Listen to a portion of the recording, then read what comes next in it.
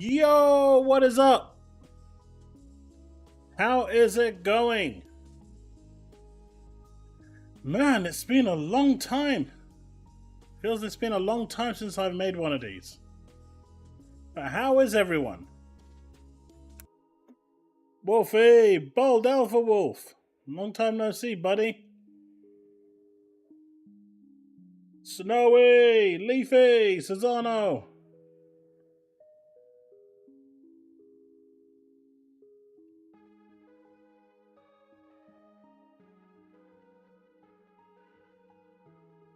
Man, it has been a while. How is everyone? Do you know what? I've got the windows open where I'm sitting. It's so hot. Yo, Woodpit. Man, last night I made a massive blunder with the video uploads, huh? Hey, J-Cola. That was a glorious blunder I made last night.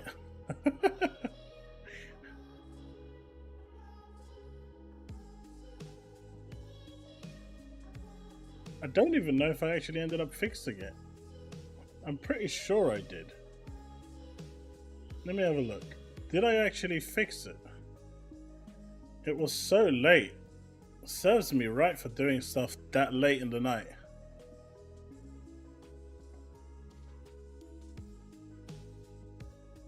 I didn't fix it. I thought I did. Oh no. Let's fix it now, quickly. Let's do it live.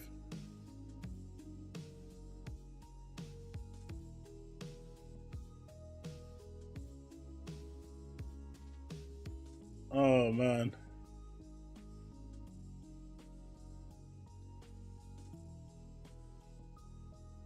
Alright.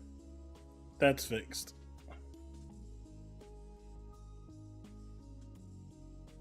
This house that we're living in at the moment, this temporary accommodation, it holds the heat in a lot. Like a little too much. We don't ever have to use the heating at all. It's just naturally hot. It insulates so damn well. Leaf, what did you do? Hey, thanks, Woodpit. Hey, Bold, this is actually a temp place. It was quite hectic, but we should be hopefully getting our permanent place in about 6 weeks. So we will be moving again, but at least the second move is going to be nowhere near as chaotic. The first move that we did, we had to remove 13 years of stuff, and you really underestimate just how much stuff you can collect in 13 years. Dude, I found my old Sega Saturn magazines in almost mint condition, and the missus tried to throw them away, so I had to rugby tackle her down. You don't throw mint magazines like that away. Yes, I'm a chronic hoarder.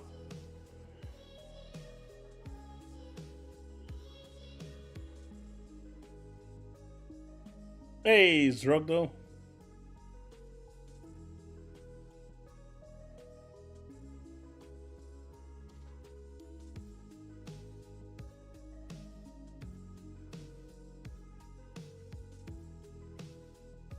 $2,000 updates. Oh. But yeah, so when we move again, we're a lot lighter now. We don't really have much outside of my PC and my TV and a couple of bits in the kitchen. So unlike previously where we needed like 3-4 trips with a massive van, this is just going to be a single trip. And then wherever we go, we can start putting the stuff in slowly. So the second move is going to be a lot simpler.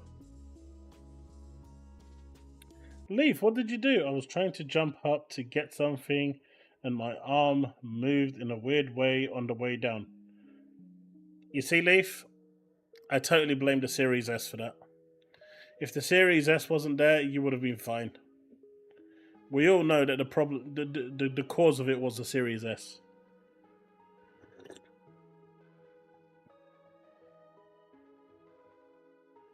Anime. Anime. It is. It's all coming to Xbox. Honestly, CB94, considering my landlord evicted us for no reason, they're not actually selling the property as I assumed. They lied about it. The amount of shit we left them to deal with, they weren't happy, so they just wanted us out because of reasons.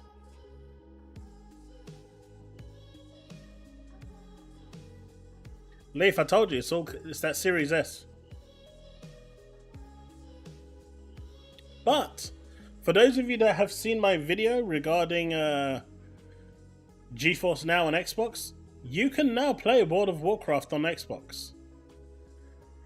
And the rumors of World of Warcraft being announced for Xbox on June the 9th are ramping up. In fact, they are talking about introducing a tier that gives you a huge discount to World of Warcraft.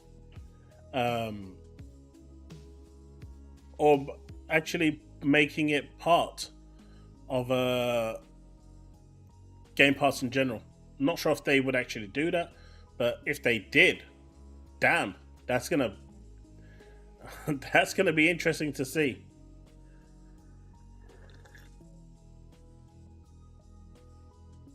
Everything is the Series S's fault. That is what the media says.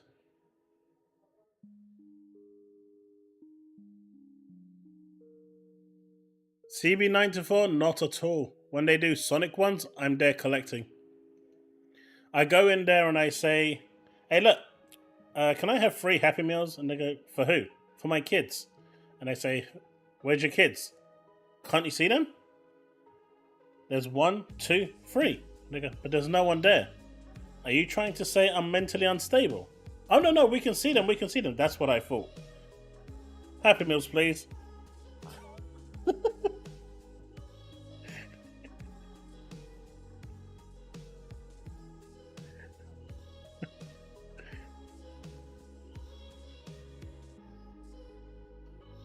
And look, from what I'm hearing, the showcase is going to be really, really good. From people that, from a few community managers that I interact with that are in the know,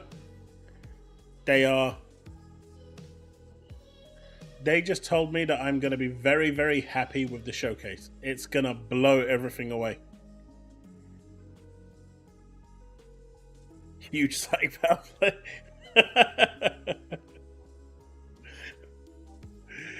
You know it, Bold. You know it. How's it going, Lost?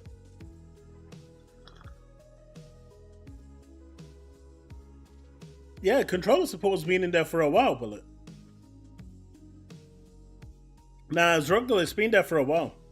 I mean, let's be realistic. If games like Final Fantasy XIV can do it, there's no reason why WoW can't.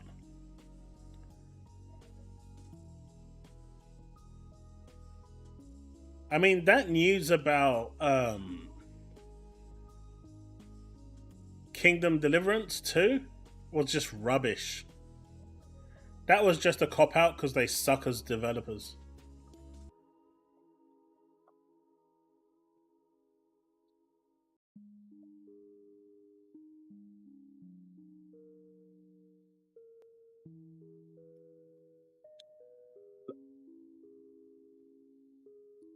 Oh, they have a lot to deliver.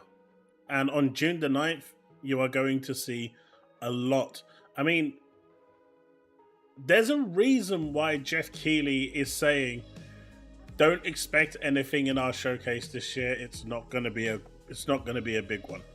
And he's now starting to underplay it because Sony obviously has no game, so they're not going to show anything. Nintendo do their own thing. And Xbox, it looks like, has taken everything away from Summer Games Fest, including Call of Duty.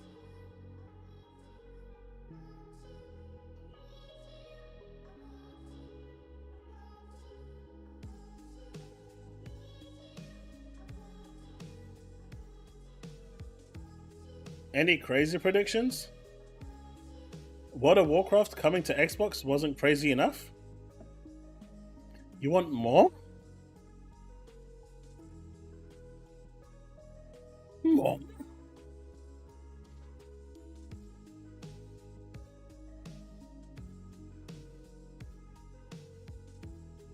Final Fantasy 14. I mean, I've played 14 with a keyboard and mouse, and I don't like it. I played Final Fantasy 11 with a controller. I played 14 with a controller. It's fine.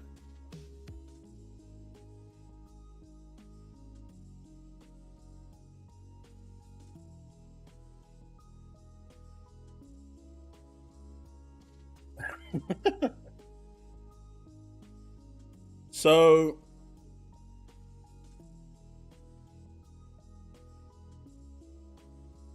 take this with a grain of salt, and we'll see if the bingo card turns up with singing the praise. But we are going to see an announcement with Sega. Not saying it's going to be a buyout or a merger, but we are going to see, or we should be seeing, an announcement with Sega.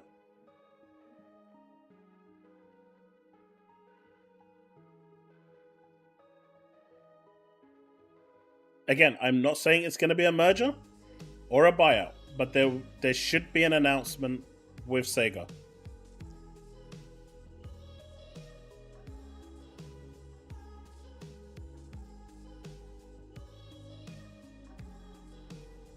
Xbox buying Japan? Nah, they're just going to hire Japan studios.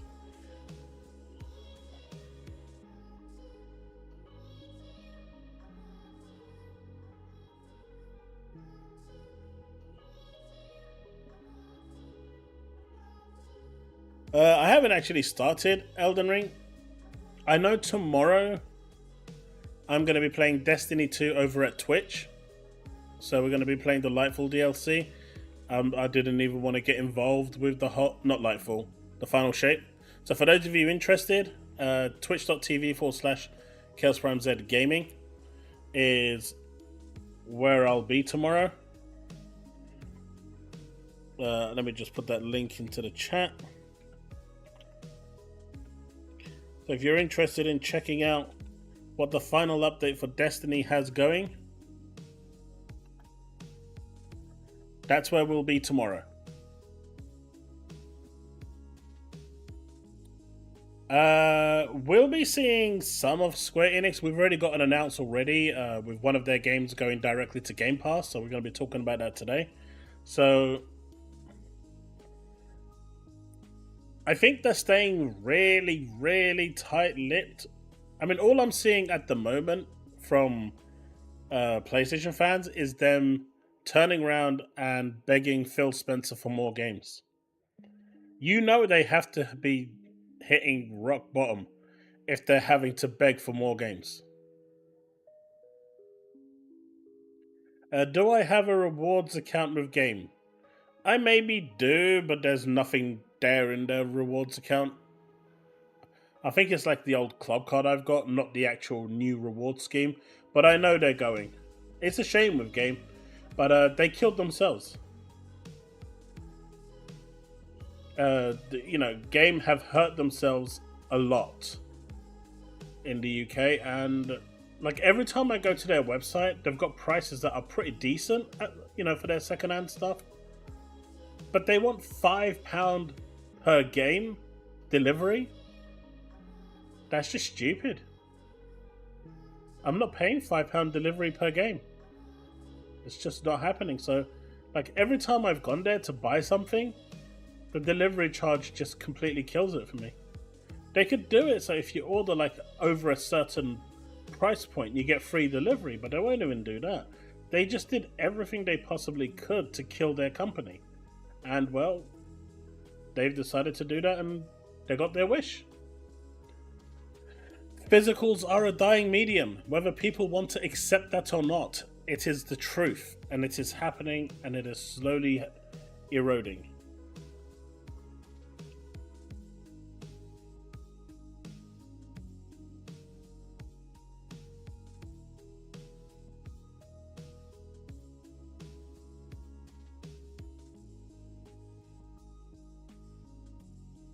Yeah. Mike actually completely screwed things up for them.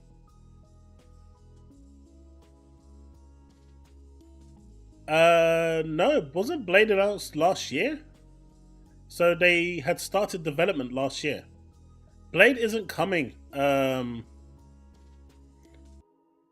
Blade isn't coming till the next Xbox. I mean, I assume the concept was there for a while, the designing and whatnot, but the actual full-on development started last year. Yeah, they've become a merch shop. Like when I went in, like where I used to live, down Bexley Heath, we had our local game there. They shut down, but someone I knew worked in there, and they were telling me that they just don't sell games anymore. No one goes in there to buy games. To be fair, opposite them was a computer exchange, which was a second-hand store that basically was selling the games that they were selling for half the price. So that's never going to go down well.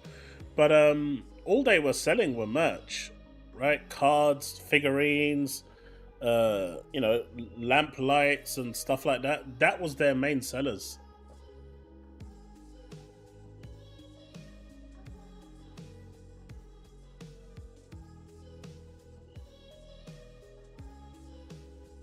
Invictus, you still try.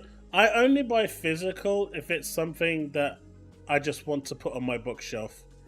I've been pretty much full digital forever now. I've just all my games are now digital, whether it's on PlayStation or PC or Xbox. It's all digital. I just don't bother anymore. Like I said, if it like, I've got Final Fantasy 16 digital, but I also bought it physical as well because I wanted it on my bookcase. But it's literally that sort of a situation. I literally cannot be bothered to go and change a disc. That may sound like the most asinine, lazy piece of doo-doo there is, but to just go and change the disc, I cannot be bothered.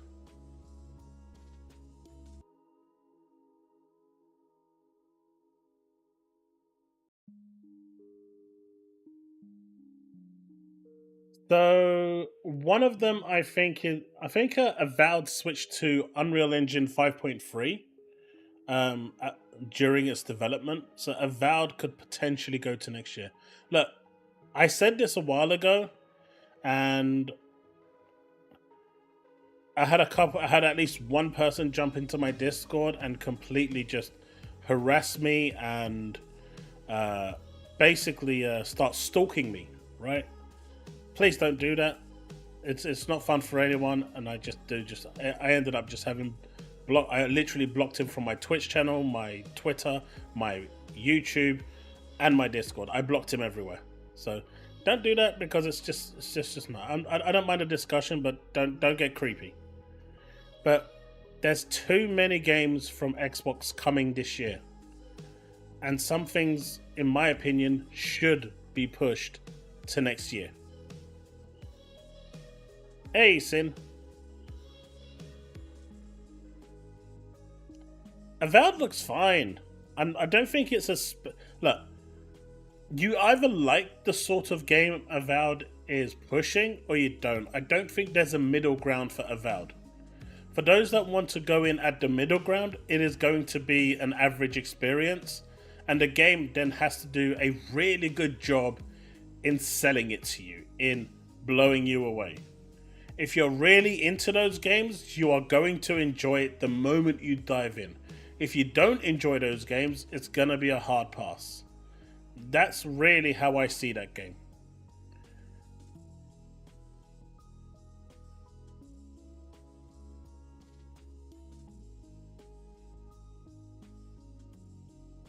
I mean, that's just me personally. But in regards to Avowed or Indiana Jones, like, I'm looking forward to Indiana Jones more than Avowed, but then again, I'm literally a really big Indiana Jones fan, right? Hey, Powerboss. I'm a big indie fan, like a really, really big indie fan.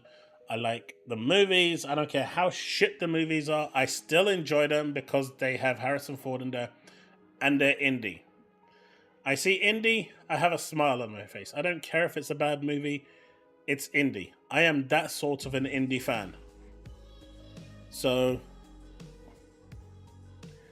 well, you say that, Mark. We should. There's potentially a shadow drop coming. Potentially.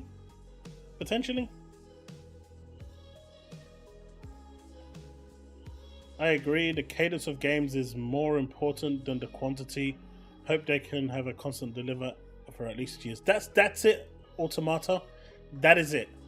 So, in the stream before I left, we had. Was it in the stream before? No, it wasn't. You know what? Let me actually bring it up.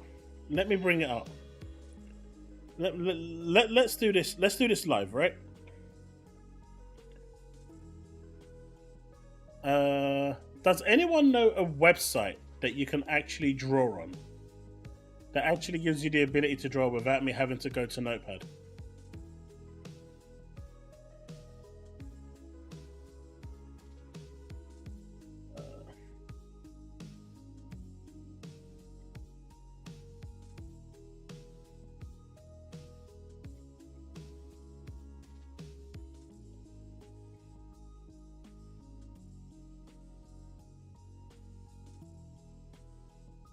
No, that's not what I'm looking for.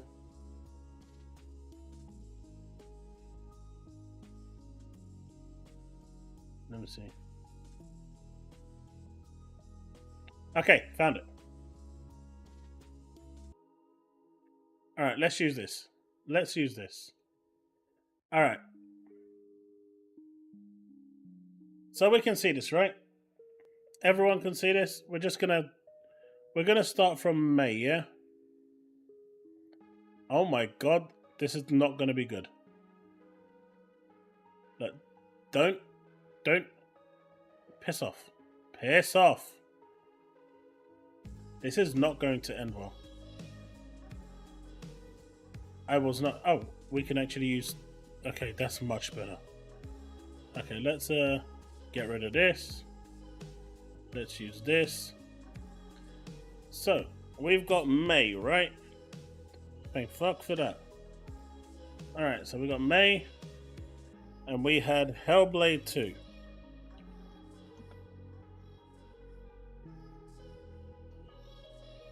Where's the text gone? Let's just do all the months, right? May, June, July, August, Sept, Oct,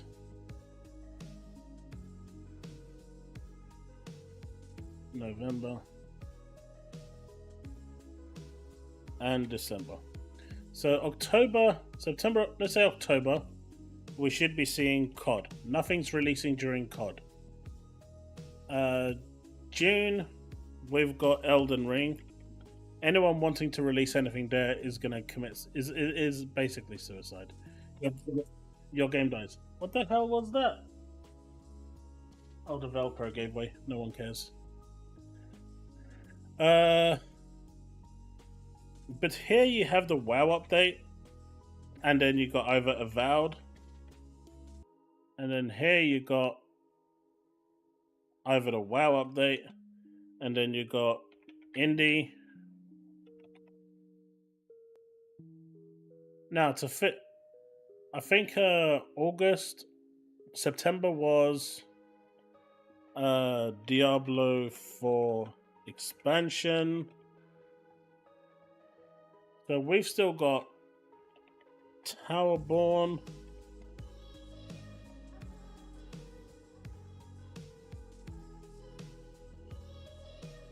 Okay, so that's not going to do that. We've got Replaced, which is coming second half of this year. What else have we actually got?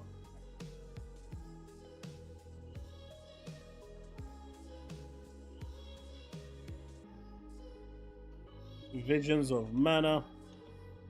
Anything else? I think Starfield DLC might be pushed to next year, but let's add that in there anyway.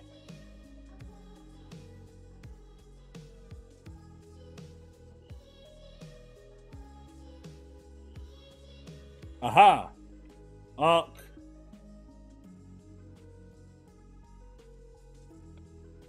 Arc 2. Stalker 2. Stalker 2 is September, if I'm not mistaken.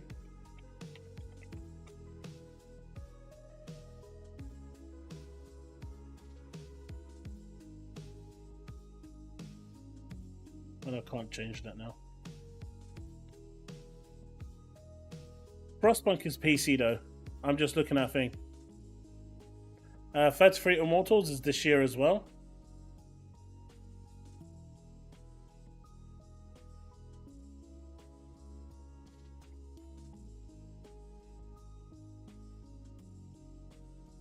Blue Dragon.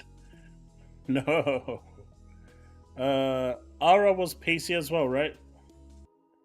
Microsoft Flight Sim, yeah.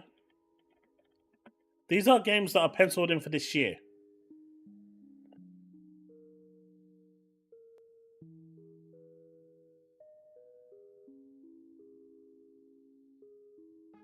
Did I miss anything? I don't think I missed anything. Gear 6 won't be coming out this year, but the Phoenix collection could. Alright. Can you see how busy this is? We've got 1, 2, 3, 4, 5, 6, 7, 8, 9 games to fit into this. Monster Hunter is still coming out, right? Monster Hunter Wilds, and that's going to appeal to people. That is going to take up some space. July is Final Fantasy 14 expansion. There's going to be massive fanfare for that. I think August is Visions of Mana, really, and Replaced. September is... I don't know why I wrote that, but this is Stalker, obviously. 2. That's when it's due. Right? But we've still got Starfield DLC, Arc, Towerborn. Towerborn could land, I think, on June. I think this is the... I think Towerborn is going to be the Shadow dropped game.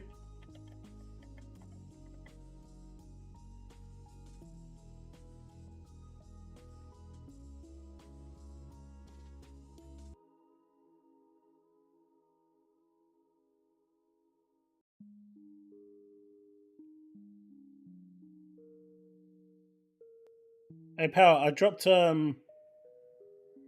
link in the private chat. Grab it. There's the Dungeons of... Visions of Mana is a Square Enix game. It's a good JRPG.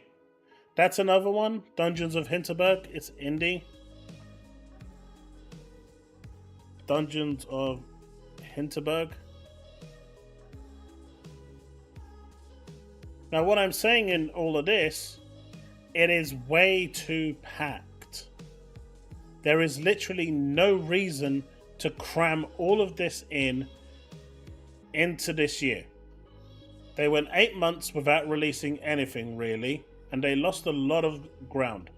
Especially between January and May. They could have fit in, Towerborn. They could have fit in Replaced. They could have fit in Dungeons of Hinterberg. They could have fit in 33 Immortals. There's a few games there that they could have fit in at the start of the year.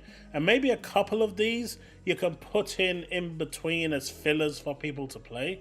But where are you going to put a massive game like Gears of War Marcus Phoenix Collection? Hey, Lions Pride. Like, where are you going to fit all these games? So when I suggested that either Avowed or Indiana Jones gets pushed to next year, I got, you know, someone got really upset at that. Like, really upset. To the point. You know what? I'll just drop it here. It was in the private chat, which you should see because you do have access. But they got really upset and started stalking me and harassing me, and it started to get really creepy. So please don't do that. But there's also the whole notion of Game of the Year, right? So if you release your game in November and December, you're not eligible for Game of the Year.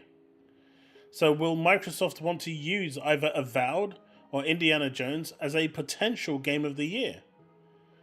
And what's the point in releasing all of these games, COD, Avowed, and Indiana Jones, back to back, and have nothing in January?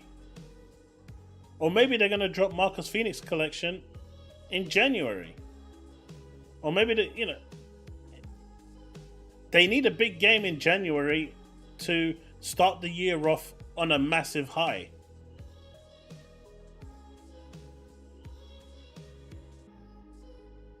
Hey, buddy.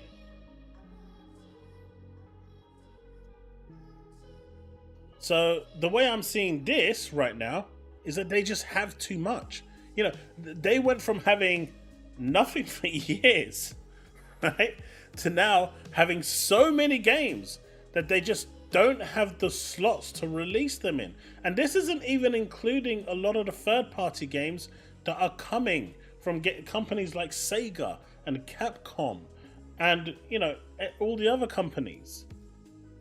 But, I mean, to be fair, those are the only two companies that release anything nowadays. But, you know, do you see where I'm coming from?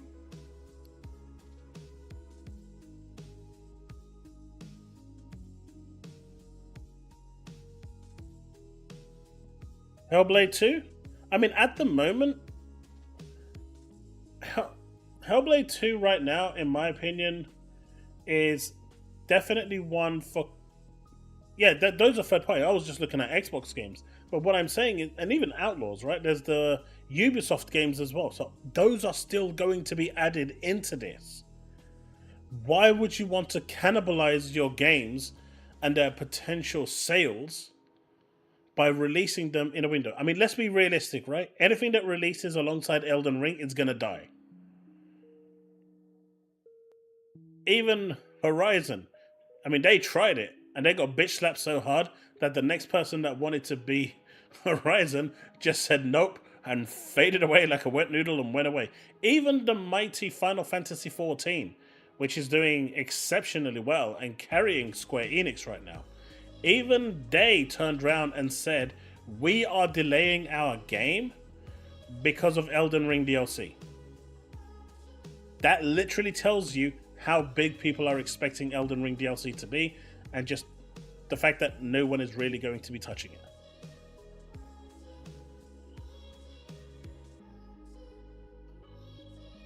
GTA 6 isn't this year. Yeah. I think Hellblade 2 will, at the moment, right now, this second, will get nominated for Game of the Year. Whether it will win or not, I'm not sure. It's a very controversial game. If you've seen my review, I gave it a 9 out of 10. I really enjoyed what I played. I also explained my numbers based on it. But there are others who didn't like it so much and hurt the review rating.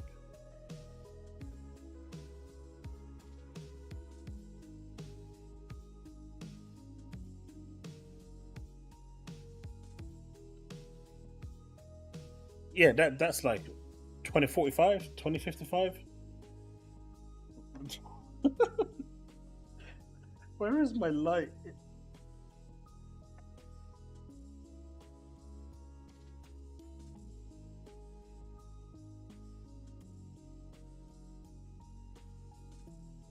Yeah, I joke about with that.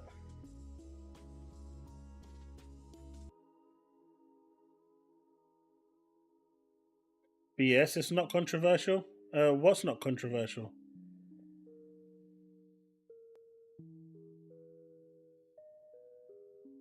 Yeah, that came and went. Yes. I don't even think you won't even. That's another filler. It's not a major title.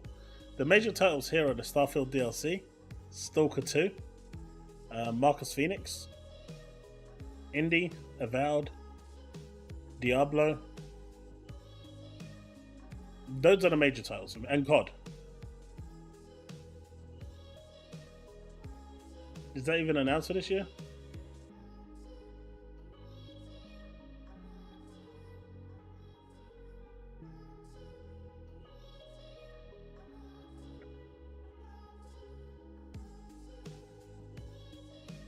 Oh yeah, for sure, Sin. But what I'm saying is there's just too many games. And I'm just focusing on the ones coming to Xbox, and obviously from, generally from Xbox first party. I've added a sprinkle few here and there. That's from Square Enix and From Software. But generally, these are all Xbox games. There's Doom as well, if that's coming this year. But these are all Xbox. There's just too many games. So I think, personally, either Avowed or Indiana Jones, depending on whichever one Square Enix believes. I think Indiana Jones will be a good holiday game. Personally. They should hear you.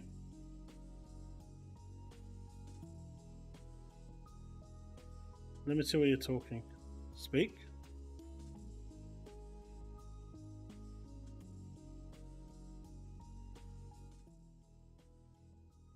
I see the issue. How about now? You're fixed. Okay. I saw the issue. Gotcha. But yeah, there's also other small games like Little Nightmares 3, That's next year. The Outlast Trials. Isn't Outlast Trials already out? Alone in the Dark is already out. Are they? Yeah. I believe Still Wakes the Deep is already out, isn't it? It's coming. Couple, either this month or next. It's coming to Game Pass, I believe. Also, Euden Chronicle, 100 Heroes. Yep. But these are third-party games. Metaphor ReFantazio. That's coming towards the end of the year. Again, what I'm saying here is there's too much coming in the last half of the year. If Microsoft wants to actually play things smart, they will start pushing stuff to the next year and have a steady release of games. What they don't want is cramming everything in and saying, hey, look, we've got all these games this year, and then have nothing for January. That would be dumb. That would be dumb. Right? Steven, so everything's in trouble according to these guys. Perfect Dark was in trouble. Gran Turismo was in trouble. Grand Theft Auto's in trouble. Hell, Mario's in trouble according to these guys. And then 5 minutes later they come out, oh, well, what I heard was, it was a bit exaggerated. It's just the industry stuff happening where a game just goes through difficult times. You know how it is. So we also have Still Wakes the Deep, which is spring of 24. Yeah, that's what I said. It should be, spring's gone. But I saw it's coming to Game Pass either this month or the following month. So yes. Okay, Alone in the Dark is out. Outlast Trials is out. Yeah. Because T800 keeps telling me to play. Out. And Flintlock is out. Exactly, Sin. That's it. And because I suggested what you said, Sin, I had one really warped individual come after me, like his life depended on it, started spreading rumors that I'm an Xbox hater because I've actually heard one of these two are going to be delayed to next year. I've heard this for a while back. I mentioned it before in one of my previous streams. I think it was Indiana Jones that I heard was going to be pushed, but I don't want Indy to be pushed. Personally, that's just me being selfish, because I think Indiana Jones will do better as a holiday game than Avowed would. I think Avowed would do much better in January. Now, I was watching Boomstick earlier. Mm-hmm. You know, his lunch special that he does. Why do I look so And one of the guests that he had did say that 6 months ago at Gamescom, he did play Towerborn, and the game is fairly polished, and he thinks that that might be the shadow drop. That's what I put here. Oh, yeah, you did. The other shadow drop that's hinted is the Marcus Phoenix collection of I don't think they should do that. If that's, I haven't heard anything about that, but I don't think they should do that. I think they should get the proper marketing for it. But that's where we're at with this, in my opinion. I just don't think they need to drop everything in this year. They just don't. You know, even if Starfield DLC comes February next year, we're not that far away. They can drop the actual ability to mod your game. There's no reason why they can't drop the modding this summer. Sorry. And just leave the content for thing. You know, add a small little update later on. Goes, the DLC and the mod support are supposed to drop simultaneously. I mean, they can always decouple that. They certainly can. They can always decouple that. That's not that. That shouldn't be that difficult. Man, I looked really washed up. But yeah, they can easily decouple that, so that's really not a problem. They can do that quite easily. Replaced is coming as well. Replaced is confirmed coming the second half of this year. Yes. That was in the investor call. Flight Sim usually arrives July, August. So it's going to be around here. And you know, that can work, right? It's such a different game that it doesn't matter where they release Flight Sim, because the appeal for it isn't as big as, say, Diablo or Final Fantasy 14 or Stalker 2. Right. So they can really place it anywhere. And then you've got these like... They could also potentially drop all of the old COD games into Game Pass as well. They will. So the question is, are they going to do it all at once in one go, or are they going to stagger it? It would be better to stagger it. I don't know. I think they should just drop them all. I think they should just open the floodgate and just let it all out. Let people play what they want. Yeah, hey. Holgrain, Starfield DLC was supposed to be February, and it got pushed back for other visual types of updates and stuff. We don't know when it got pushed back to yet, but he did say that it is still coming this year. Diablo, I really hope your up went well. You say you're healing on schedule, which is amazing to hear. Just take care, dude. It doesn't matter if you're late or don't even turn up. Your health is more important. So I appreciate you being here, but never apologize, dude. I hope you feel better and make a speedy recovery. Let's not forget the rumors of Dragon Age game possibly dropping this year and having Xbox marketing. Yep. So what I'm saying is, like, there's too much coming this year. Like, this final half of the year is way too packed. So for you know, when I say certain things should be pushed to next year, I say that because I actually want the games to do well when they come out in their windows. You don't want them getting you don't want Avowed and Indiana Jones cannibalizing each other. I mean, if Avowed drops in November and I start playing Avowed, if Indiana drops like 2 weeks later, buy Avowed, hello Indiana Jones. I'm going there. Like I said, I'm a huge indie fan. There's no way I'm not going to drop anything to play that. It's just not going to happen. It's same here.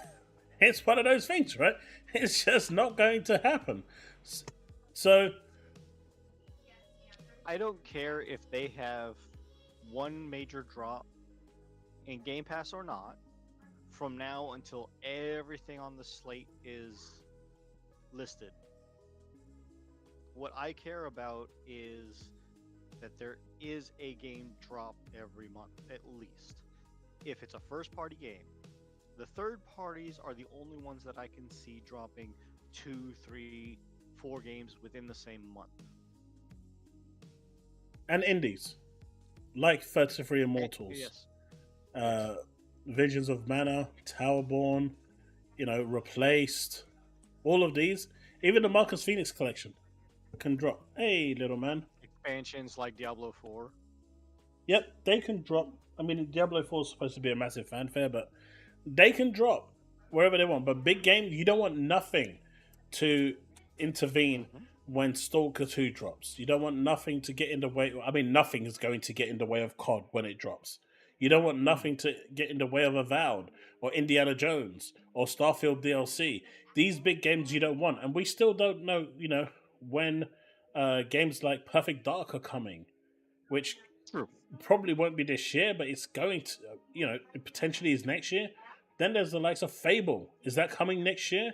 If it is, we're already starting to fill up next year with almost like 5 or 6 games already. If we have Avowed in January, and then we've got Starfield in February, the DLC, we're already 2 months in. There's only 10 months left. And we're talking about Perfect Dark, and COD's already taken one of the months from next year. 1, 2, 3, 4, 5, 6, 7, 8, 9, 10, 11, 12, 13, 14, 15. Hey, Wayne's World. So there's about 16 games that are listed here. So for what, 6 months? Just within the 16 games listed here that you have, and we know Gear 6 is going to be there, whether it's going to release this year, next year, or further out, we don't know. I do believe that we're going to see something of it. Oh, Gear 6 will be there at the presentation. Yes. And then we also know that the older COD games, there's going to be some sort of an announcement because of the new Call of Duty dropping. Yep. That the older COD games are going to be mentioned coming to Game Pass, more than likely. I think they're going to drop between August and September. That's 18. Okay, so if you take out the third parties, the Visions of Mana, Final Fantasy 14, Towerborn, 14, not Diablo, 33 Immortals, you're still looking at a steady cadence of first-party games every single month from now for the latter half of the year, 6 months, until almost October of next year. Yeah. But what they don't want to do is release it all at once, which is what everyone is saying for them to do. You've got a lot of bigger channels and a lot of fans saying, I want everything this year. And that is the dumbest thing you could possibly say in this situation. Because all you're going to do is destroy the chances of the games. Of course they could. They have enough different diverse studios working on everything that they could absolutely do it. However, because there will be something cannibalized somewhere along the way. Of course. But just look at it this year. You're not releasing anything in June. So that's gone out the window, right? Even if you shadow drop Towerborn. For those of you that don't like Elden Ring, then you can play Towerborn. That's fine. Well, no, this is June. I mean, you know what I mean. Elden Ring comes out this month, or it's already out. True. You're not dropping anything in that window. 14 is pretty much going to try and capture July for the most part, but if you don't like MMOs, there's an opportunity there for something to fit in. August is Visions of Mana, but you've also got Metaphor, and you've got Star Wars as well. Yep. You've got the Diablo expansion, you've got Stalker. Anything that comes out in October with COD is dead on arrival. And don't also forget all of the games that were shown at both the Indie Showcase and the In-Between Showcase. There was 20 games in June you played the showcase. God damn, you lost.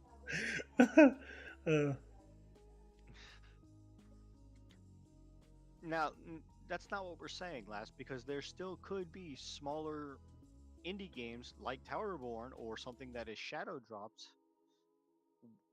in the same month of Elden Ring that could very well, in fact, be released in the same month as Elden Ring DLC. It's just not going to be a huge expected game because of Elden Ring. So if it is a smaller game like Towerborn, as long as they have enough time before Elden Ring DLC actually launches, it'll get some good playtime. Lions Pride says, "Thank you for that membership, by the way. 7 months. How many people will still say that Xbox has no games by this point? There seems to be a major disconnect with fanboys and Xbox derangement syndrome." I mean, they'll continue saying that for a long time, buddy. For a long time. They won't change. I was having an argument on Twitter with a PlayStation fanboy just recently, like a day or two ago, that was saying he doesn't care what Xbox drops because nothing in this long list of lineup of games he's interested in. And that's fine. It doesn't have to be your type of game. But you can't deny that it has games.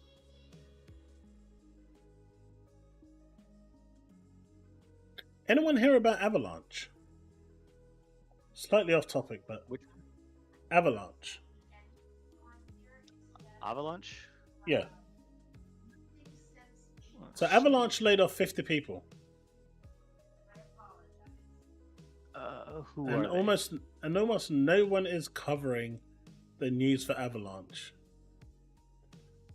I believe there was another Xbox layoff as well, another 1,000 people from something.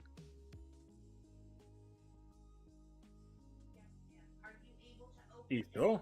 That would have been front page news everywhere. I briefly saw it. It was something recent. But yeah, so this is why I think certain games should be pushed to next year, because there's just too much there. There is too much there, and there's more that we don't know that's going to be announced at the actual showcase. That's probably going to start filling up some of that slot as well. So, I don't know. To me, it's just way too packed this year. Contraband, is that coming this year? Is it not coming this year? I don't know. But Contraband could be. Oh, it's the studio making Contraband. Right. So that's why he assumes that it's in turmoil and chaos, because they laid off 50 people. That's literally his excuse.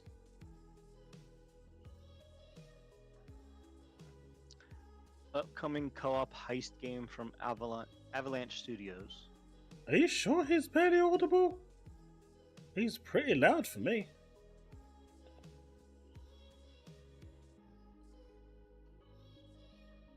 Yeah, mixed reality workers got laid off. Oh, right, but it's not the games division. It has something to do with the AI stuff. Yeah, so whatever. People get laid off all the time. Let me see if I... As heartless as that sounds, people get laid off all the time. 3 people in my workplace got laid off this week. No one batted an eye. How about now?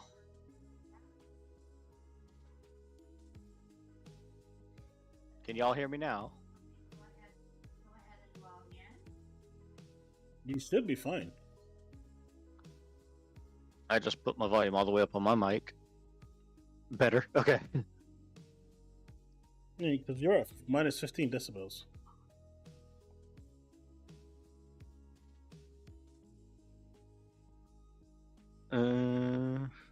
Okay.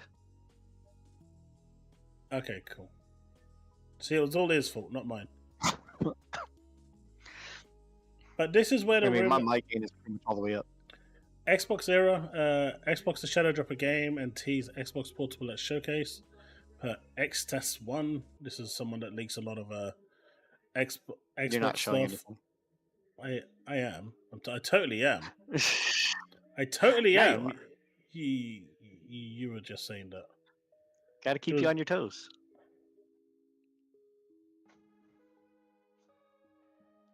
Well, that person was happy. Unhappy about my thumbnail. good stuff. But yeah, so whether it's going to be Towerborn, I mean, from what I've heard, Towerborn is pretty much done and is waiting for a window to release. I don't think it's going to get much in terms of a advertising campaign, considering it's a smaller indie game, so it's just going to drop. And I think that's what's going to happen. I don't know if we're going to see the portable at the showcase. It would be cool if we did, because some details on that would be nice. But I'd like to see some details and maybe like the casing that's going to come in. Like how big is the screen going to be? Where's the button layout's going to be? Maybe a little teaser of some special features it's going to have, like an extended battery life. Because, you know, handhelds are notoriously bad at battery life, especially when it's like Legion Go and the ROG Ally. Well, the ROG X is supposed to be a lot better, right? The ROG X is supposed to be a lot better, but what it will be, but you know, $800 for the ROG X. But the larger the screen and the bigger the battery life, the faster it's going to drain, the higher the resolution. That's a given. So, from what we know right now, okay, we have the showcase on the 9th, and the next scheduled release is the multi-platform release of the Shin Megami Tensei 5 Vengeance. For what? On every platform. Every platform. Yeah. But what's that for? PS4, PS5. No, Xbox I get that. Series But X, where are you PS1, going with this? PC. I'm talking about just what's in this month alone. Oh. That Xbox is getting, whether it's multi-platform or not. Oh yeah, there's lots. There's way too much coming. So, you know, Xbox doesn't need to release a game every month this year because there's still third-party games that will demand your time, that are good games, that want to take up hours and hours of your playtime. Shadow of the Erdtree is the 21st.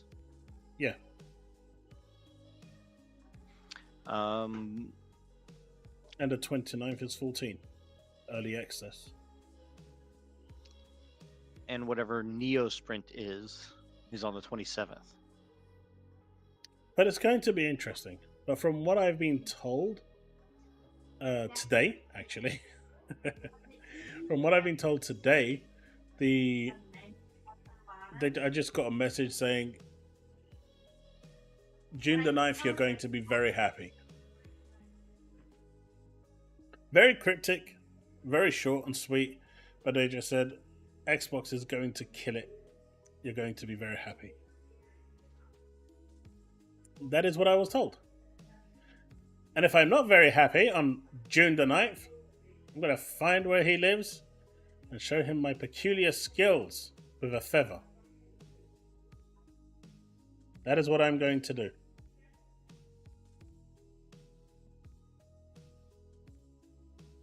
That is what I'm going to do. But this is cool. There's a lot of people upset about this, and I really don't know why. Well, I do. I get it. But if you haven't played this game, you absolutely should. It's coming August the 15th. I've played this on PlayStation. It's been out for like 2-3 years now. It's coming. Isn't it supposed to also be coming to Game Pass? I don't know. No, it's not coming to Game Pass. No? Okay. So now, a lot of people are saying, I'm going to wait until this comes to Game Pass and then play it. Right? But that's really not the right attitude to have. It's why... I played it too. It's actually a pretty good game. You know, if you haven't played it, just go buy it, support it, and it's a good game. I actually vouch for this one. It's a good game. And you actually get... Let me put that down. Don't want to get copyrighted now. Because reasons. But this is it. I mean, it's only a short clip. Well, It was supposed to be. So these little hats that you can get for your little thingamajigs are really cool to collect, and they actually, if I remember correctly, allow them to do certain things, or maybe they just look awesome. But this is pretty much in-game graphics, in-engine, right? That's how you actually play the game. It's really damn cool. It's a good story. Do we have anything? Absolutely. Like I said, I got it on the PS5, and I Here we go. played it. This is a gameplay it's trailer. definitely a wonderful game. This is the gameplay trailer of it. I really, really like this game. And, you know, I highly recommend it. But the conversation going around right now is that Xbox gamers should boycott this because they took money from Sony to make it exclusive for 3 years. Now, my response to that is, why not, if you like what you're seeing and you like the game, why not support it and show the companies, these publishers, that there is demand for these games on Xbox, so the next time Sony goes to them to make a contract, they'll turn around and say, no, we're not going to take your money because we sold a hell of a lot of copies over here on Xbox, so we'd like to make that money day one. Otherwise, you're going to have to pay double what you paid previously for us to not put it on Xbox. But if you're just going to boycott the game and not buy it, that's just telling them, well, never release it on Xbox again the next game you make. That's my view. How do you respond to that, Power?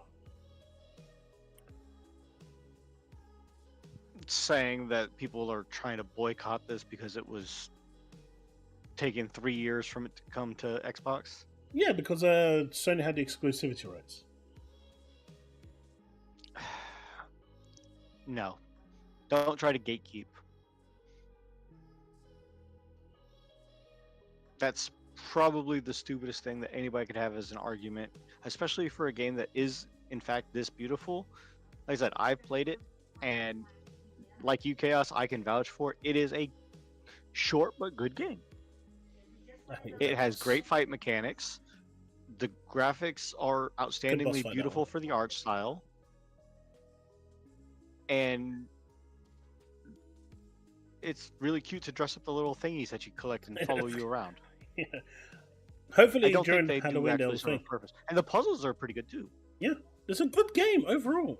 Like, there's nothing wrong with this game. But the only ones that are saying to boycott it are the ones that are Sony fanboys.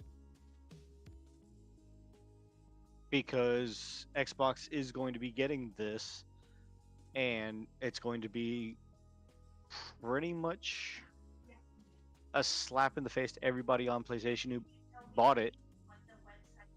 And they were touting off that, hey, this is our exclusive. It's an indie title that everybody's expecting. You know, Xbox doesn't have it. Yeah, they can go the hell away. Pre-order. But like, Rum Punch, I totally get what you're saying there. I do, right? But why not try to be proactive first and show the publishers that there is a reason not to make games exclusive on the other side. There is a reason for games to come day one to Xbox. I mean, this is the reason why games like Monster Hunter Stories just completely skipped Xbox. Because they don't believe there's enough of a market there for them to make that sale, to make it worth the development cost. Anime, yes, people are hyped about the game because it is a generally good game. Xbox players are a little peeved about it because it took so long for them to port it over to Xbox since the release. Because if I'm not mistaken, the exclusivity rights were only for a year. Yet it took them 3 years to make the port. Was it 1 year or 3 years? Sony usually do crazy exclusivity. It might have been 3 years for this exclusive, but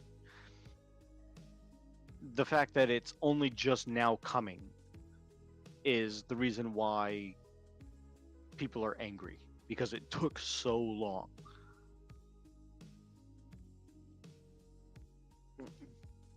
But here's the Because Metacritic for it. I think that's fair. Yeah, I think that's absolutely fair. absolutely. I would have given it a little more than 8.1. I would have given it like an 8.3, 8.4. But I think that's absolutely fair. The user score, I think, on this one is actually spot on for a change. Impulse gamers on drugs if they think it's 100%. It's not a 100% game. But look at these ones. If I'm not mistaken, it was a $60 game. It Or was wasn't full 70? price. It wasn't full price. No? Okay. No, it wasn't full price. Yeah, I got you. No, last. The reason why I say it's a slap in the face to PlayStation gamers is because they were trying to say, hey, we gave all this money for this game through Sony for our platform and our exclusive, only to just now give it away. They had it for 3 years. It's good enough. Exactly. And what numbers did it sell? It's worth it, but it didn't sell anything skyrocketing. Honestly, when it comes to the sales side, that's for Sony and Ember Labs to deal with. All I care about is if the game was good and if I had a good time playing it. It's the same thing with Hellblade. They've already got greenlit for Hellblade 3, and Hellblade 3 is in development, right? They've already started scripting and whatnot. Plus another with Hellblade game, 3. apparently. So they're safe. Microsoft were really happy with what they saw. Even if it was just showing off the power of the Xbox, they were really happy with what they got. And as far as, that's concerned, that's all business side. I just want to know if the game is good or not.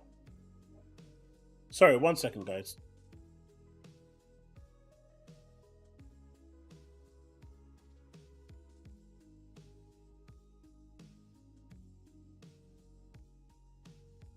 I'm just trying to keep on top of everybody in the chat. Won't buy Street Fighter 5 if it ever comes to Xbox. Street Fighter 5 is on Xbox. It was funded by PlayStation, so Xbox getting it is nice. Yes, that's another thing. It is a game that was published by Sony, I believe. Ken of the Bridge of Spirits. Sorry about that, chat. Kids were being a nuisance. But yeah, so Now, this, in Kenna my was opinion, published by Sony, right? don't think so. I think it was published by Ember Labs, but it could have been. I don't have it anywhere. I'm looking it up right now. But again, I don't know who's publishing the one for Xbox. But if we're looking at this, the game is phenomenal. Oh, there's a lot of feedback coming from your side. They signed a console exclusive deal with Sony Interactive in October 2017. Sony assisted with funding and marketing. Yeah, buying it again. I enjoyed it on PS5. Buying day one. It's a good game. And these are the freebies you get if you get like a... They are doing a physical copy of this as well, for those of you that like physical edition for Xbox as well. So for you physical hunters, there is a physical version. You got a premium edition as well that gives you even more cutesy hats to put in your thing.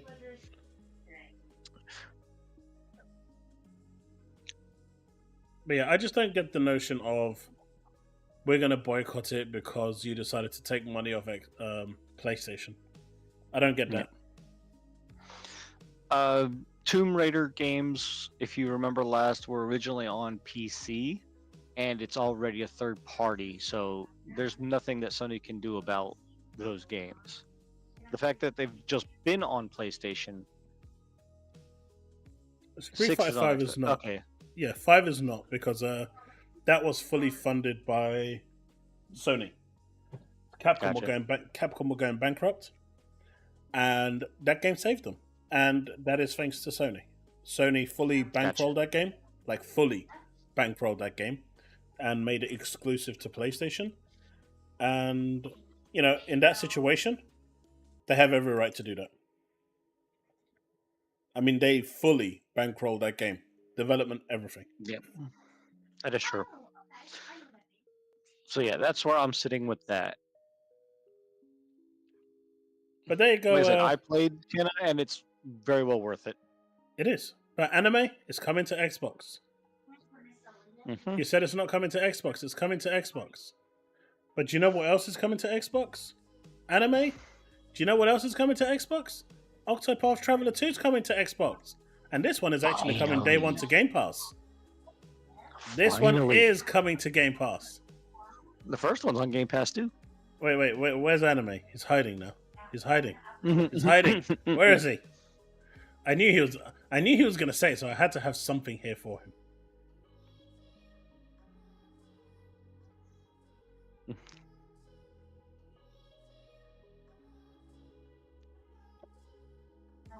Alexander, you're coming to Xbox. I knew you would. I knew you would. Hey, look, I showed Nikki Nobody Infinity. was comparing Kenna to Hi-Fi Rush. No, I mean, they're just totally different games. Two different styles. They're just different entirely. It's all. I mean, I would go as far as saying it's like comparing a platformer to a racing game.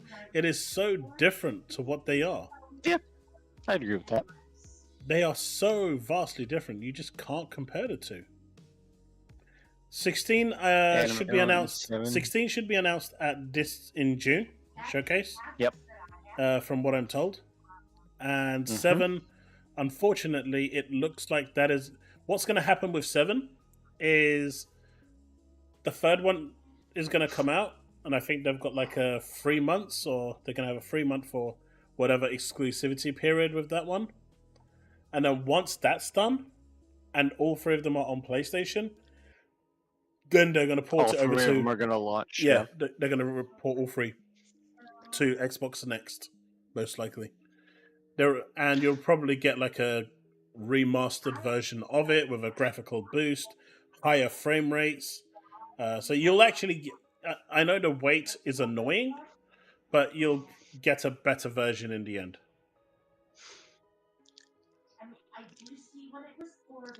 You know what game that I'm a little sour about? What? Next month, in July, we get Earth Defense Force 6. Okay.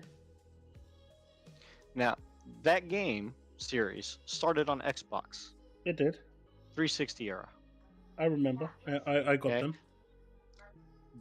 This is the first time, because everything else, 2, 3, 4, 5, Insect Armageddon, all of them have been on both systems since. This is the first one that's skipping Xbox.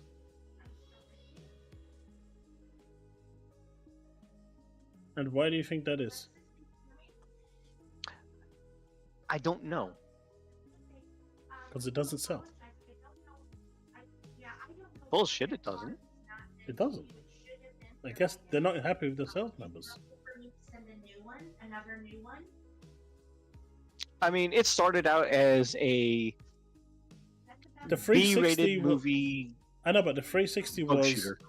360 was successful almost, everywhere. It had a big audience. They had 80 million consoles. So the market there was people. If the game wasn't successful, it wouldn't have been successful on the PlayStation either. I see that game appealing more to the successful. Japanese than to the Western market. That's what I'm saying. Not successful as in not successful. I'm saying not successful in the West. And Xbox doesn't have a presence in the East. I see that more as a kind of Japanese-y game.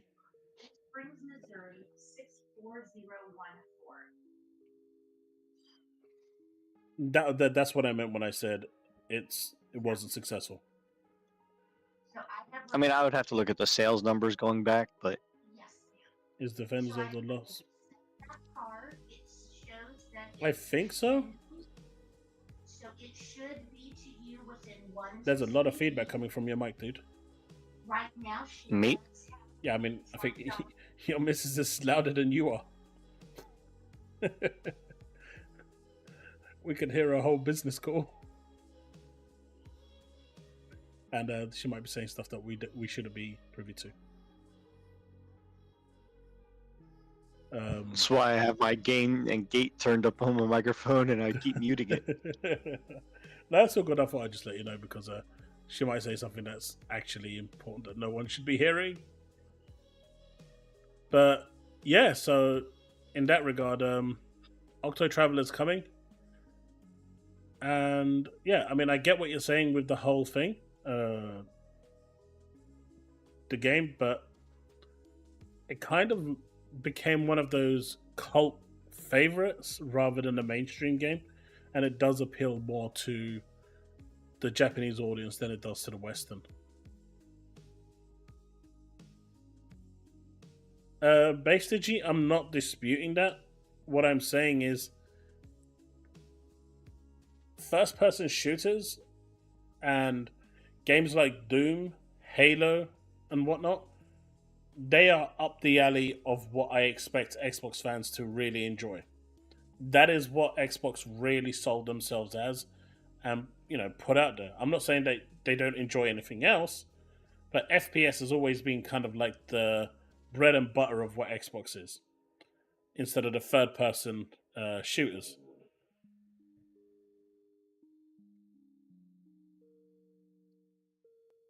Although Gears isn't. Don't forget, August is also Black Myth Wukong.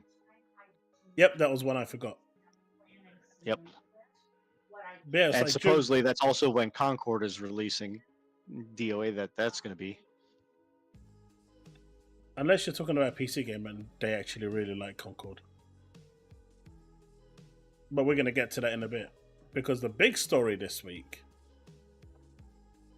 obviously, was this. This was the big story. Sony releasing a £50 adapter and removing every feature from PSVR 2.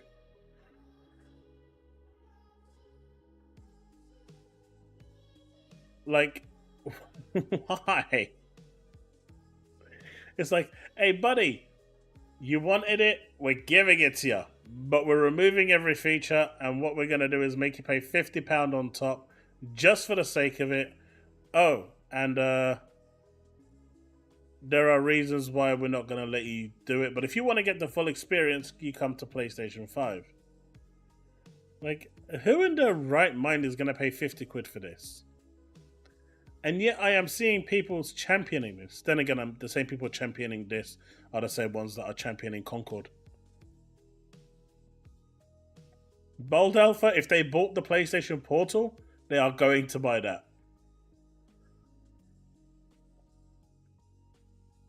But it's really funny how they, of all the games that they could choose, they chose Alex to promote their game, to promote the box. Hey, Arthur One, how's it going? Of all the games they could choose, they picked Alex. And have you seen how dumb those idiots are out there, where they actually now believe that Half-Life Alyx is confirmed coming to PSVR 2?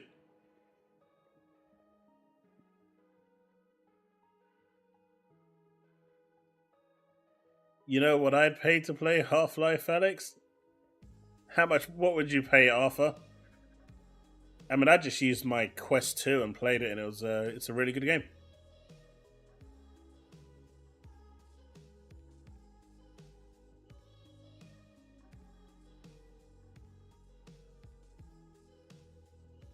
I mean, there's honestly no reason why they didn't add the features. Yeah, but Sappho, listen. They want you to pay £520 for the headset. And you've got the features of a £200 headset. Maybe $250. They're basically taking the piss. And don't forget, that £500 doesn't come with the actual box. So you've got to pay that on top. And then, or any games. And then you have to pay on top to get a DVI cable too if you don't have one. So that's another $10. So you're looking at 560, 580 quid for something that has none of the features of the other one.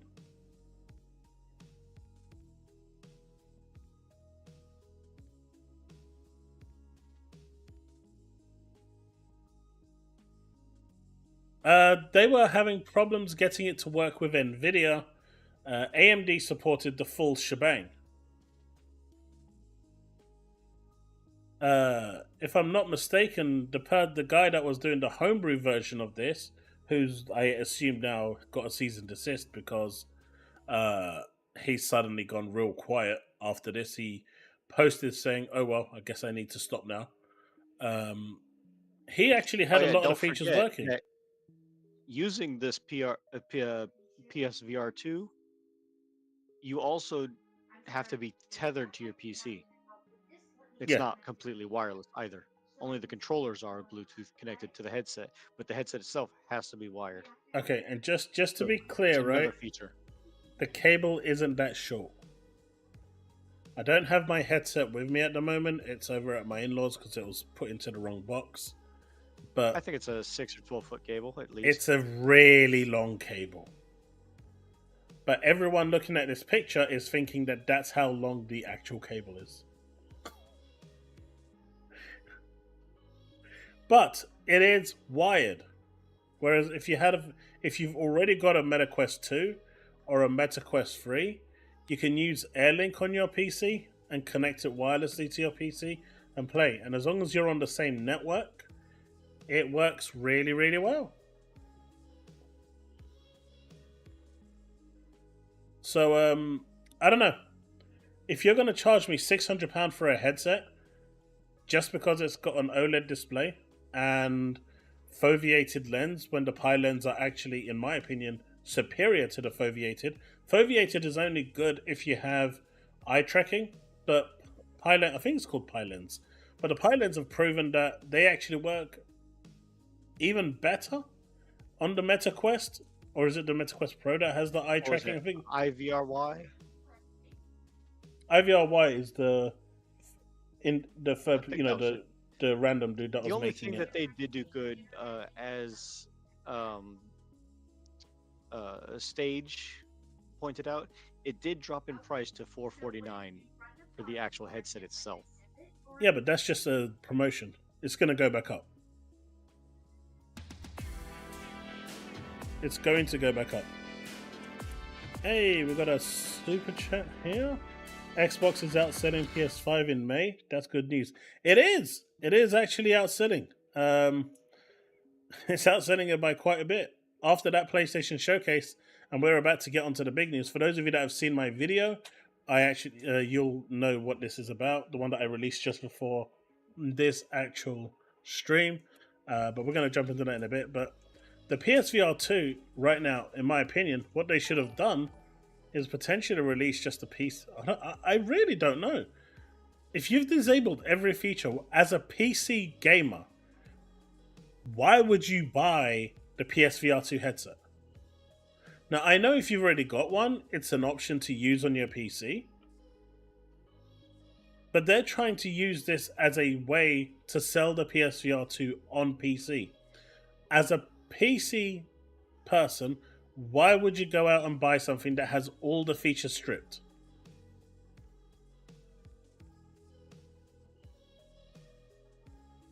Why? Why? Like, this is the dumbest thing you can do. And to make matters worse, not only are you getting a headset that is worth a quarter of the price they're asking for, but they're making you pay more? They're making you pay more for it by charging you an extra $50 to $60 because you need a cable as well if you don't have one? For the adapter, yeah. I mean, I still don't understand why it's not working via the USB-C port. The MetaQuest 3 and 2 just plug into the USB-C port and it works fully with any game. Supposedly the PSVR 2 has something called Virtual Link. It does. Or something like that. And it's some sort of specialized USB-C port. Mate, it is. But I don't see it being that big of a difference. Nah. That's rubbish, man. Nah. No way. Just say up and buy them. I mean, like I said, the MetaQuest 3 is a really good headset. It's 470 quid. But you can get, there are promotions that knock it down to like 400 quid, 380 quid. It's just a much better headset. If you're not getting any features, you're basically buying a screen for your headset. I just don't get it. I don't. This, to me, it just doesn't make any sense. Now, if this was like $10, I'd say, okay, you know what? Whatever. But $49.99? They're taking the piss. They're taking the royal piss. For best performance, we recommend that you use an NVIDIA GeForce RTX 3060 or later, or AMD Radeon RX 6600 XT or later.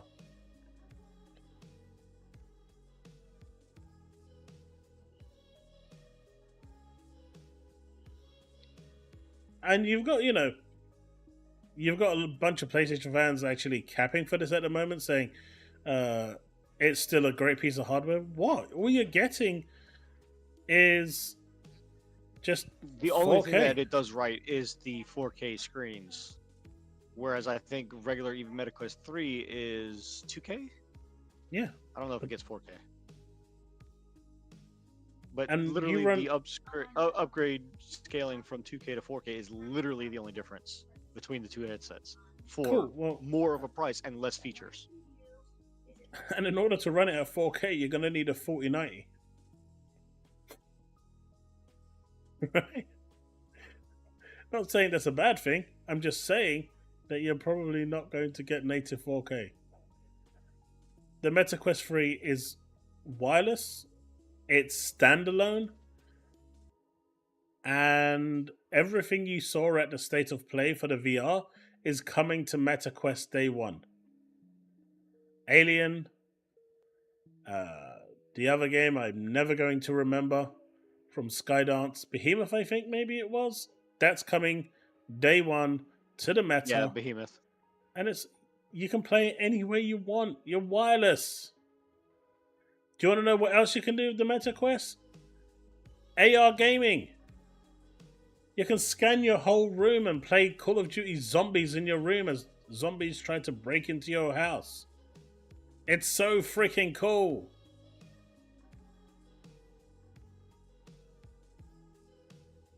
But, that thing. But this was sent to me today, and I thought this was really, really funny. Does anyone know what this is?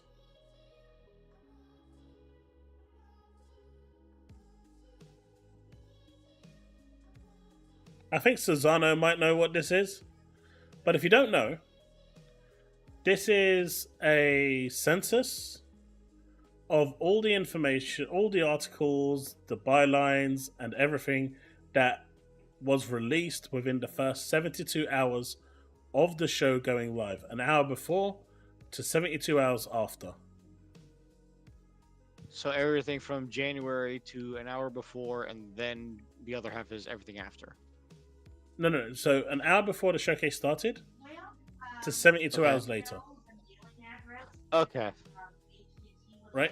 So basically everybody was hyped prior, and the hype dropped by a significant amount. In January, the State of Play had a lot more hype with the media. This is just the media. And as you scroll down here, you see, even though there was only 3 games in difference between Jan and May, in terms of the amount of articles created by the media, there was almost 1,000 less articles this time created. The hype has gone down. Even the media couldn't be bothered to actually write about the PlayStation State of Play showcase. I mean, Concord has 1,080 articles. Majority of that is them shitting on the game. Silent Hill 2 remake has over 1,000, and a lot of that is probably shitting at how bad the game looks like. This with Ragnarok, probably the PSN requirement going overboard with IGN. I'm guessing IGN has the majority of those 900. Monster Hunter Wilds is actually pretty impressive with over 900 articles on its own, but clearly Astrobot was the winner here. But even when you look over to the January side, January articles created, Death Stranding 2 was clearly the winner here with the amount of articles made. I'm surprised that Stellar Blade had so little considering the controversy of a sexy character in sexy outfits. I actually thought it would be higher, but Silent Hill was rocking. Not to mention the whole censorship since.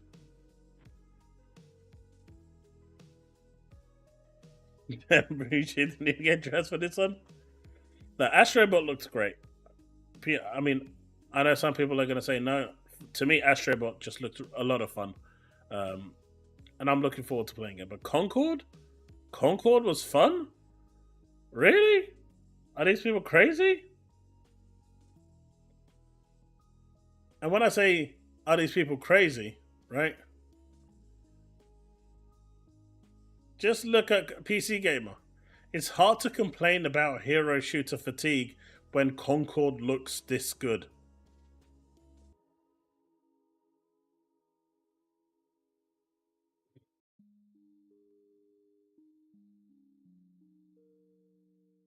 I mean...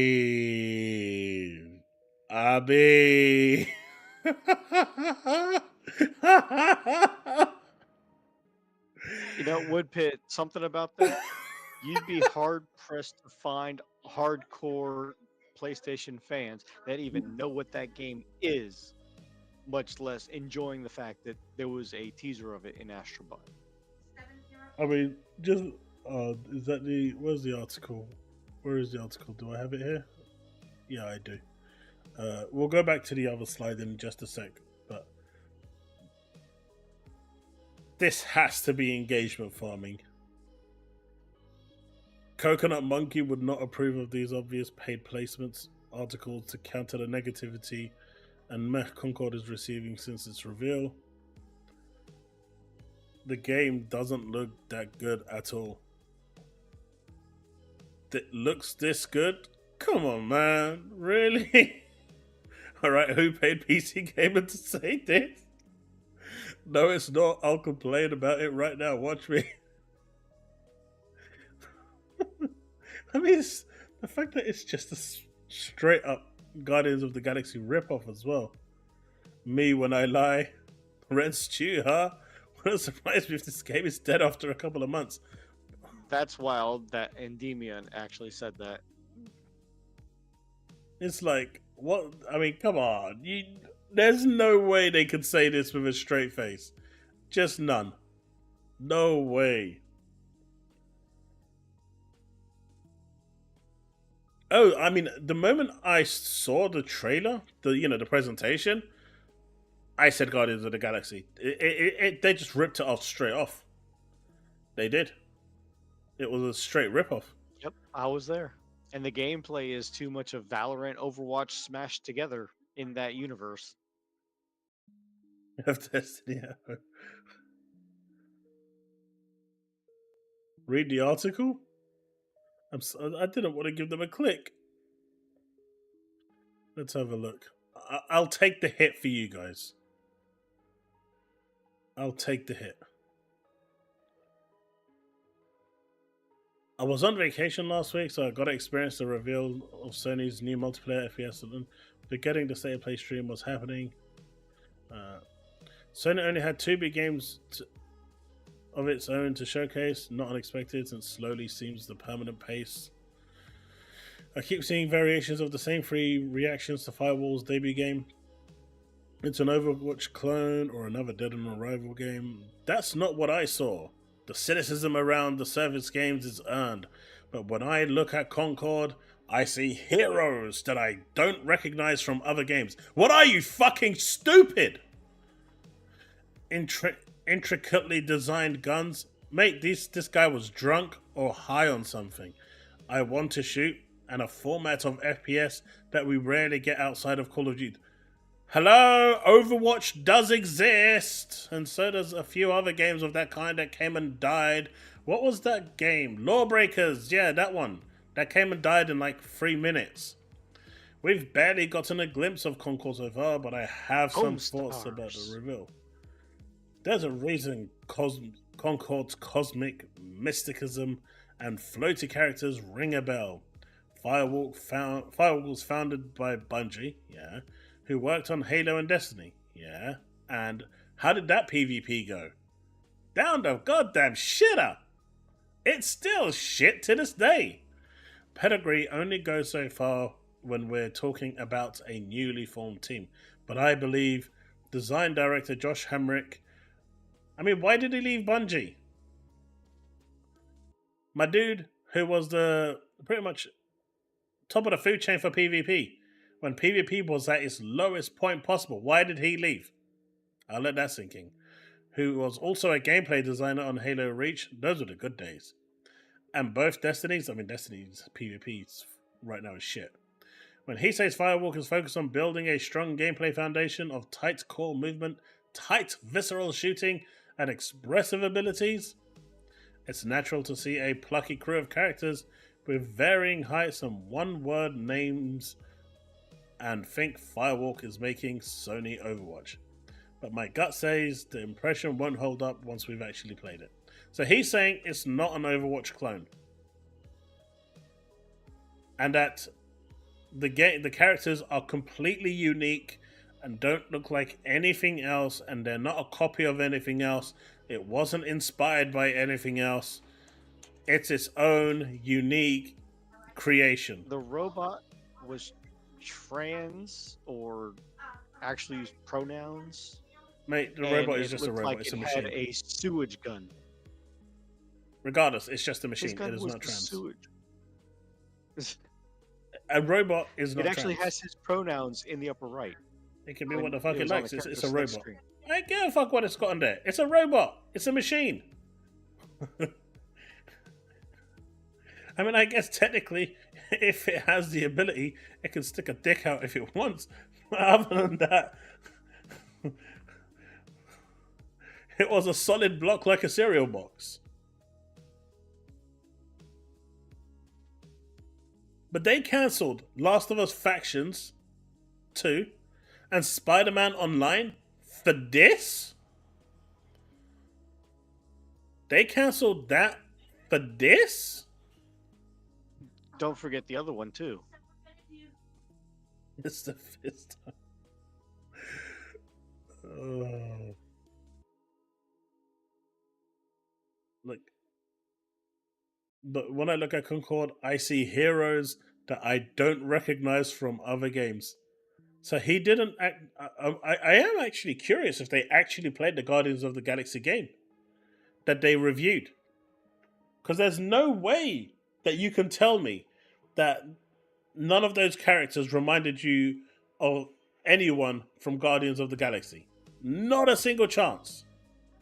I mean, wasn't one of the characters called Star something? Star Child or Star Girl or Star something? Literally taking the name from Star-Lord? Star Child, the big purple dude, yeah. Yeah. So they literally just took Star-Lord and said, right, we're going to put that over here.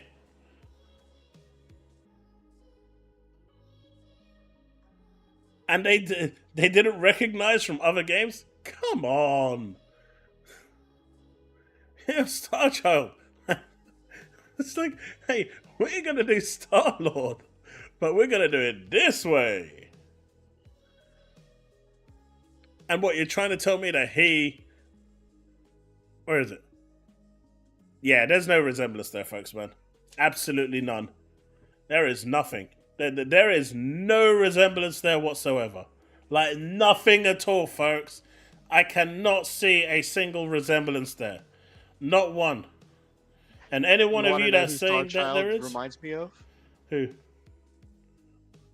Ron Perlman.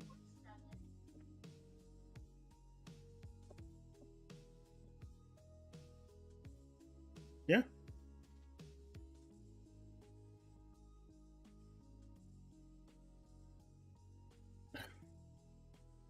Check the robots. I mean, come on. Wait, you guys can't see what I'm looking at. I gotta be better with that. That's what I'm saying. That's what I was talking about. Yet another streamer fail. I know, right? But it's my first stream back, so I'm allowed to make mistakes. My excuse, and I'm sticking with it. By the way, chat, just a quick question. On the 7th or the 9th, do you want a setup like this, as you're seeing on screen right now, for the stream, or do you want it full screen? And with me just in a corner? Let me know, because I'm interested to see head for it. This way is a little simpler, because then we've got the full video on the right, and if we've got guests or people want to chime in or whatever, then it just makes it easier to handle. This is fine. Depending on how many people you have with you, if it's just going to be you and Mini Chaos or however. I mean, we can do this as well. So there are options like this, for example. So we would be at the bottom. The people on both sides of the screen and the actual gameplay of what's being shown as you go back and review everything in the center. Hey, look, Steve, my mugshot is amazing. Don't diss the mugshot.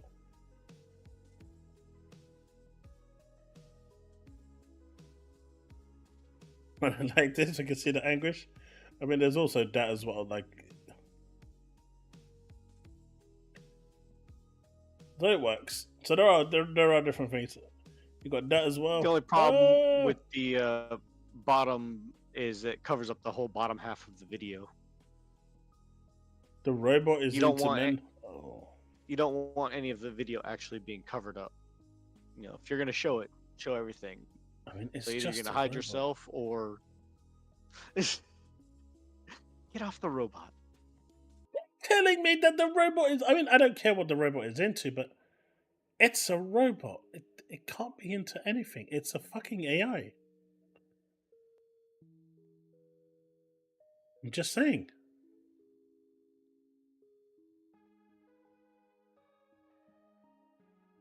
Hellboy is the movie, I think.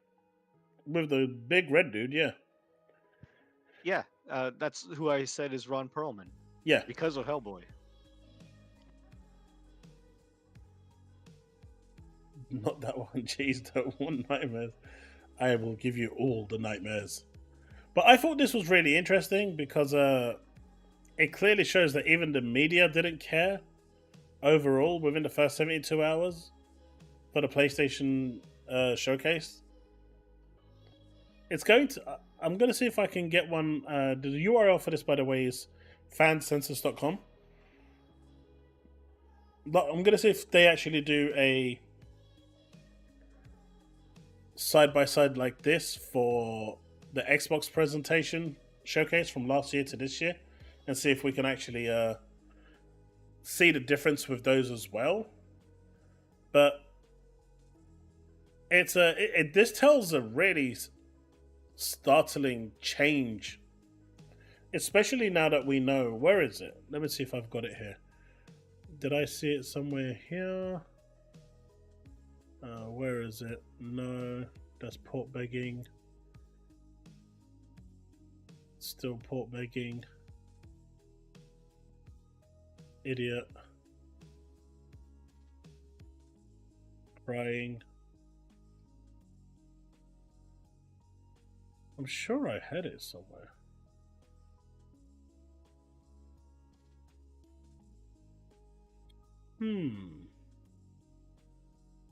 Didn't I actually bookmark it? Pretty sure I did. I might have not bookmarked it. So, just so y'all know that I'm not making this up. He's making it up. I'm going to show this on screen.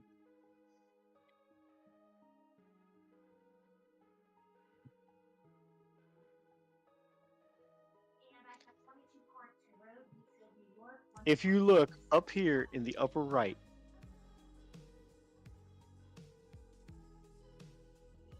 He, him. anchor, he, him.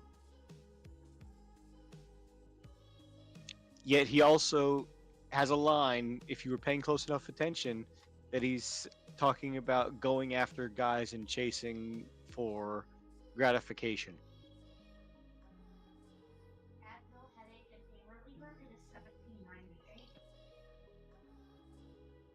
That is.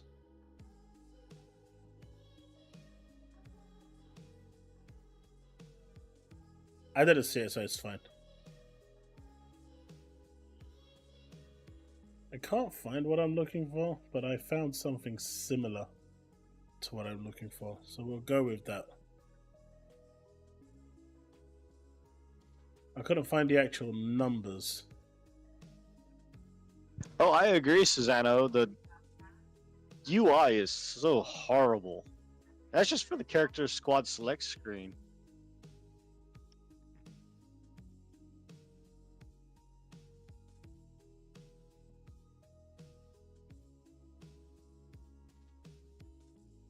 Maybe it's in replies. Maybe it's in replies. It is not.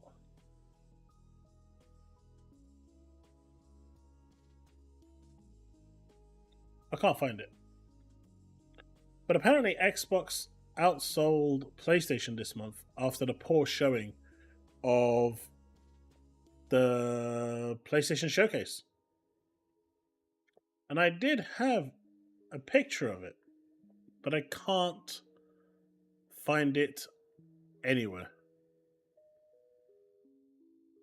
So, unfortunate. It is unfortunate. But based on what we're seeing here, and then the announcement that Xbox actually did good numbers this month, it's it paints a different picture for PlayStation right now, doesn't it? Especially with the majority of their games being announced day one for PC. Dreamcast guy will rate Concord 9 out of 10. Of course he will. Of course he will. And then he's going to rip his shirt for the next game that comes out on,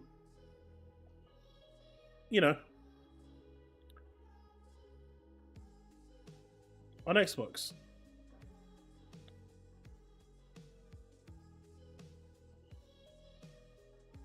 But it would only put 2 hours into it. Well, put it this way. I actually had confirmation that, and this is actually real, is come from someone I trust, and he guaranteed me. When, what's his name? DCG. He released his review of Hellblade on the embargo, right? If I'm not mistaken. He didn't have a review code.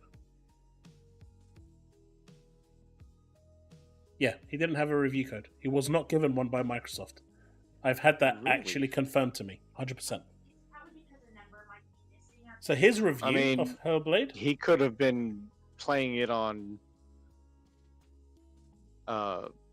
Game Pass like everybody else and just finished the game on one sitting since No, it's only the a embargo, 6.5-hour game. the embargo was released an hour before the release. True. He actually wasn't given a review code before he reviewed it. And I've had this 100% confirmed.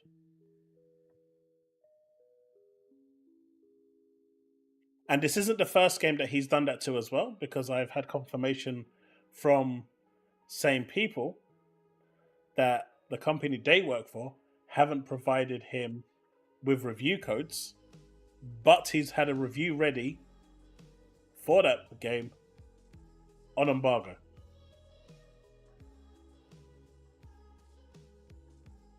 If you're watching someone else play, that's not really you reviewing it though, is it?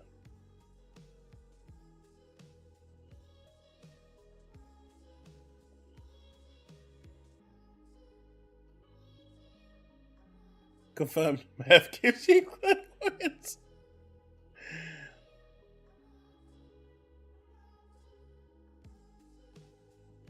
But Tim Dog is still going for it, isn't he?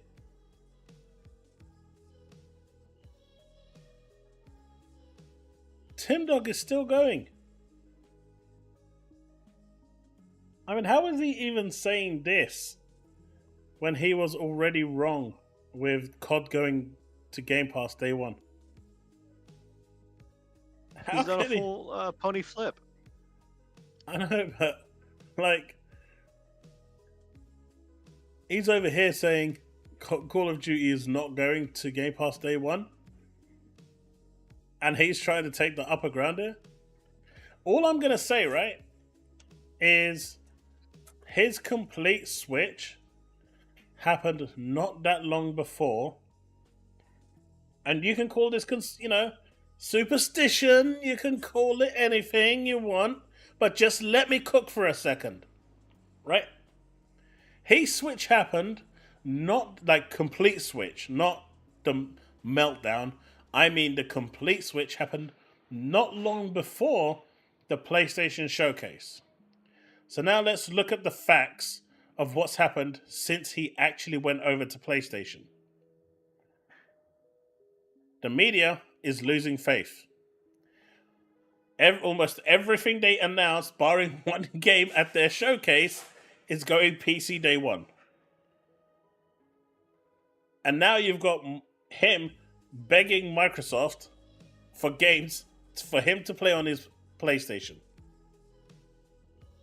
On the other hand, Xbox, since he has left, has, for the first month, in a long time, outsold PlayStation on console sold, is about to have their best gaming presentation they've had in a number of years. I think he was the reason why Xbox was doing bad. They've had good presentations each year. The problem with the Xbox presentations were I said the they best. were always overshadowed. I think this one's going to be the best presentation they've had. In a long time, yeah. Yeah. I'm not saying they didn't have good ones. I'm saying this is going to be their best one they've had in a long time.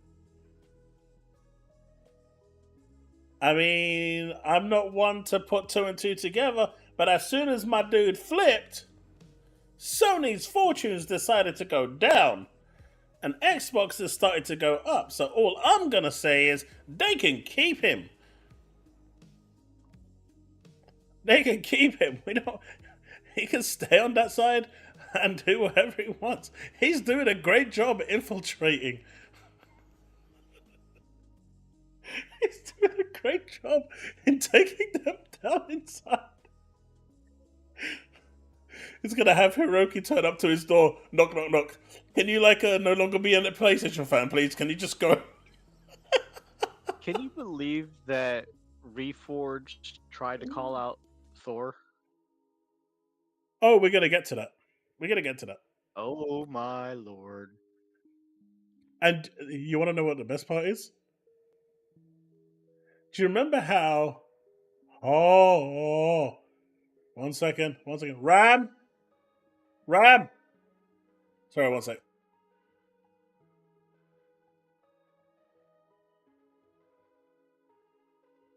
I need you here. Right there. Right there. I see it. Look, it's trying to run away. Kill it. I don't care how you kill it, just kill it. You didn't drop it, did you? Wait, it's still... Wait, is this still... It's still there. It's still there. It's walking on the wall. Right there. It's coming towards you. It's coming towards you. Wait for it to go. Mate, I don't care if you have to use a flamethrower. Kill the thing. It's right there. Give me something, I'll squash it. There you go. There, it's flat.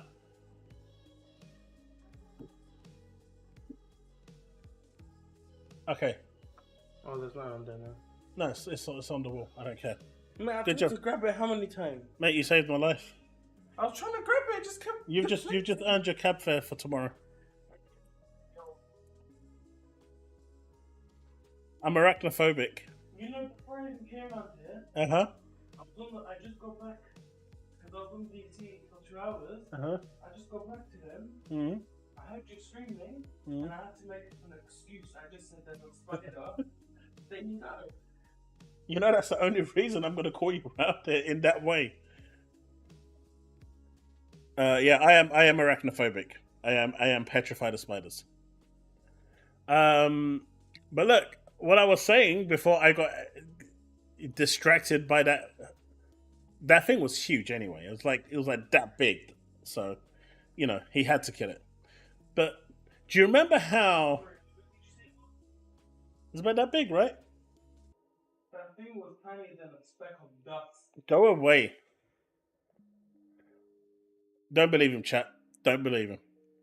Remember how he was constantly complaining how he's tired of Xbox and it's all about wait for this and wait for that. And now, obviously, he said wait until September for the showcase. Now it's wait for Tilu 3, wait for Ghosts 2, wait for the next God of War. My dude has gone to PlayStation and it's all about waiting again. Yeah, that was Tim Dog saying, the showcase wasn't all that, but the September one is going to be the one that's going to be the good one. Wait until September.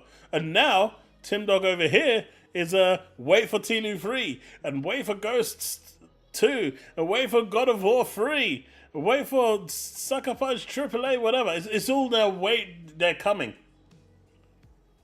I'm telling you. I am telling you. The dude was cursed. And the curse on Xbox has been lifted.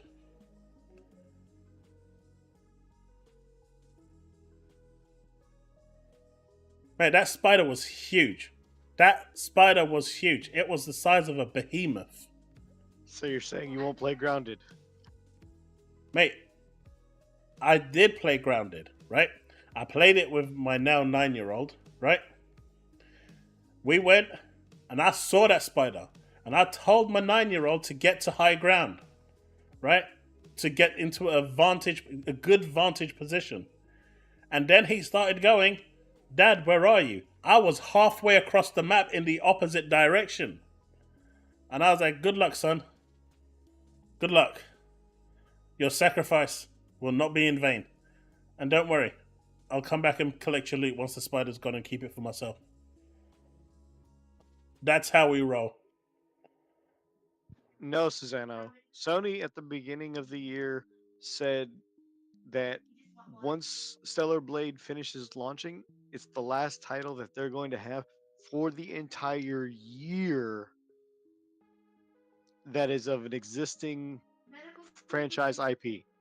I know, right, Darkwind? Until May of 2025. That was that of the year material right there. I was like, son, there comes a time in everyone's life where you just gotta man up. See ya! I'm gone.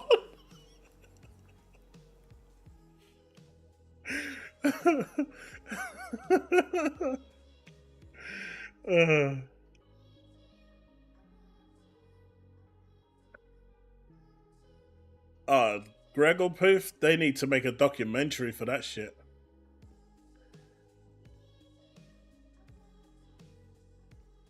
But look at this guy.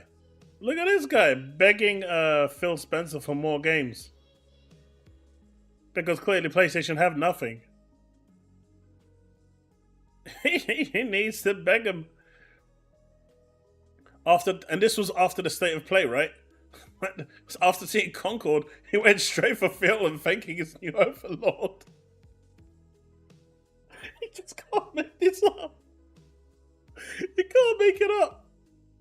You can't make it up. You literally cannot make it up. So I had this conversation with somebody on Twitter the other day. And I just want to hear your thoughts about it. Okay? Mm-hmm. He was saying that Hellblade 2 and all of Xbox titles, when they get released, all have curated who they give review codes to. Yet PlayStation doesn't. Then he goes on to say that all of the Xbox curated reviews that have Xbox in the title are all saying that's the reason why Xbox gets the high scores that it does. And without titles or without publishers that have Xbox in the name, such as like Xbox Addict, just for instance, to throw that out there. Without those magazines and publications, the Metacritic would drop probably close to 20 points for any Xbox title. Okay. Okay. Now, correct me if I'm wrong, but isn't there over 500 gaming publications that are not associated with any of the big four? PC, Switch, PlayStation, Xbox. 500 outside of that. There's a good number of them, yeah. Now, doesn't that mean that when a game gets reviewed, there should always be 500 publications plus those few that have, PlayStation or Xbox or Switch or, PC in the title for each platform? Sorry, I'm confused. There's 500 publications. Right. Okay. After those 500 publications, there's maybe 20 or so more on PlayStation, Xbox, Switch, and PC. Okay. So every reviewed game should include those 500 and then have the additional, say, 20 titles. I mean, not every publication gets the review. A review But code. they can always go back and give their review later. They can, yeah. But they won't. Yeah, but they don't. No. Tell me why this PlayStation fanboy that I was arguing with was saying that because of curated review codes, why does Xbox always have less reviews than any PlayStation reviewed game, including the ones that are day one multiplats? Xbox will get, say, 50, and PlayStation will get, say, 80. It's quite simple for that one. They'll ask a media outlet like IGN, which version of the game do you want? And they turn around and say PlayStation. So they review the PlayStation version. They don't get a review copy for all versions. They only get a review copy for one, and you have to request one. So in a multi-platform game, when I request a review copy, I have to select which version I want, whether it's the Switch version, PlayStation version, PC version, or the Xbox version. When I have the choice, if it's a multi-plat game, and you can only get one, they won't give you more than one. So I imagine very few publications outside of people like Digital Foundry will get more than one review copy, and even they probably only get one, and they buy. They're going to get one, and then later they can go and buy the rest. Right, and they will because they do their pick the PC for version. Yeah, I mean they might get a few more, but yeah. Hey, Devastator, Atty. But I think this is all stemming back from the Starfield thing, right? This is stemming back from the Starfield. No. Where they tailored. This is for Hellblade 2. No, I know, but this is stemming back from Starfield, where Microsoft probably held back certain review codes from certain people.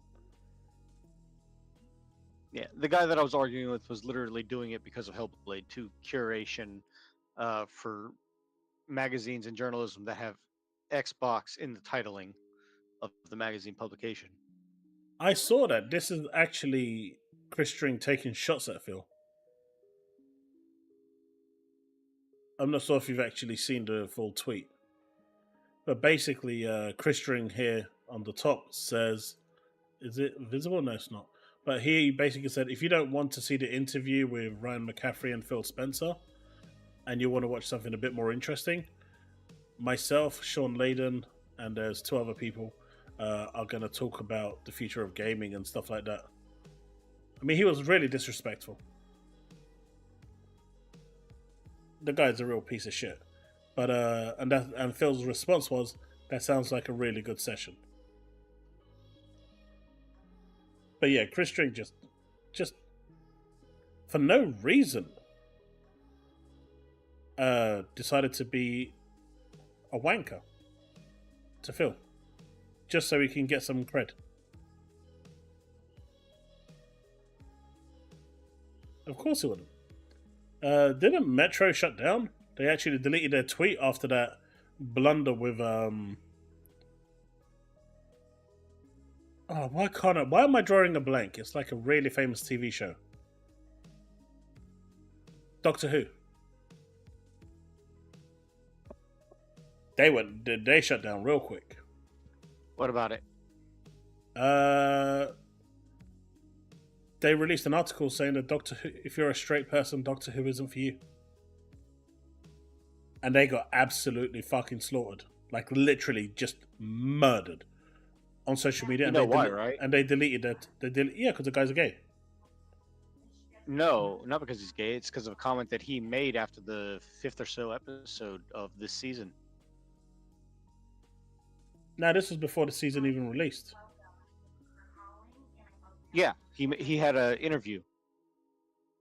But he's not the one that said it. No, he is. No, but he wasn't the one that made that statement. The one writing the article was the one that made that statement. Well, yeah, but no, it was something over what he had said prior to the release of the season. She shouldn't have said that on the article. They deleted the Twitter account. They actually deleted the whole thing. It's gone. It doesn't exist.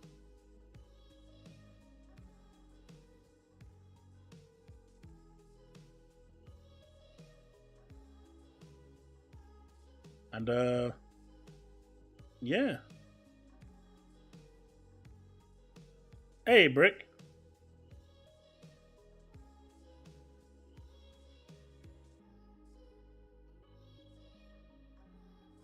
I just saw the byline and they got ruined. Absolutely ruined.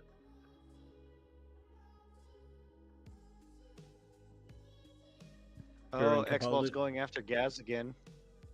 X-Vault is going after everyone. But yeah. Apparently Reforged turned around and actually attacked another of his community. So I wanted to check this out. Again? Yeah, apparently it was really bad. This one. If you disagree with the discussion, then don't comment, just listen. As a streamer, why the hell would you ever talk to anybody in your chat like this? I'm actually intrigued to see what this was. I haven't seen it yet. They have to be willing to go from gaming at their desk and chair to sitting on their bed or couch, and maybe even moving their desk around to suit gaming on it. And people are pretty lazy. Yeah, but again, I think saying that what you're saying actually works in my favor. If somebody has a mid to low level PC right now, and they can buy a console, and all they need to do is plug it in to the wall and the TV, and that's the end of the matter. If they've got good Wi-Fi, they'll just connect to Wi-Fi. They don't have to run an Ethernet cable, none of that. Like, what you're saying is in my favor. The laziness of the consumer makes the console a compelling offer. I played Tsushima, and my rig's older. It's kind of weak. I had to turn settings down. It ran okay. And they're saying Ghost of Tsushima 2. And they're saying it's going to run at 4K 60 on the PlayStation 5 Pro, and it's only $600. Like, the consumer's going to say, oh, I'll just buy that and plug it in my TV. Are people still delusional about 4K 60 on the PS5 Pro? Like, people are still delusional about this. It's not going 4K 60 and it's 8K 60, 4K 120 now is what they're saying. Like, how many people now are upgrading their televisions? It's super cheap to upgrade your television. Tel Swiss says, view my previous message. To be fair, I have given my kids every opportunity to break my TV so I can get a new one. They won't do it, man. They won't do it. They've even stopped playing football in this damn room. I just upgraded from a 2060 to a 7900 GRE. The GPU was $500. Motherboard RAM combo was $450. Case was $100. Don't forget memory, case fan, sales tax. Easily $1,300. That's 3 times the price of the PS5. Well, and that's roughly double the cost of the PlayStation 5 Pro. We're assuming the PlayStation 5 Pro is going to be around $600. You basically spent double. And you got a good deal. Like, you didn't spend that much in the realm of like, oh, I'm gonna upgrade my entire rig and I'm really gonna take things up a notch. You did a good job. I mean, that's a pretty good amount of money. Like, for $1,300, okay, nice work. That's still twice as much. Not everyone lives and can just game the same way in their living room. A lot of factors can get in the way. Right, but here's the problem with what you're saying, Solemn. You're not engaging with the crux of my argument. The crux of my argument is can we prove that there's a percentage of the PC user base that would be willing to buy a PlayStation 5 or a Pro? Can we prove that? I believe my video proves that, yes, there is a percentage of the PC marketplace that would have no problem doing this. Wait, how the hell do you... You can build a PS5 equivalent PC for $500 now. What's he on about? $478 or something like that, I think is what it was priced at. Mine is still for $500 on the dot. If you spend $100 more than what a PS5 costs, you have a PC that can literally do everything the PS5 and the Series X can, plus more. Plus, you can upgrade it cheaper and easier over time. Yeah, but you can build an equivalent. Ridiculous. You can build an equivalent PC for the same price now. Now, I would like to point something out here about what he said. Okay, he said that he proved in his video. Okay, because he was trying to go after Thor. You know, I mentioned this to you earlier. Okay, talking about how Herman Hulse said, "We'll give you the first game of a PlayStation exclusive on PC, so that sequels." Timed exclusive, you can come and play it first day one on PlayStation consoles. Nobody is going to downgrade from a PC to a console if their PC is better and they can get the game better on PC, because there are too many games that are out and coming out that any PC gamer can wait. And they will. But he said in his video previously, okay, that he has 3 people out of 500 watching in his community. 3 that have a PC, quote unquote, better than a PS5 that would in fact go from a PC to downgrade to a console. I'm not saying that it's going to be 0. There will be some who get the PS5 or the PS5 Pros to play exclusives first. What for Steve? But I will say this, okay? At any given time, there is roughly 100 million on Steam alone daily. And the comparison that you're talking about is less than 10%.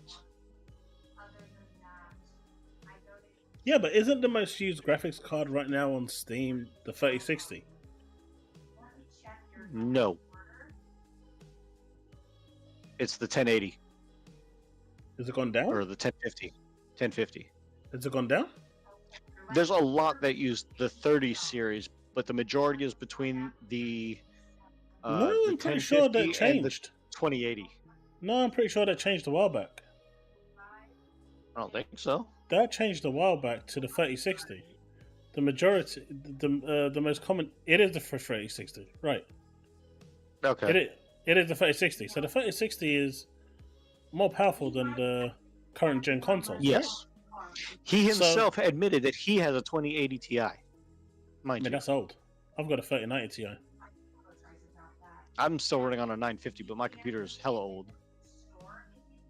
I mean, my kid upstairs, my kid round there, in his PC has a 2080 Super. He took my old graphics card. My kid upstairs, he went and bought a 3070, and he's really happy with that. But for the games they play, it's fine. They generally play indie games and Valorant and a few other bits and bobs. 2080 Super right here that I can't even plug into my computer because my motherboard is that old. Yeah, that's a good graphics card.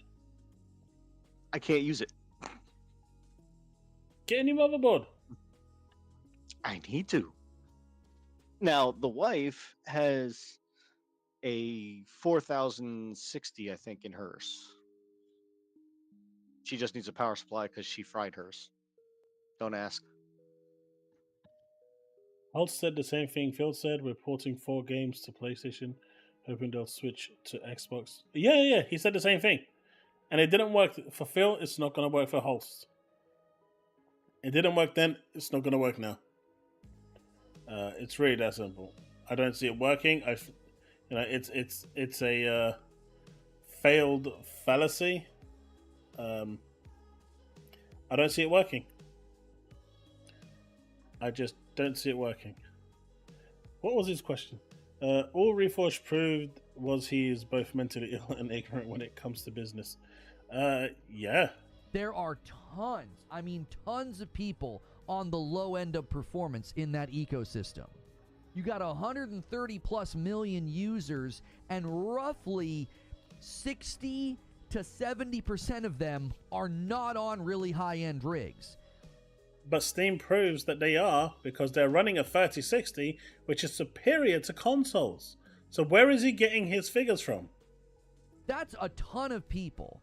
Even if you just cut the user base in half, if you just say half of the PC user base are on lower end rigs that might consider buying a console, that's like 60 million people. And to argue that, like, well, their living room might not be set up for it. Well, that is so superfluous to the discussion. You're talking about millions of people. It's an enormous user base, and a ton of them are like, if they play Tsushima, Horizon, or God of War, they are not playing them at top level performance. They're turning things down. They're lowering resolution. They're not getting consistent frames per second. They're turning textures, lighting, all that stuff's getting turned down. No, it's not. There's a percentage, and what that percentage specifically matters to is if this is even a conversation worth having. If you don't like the conversation, then don't join it. If it's not a conversation worth having, you don't have to type a single thing. You can sit and listen. To insinuate that the conversation is not worth having because you made a point that doesn't land on the conversation, that's on you. That's not on me. If we can definitively prove that there's a percentage of the PC. How do you talk to your audience like that?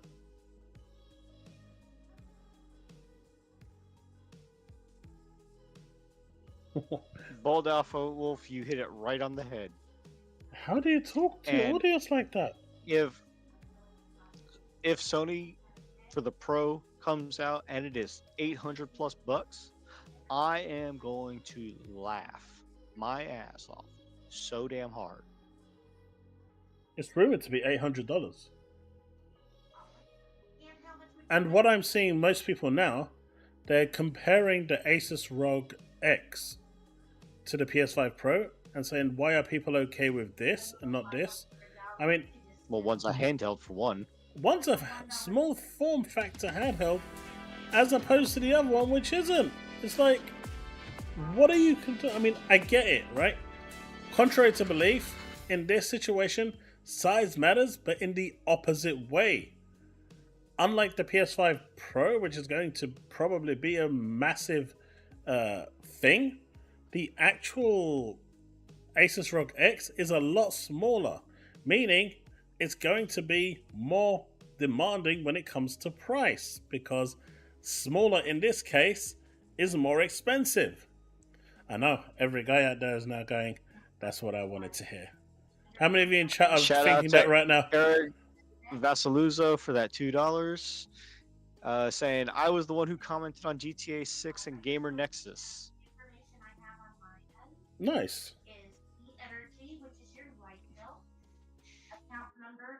But yeah, he's thinking that Ghost of Tsushima and God of War Ragnarok are going to move the needle for people to buy it on PC, and then for the next iteration of the game, Ghost of Tsushima 2 or God of War 3, that people are going to switch to the PlayStation or the PlayStation 5 Pro.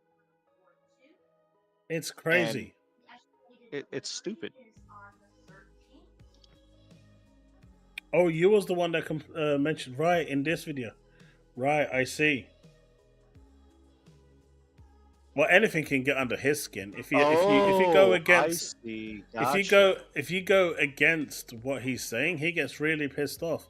What I don't get is how he's still got why people are still watching him when he's 632 viewers in why- this video alone. like, I can't ever imagine being like that to my community. Like, you guys can shit on me all you want. I'm here to provide you with a show, entertainment, and give as good as I get within within boundaries, but not like this. User base that Not has like this. at some level a likelihood This is going to move the needle to in the see wrong a direction. console like the PlayStation 5 as worthy of purchase because they played a game and now a sequel's coming. If we can prove that, then there's no reason to like mock, jeer, and question whether or not PlayStation's strategy is a sound strategy. That's what's on trial. And that strategy hasn't worked. We haven't seen it not work for PlayStation yet, so there is that. But we've seen Microsoft do this, and it's not worked. Although their games are going day and date to their console, so to PC, so we'll see. Herman Hulst says what he says, and everyone's like, this is the dumbest thing I've ever heard.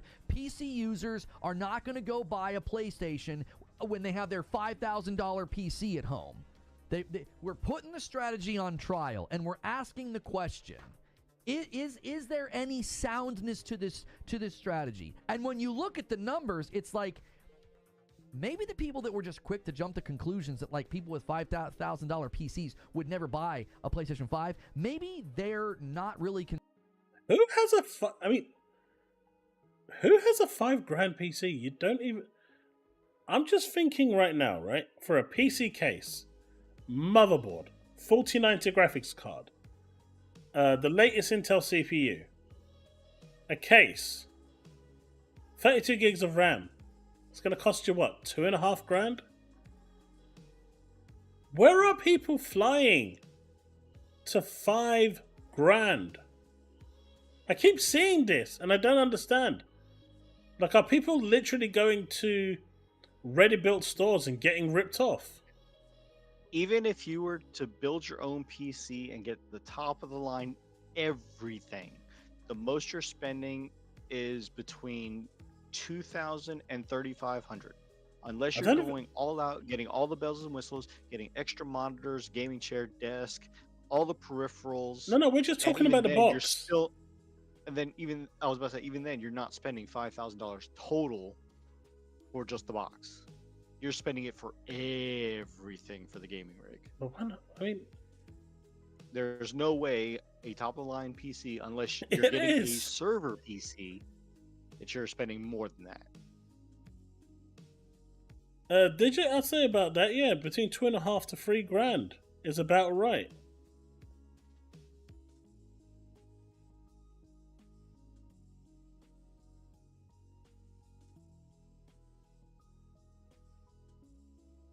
But that's like, I've never understood why people are flying off. I mean, like, sure, if you go to a shop and you buy a super customized PC, but then you get what you pay for, right?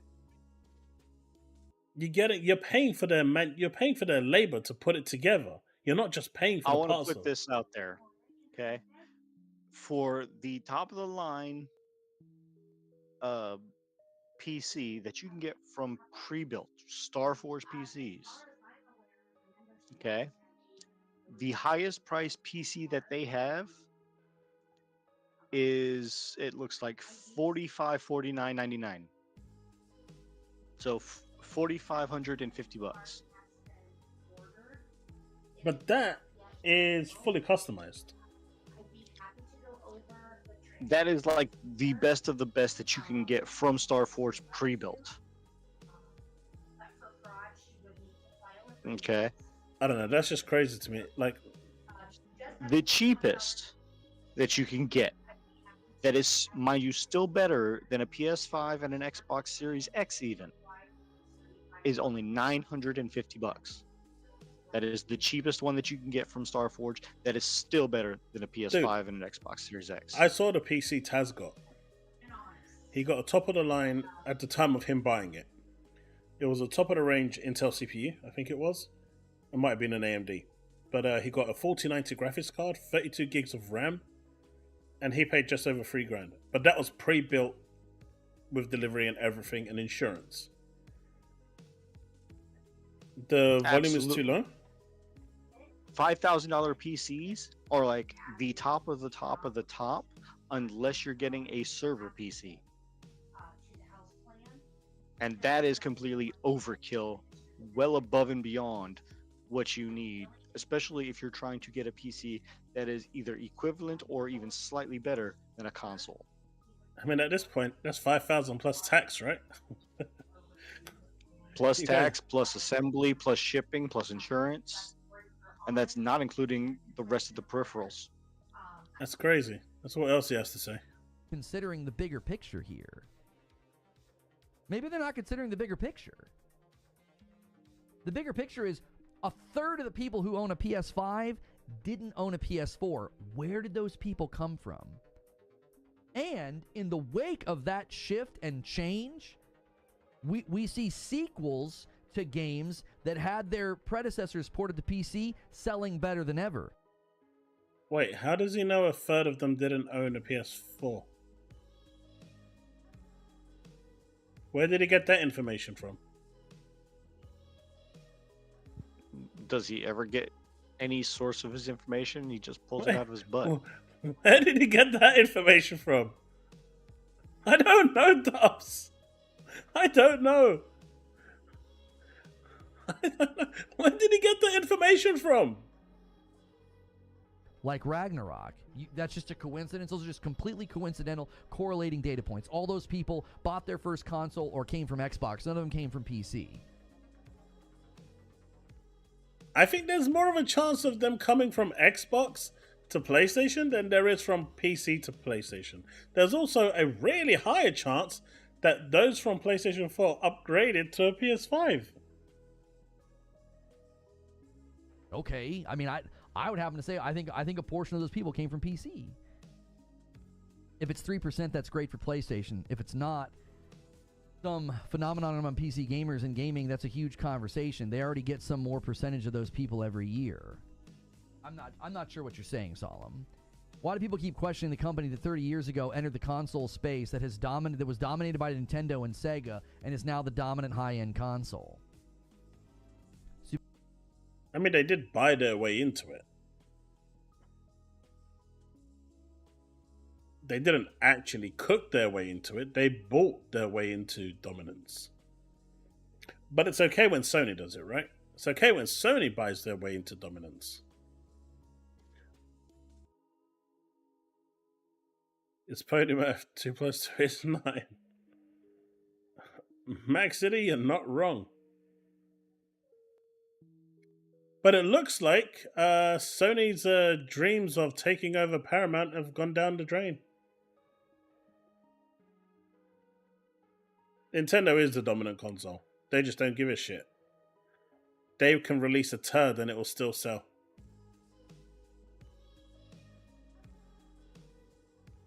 But yeah, Paramount rejects Sony's takeover. They tried to do a hostile takeover and they got bitch slapped.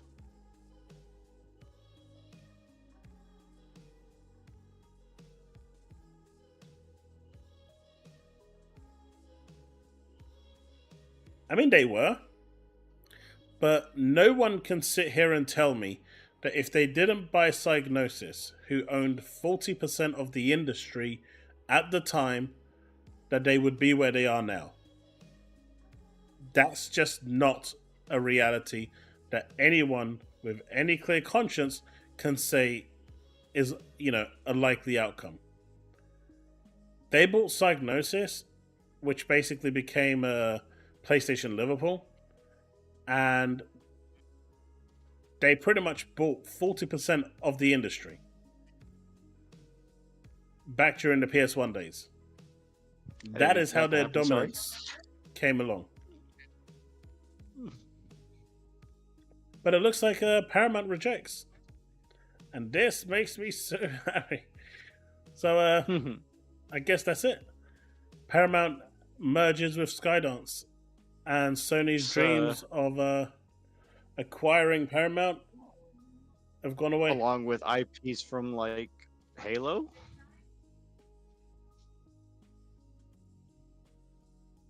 Alright. Will we be sending these items to 702 Chestnut Street in New York? 1485. I just wanted to share this if you got a moment. Go on. And what's So- the first item you would like to order? Here's what Gaz was saying. Can we set up a GoFundMe for XVault for the years of education he clearly skipped out on? This idiot still does not realize I was defending Gene Park, who was criticizing Hellblade 2 and Ninja Theory. Specifically, he says, Gene has been praised time and time again as the Xbox ally from your group. You're just now finding out he's a hack. I've seen this, Gene and I think Park. Boom was wrong. No, they sucked before. And I clearly state that in my podcast, I thought Xbox was dumb for buying them in the first place, but I guess they were cheap.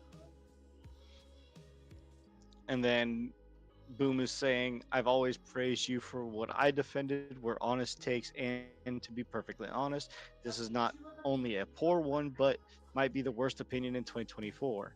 Because saying this is not how you define a studio of incredible talent, and you honestly should be quite ashamed. That part I will agree with. But it's his opinion. Yes, but he could have put it more tactfully, being a quote-unquote journalist in the industry. I don't agree with the first half of Boom, but I agree with the second half. I don't know. I think what Gas said was pretty much on point.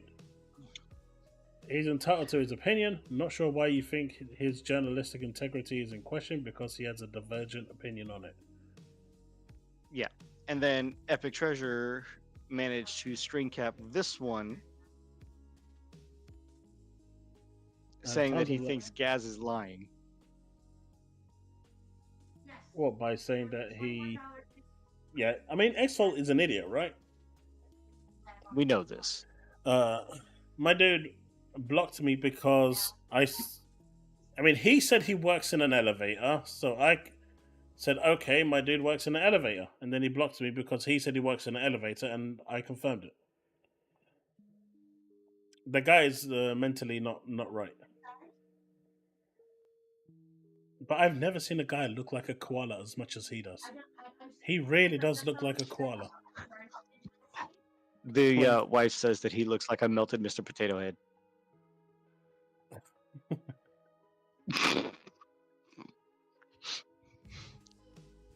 It's just something that one of them said, Susano, about Hellblade 2. They're just not a fan of it, and at the end of the day, they're not a fan of the publisher or the developers. So whatever, you know. In my opinion, at the end of the day, if he doesn't like him, he doesn't like him. It's just his opinion. It doesn't really matter on the grand scale of things. Oh, and apparently Reforge is trying to say that Alex is coping when Alex was giving praise to a Sony PC port. I'm assuming it was his Ghost of Tsushima one. Most likely, it's a good port. It's a really, really good port. Like, it ran really well on my Steam Deck. And I've got the old Steam Deck. I was getting pretty much solid 30 frames per second. Hey, Carlos.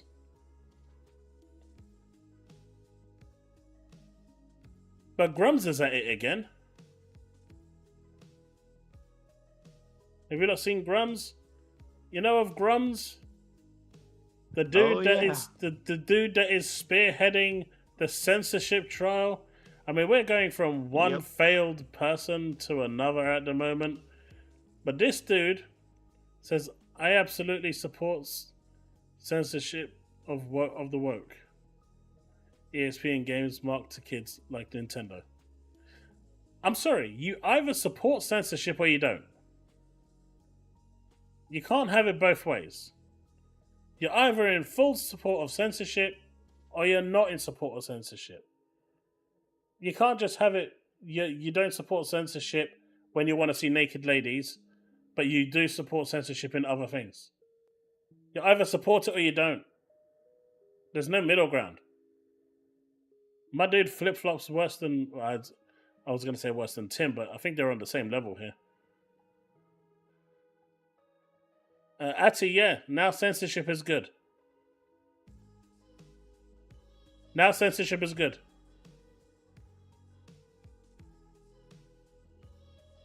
Diablo, I wouldn't even go that far. That's giving him too much credit.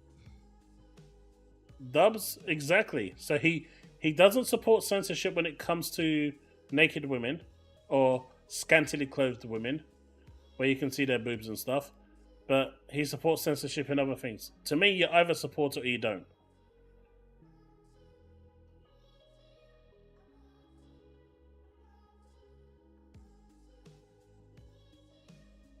No, I agree. Dubs, everyone's entitled to their own opinion on where they stand on censorship. I'm not getting into that. I'm just saying that this dude over here is a fraud. He's a fraud. He's a troll. He basically swings the pendulum on the side where he can get more clicks and anything, and he tries to run with it. Eric, they've via the Forge in Halo Infinite, they're actually, I think it should be available very soon. There's a What's it Helldivers called? mod. Helldroppers? Yeah, I think it's called Helldroppers or something like that. Yeah. So give that a try. But They're 100% working that in, yeah.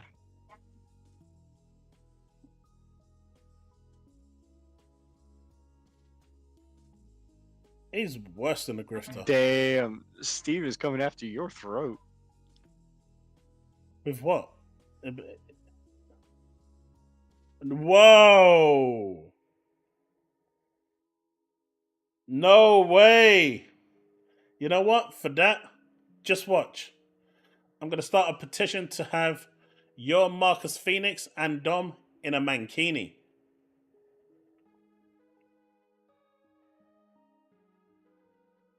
Even though Dom's dead.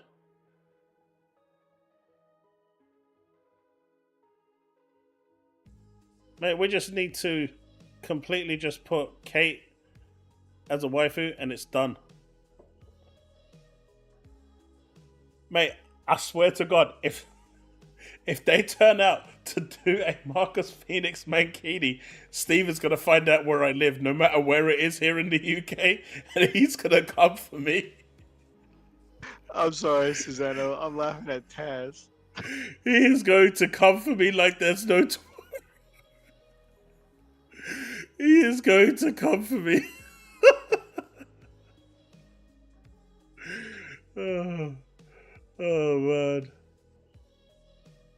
I'm laughing hard because aside from the fact that Steve was going after Chaos's love life of waifus, Taz decided to time Steve out and delete the message.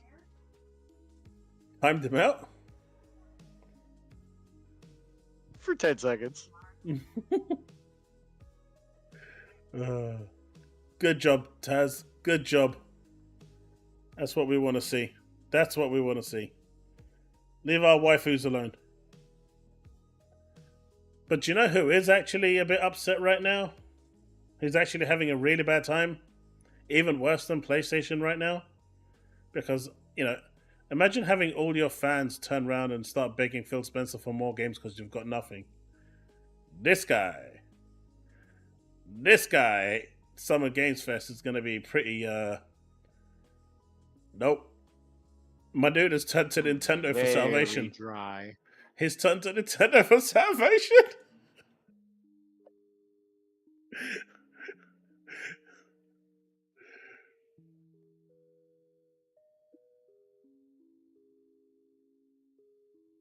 Xbox is literally saving Summer Game Fest this year, is it not?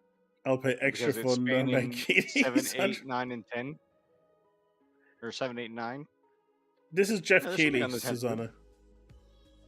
So according to him, there's He's going the to be one who no hosted one more the thing. Video Game Awards. No one more thing, and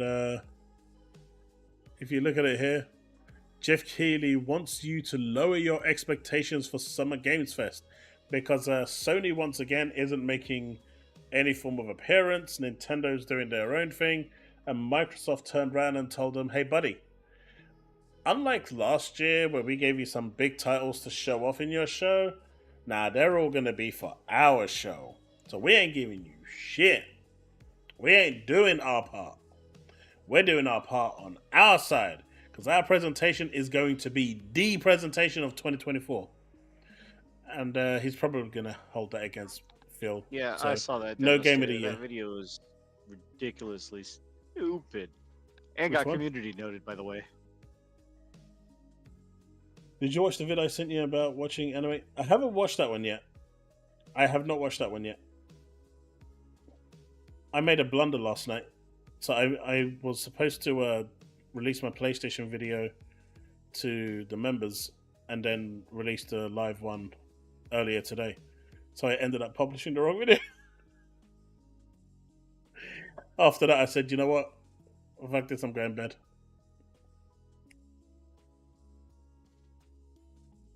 Xbox is saving Summer Games Fest, but he'd prefer it to be Tilu. Mate, you know he'd do that.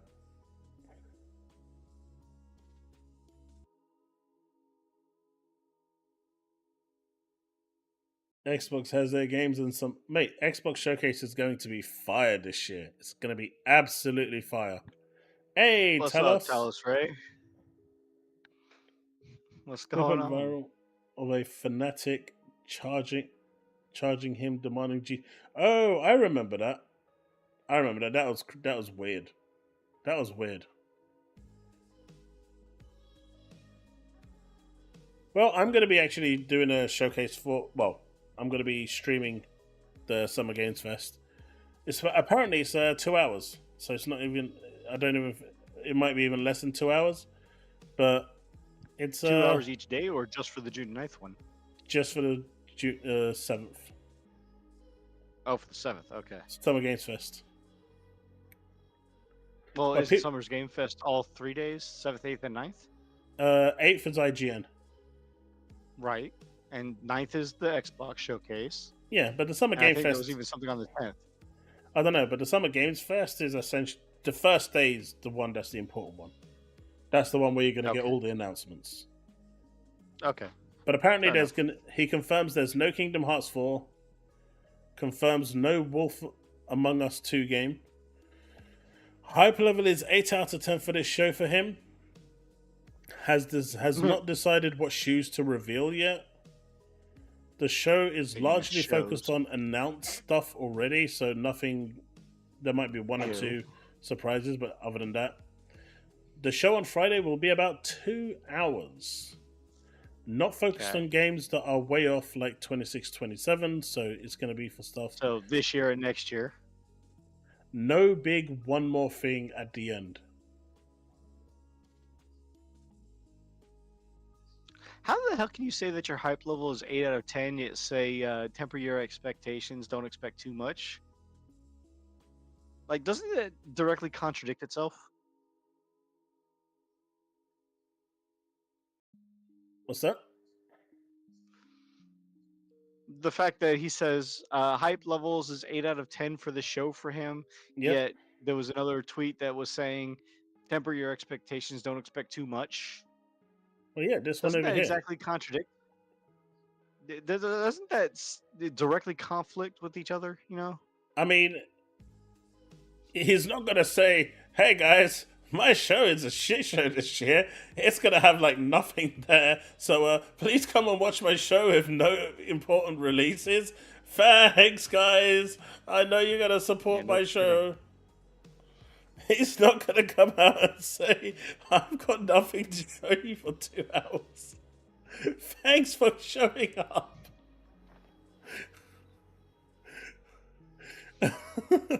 JB is saying that the 10th is Ubisoft.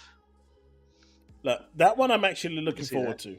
That one I am looking forward to. Man, I still look really... Outside of Assassin's Creed Shadows, I'm actually looking forward to seeing what Ubisoft has up their sleeves. I am hoping to see from Ubisoft a Division 3 reveal, trailer, maybe some gameplay.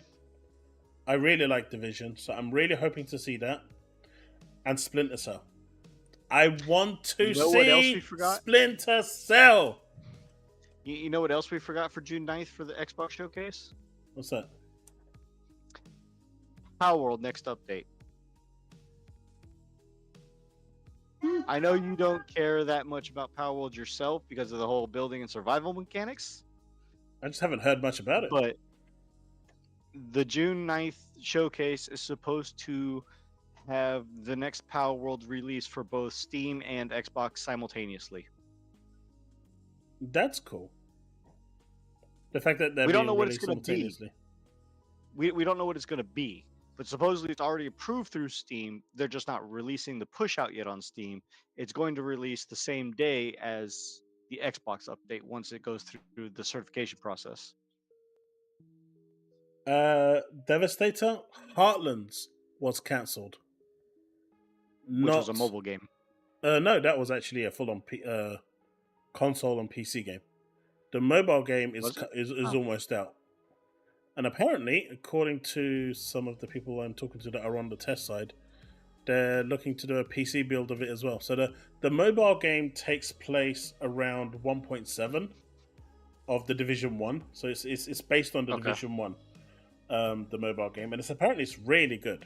Obviously, it's got the mobile mechanics in there, so that's I've seen a few video clips of it. Yeah, I've played. I played it the first time they allowed us to play it.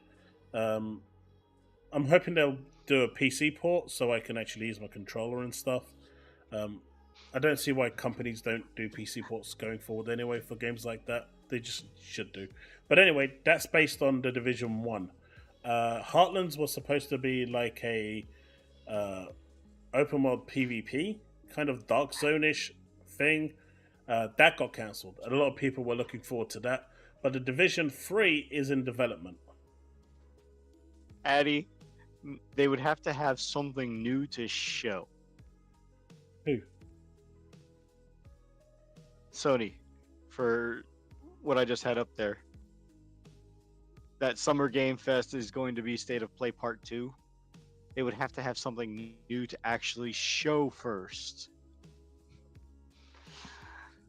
Oh, that makes me laugh so hard.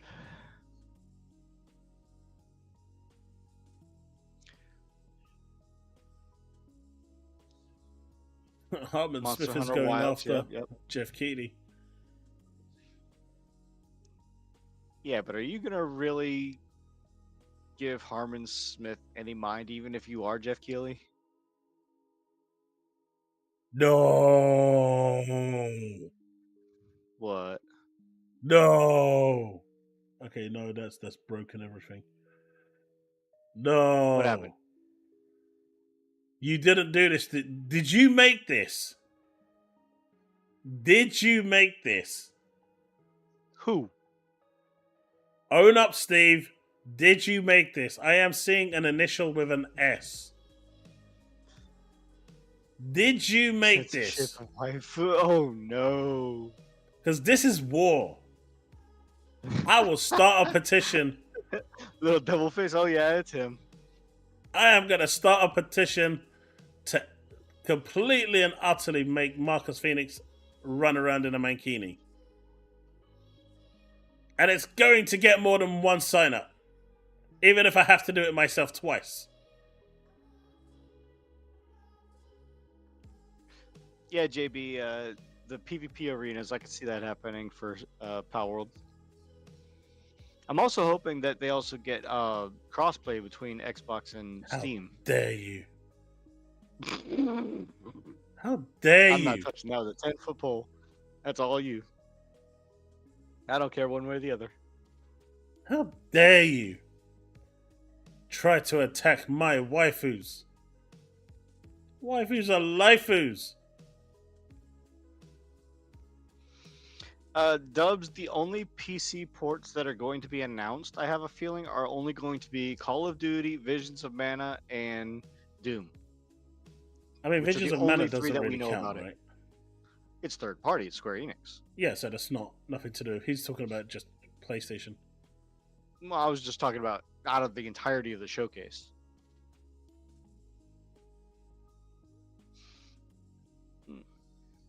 Where the hell did that go? But What? JB, where winds meet. Aside from that, I think it's going to have the Xbox announcement. It's also going to be PC.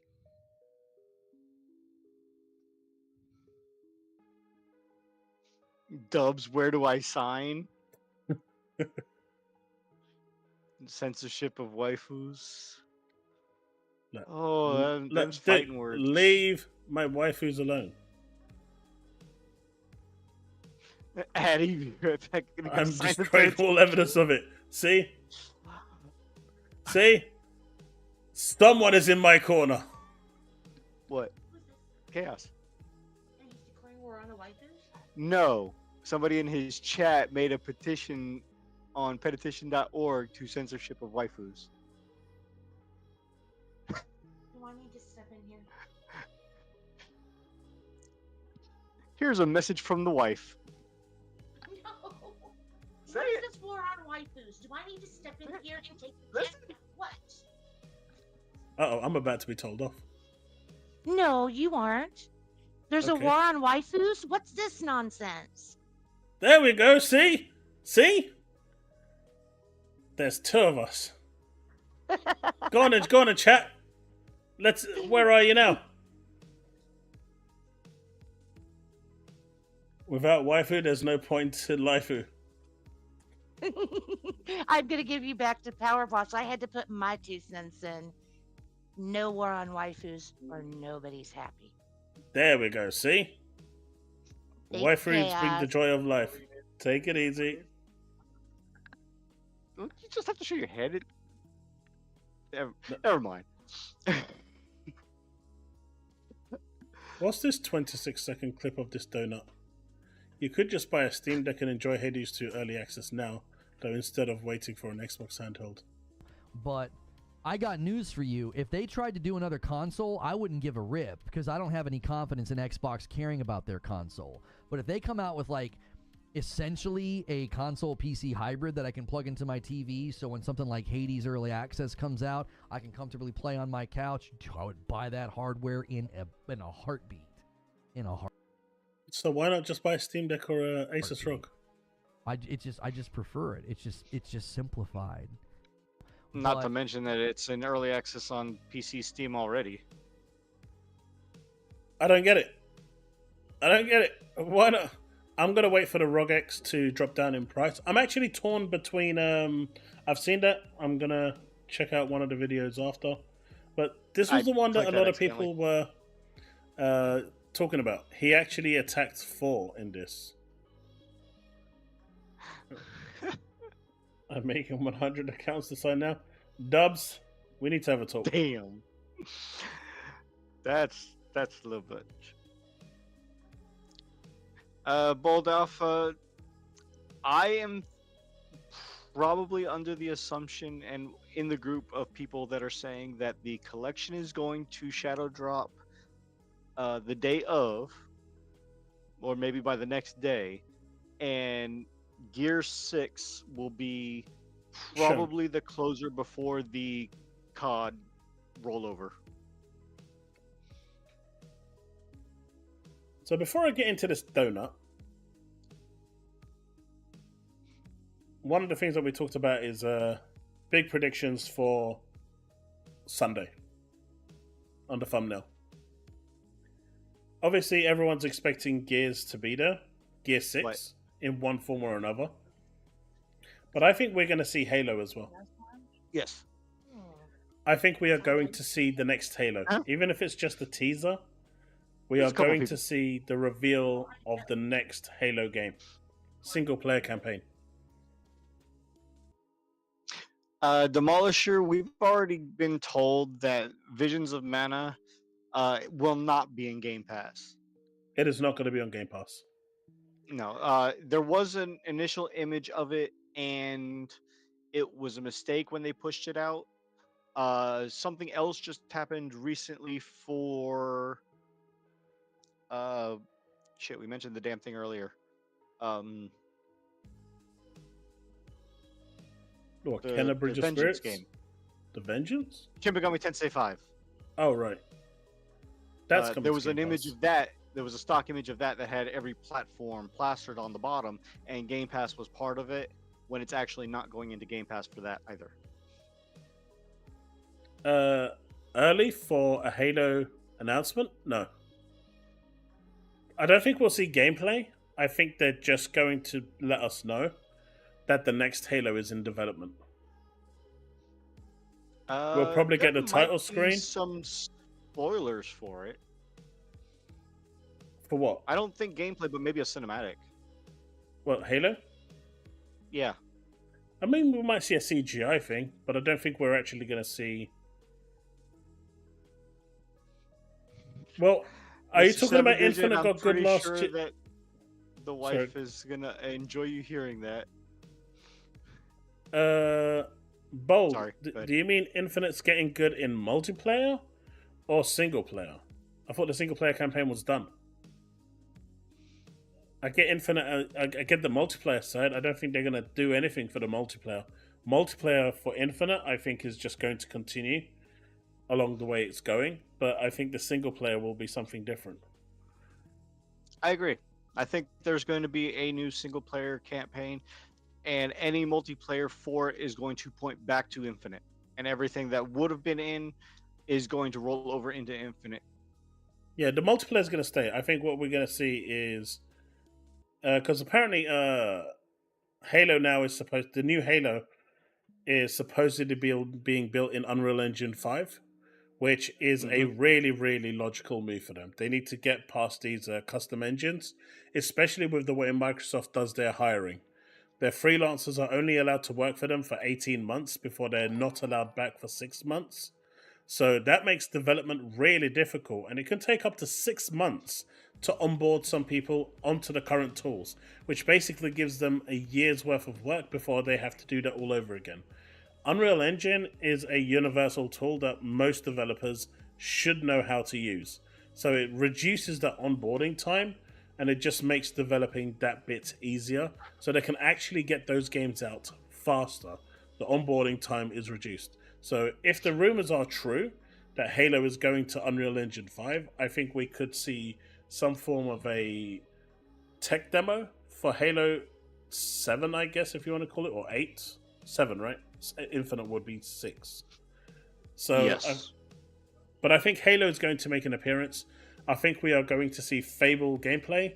We're going to see Perfect Dark gameplay. Well, we've seen some Fable gameplay, but I think we're going to see more. I mean, what, that tiny little bit where they throw? I mean, I'm talking proper gameplay that lasts more than a split second. I agree with you. I don't know if we're going to see Forza Horizon 6, but that's a possibility we may get teased for. Wouldn't it be Forza Horizon 7? No, 5 has just come out, right? 5 was... Forza Horizon 5 is the one. Or am I not? I thought it was just... Horizon Forza Motorsport was 6. No, Motorsport was 8. Or are they two different? They're two different games. Okay. Horizon is the arcade game. I don't play very many racing games anymore. Motorsport is the sim game. Addy has an interesting question here. What's a long dormant Xbox IP that you'd like to see rebooted?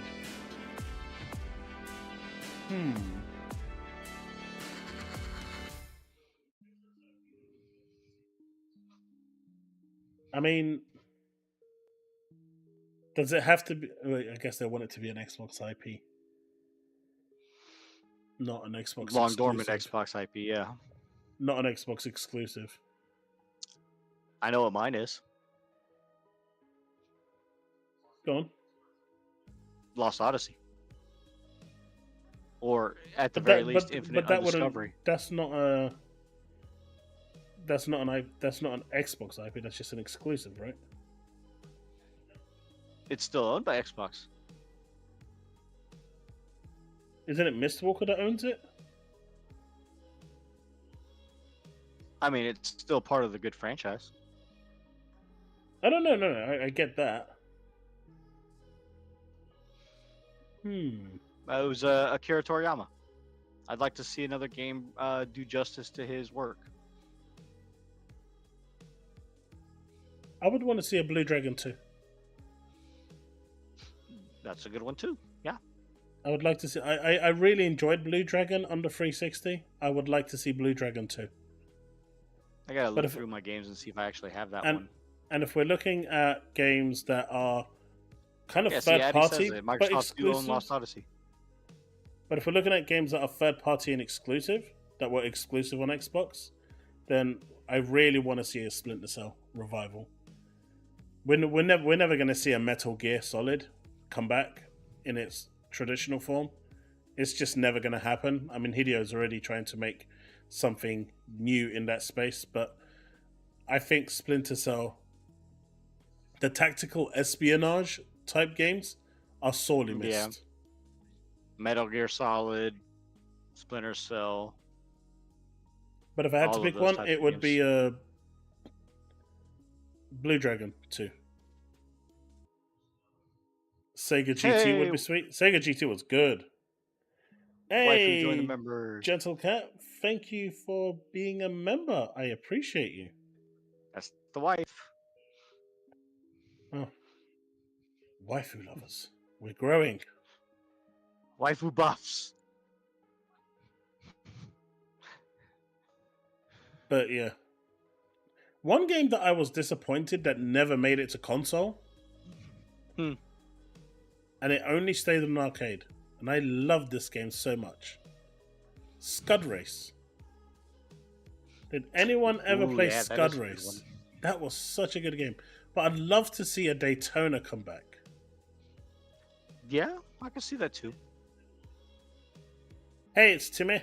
How's it going?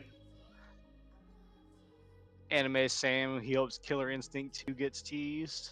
We're not going to see that. I think there's more chance of Killer Instinct going to PlayStation than Killer Instinct. Says he doesn't think we're going to get Perfect Dark.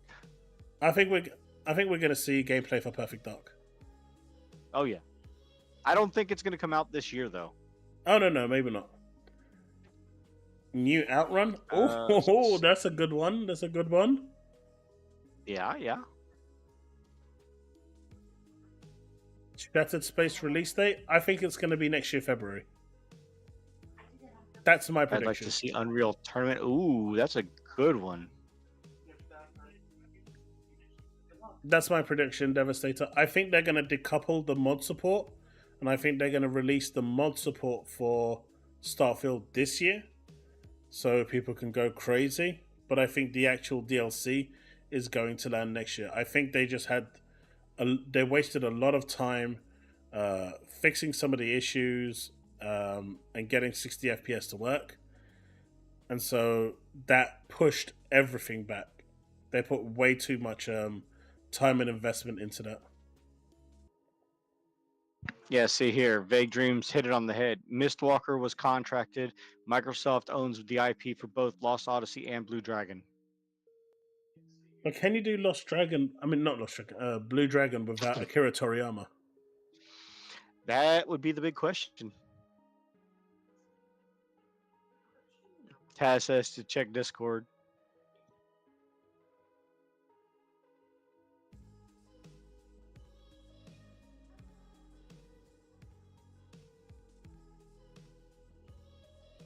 Aha!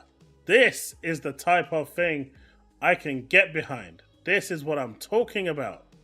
Now, this is a petition we should actually all be signing.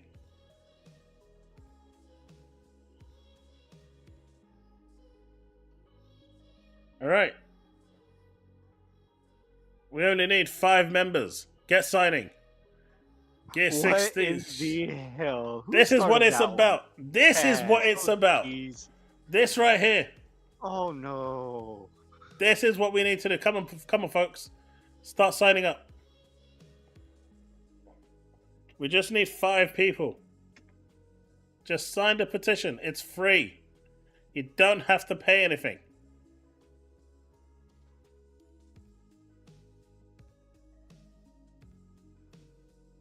Imagine all the guest characters for the next Killer Instinct. With all the IP. I mean, I don't think they're going to want to be beating up Banjo-Kazooie, though. What I think they can do is do like an Xbox All-Stars. I think that could work. So you've got Master Chief beating the shit out of Banjo, and then Tui going along and beating the shit out of Spyro.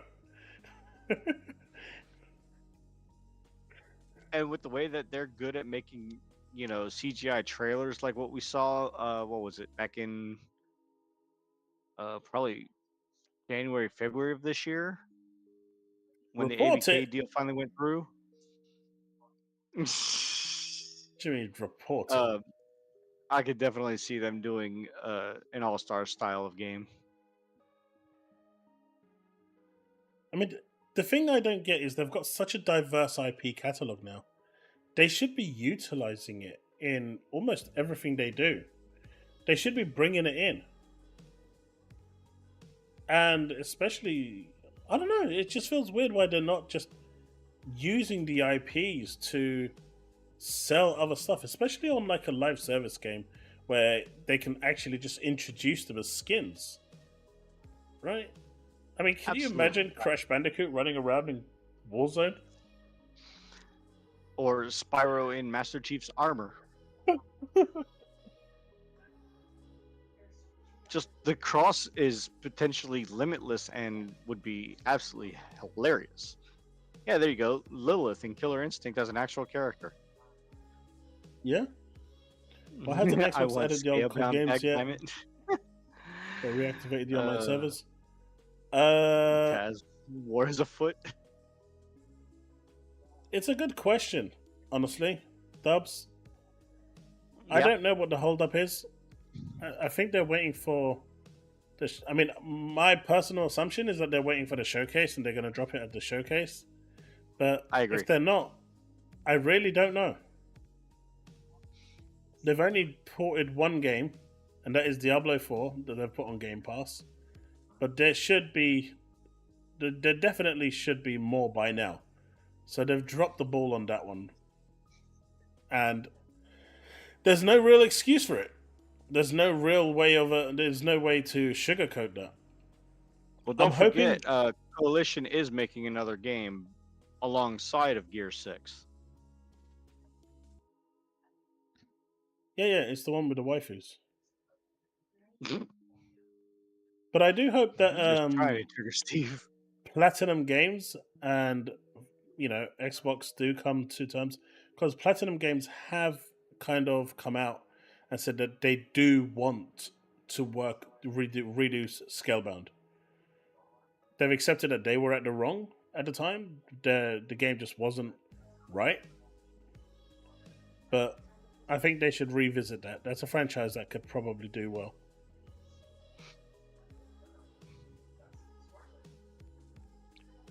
You want another Conker's Bad Fur Day? Crash and Spyro are meh. As long as we get a Banjo... I mean, the problem with these games, right? Conker's, Crash, Spyro, Banjo... Everyone wants them, but no one will buy them. Right? The actual... one of the original creators of Banjo, in an interview, said, "It's really nice seeing a lot of people want these games, but in reality, no one will buy those games. And that's the problem." Talos, I actually have that game upstairs. It's a very, very good franchise. I mean, at the moment, Coalition are pretty much the most coveted studio in Xbox. They are working with everyone.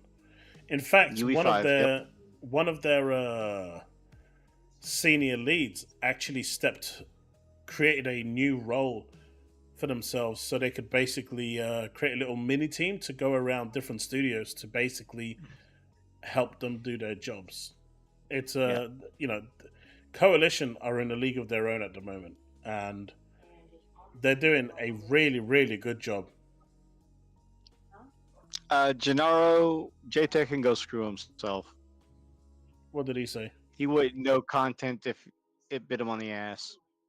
I think, didn't we have like a Gears RTS? Wasn't the one with Beard and RTS? Or am I thinking? Steve will probably tell me, but I'm sure there wasn't it Gears Tactics? No, that was Halo Wars. No, there was Gears Gears Tactics. Tactics. Gears Tactics was something different.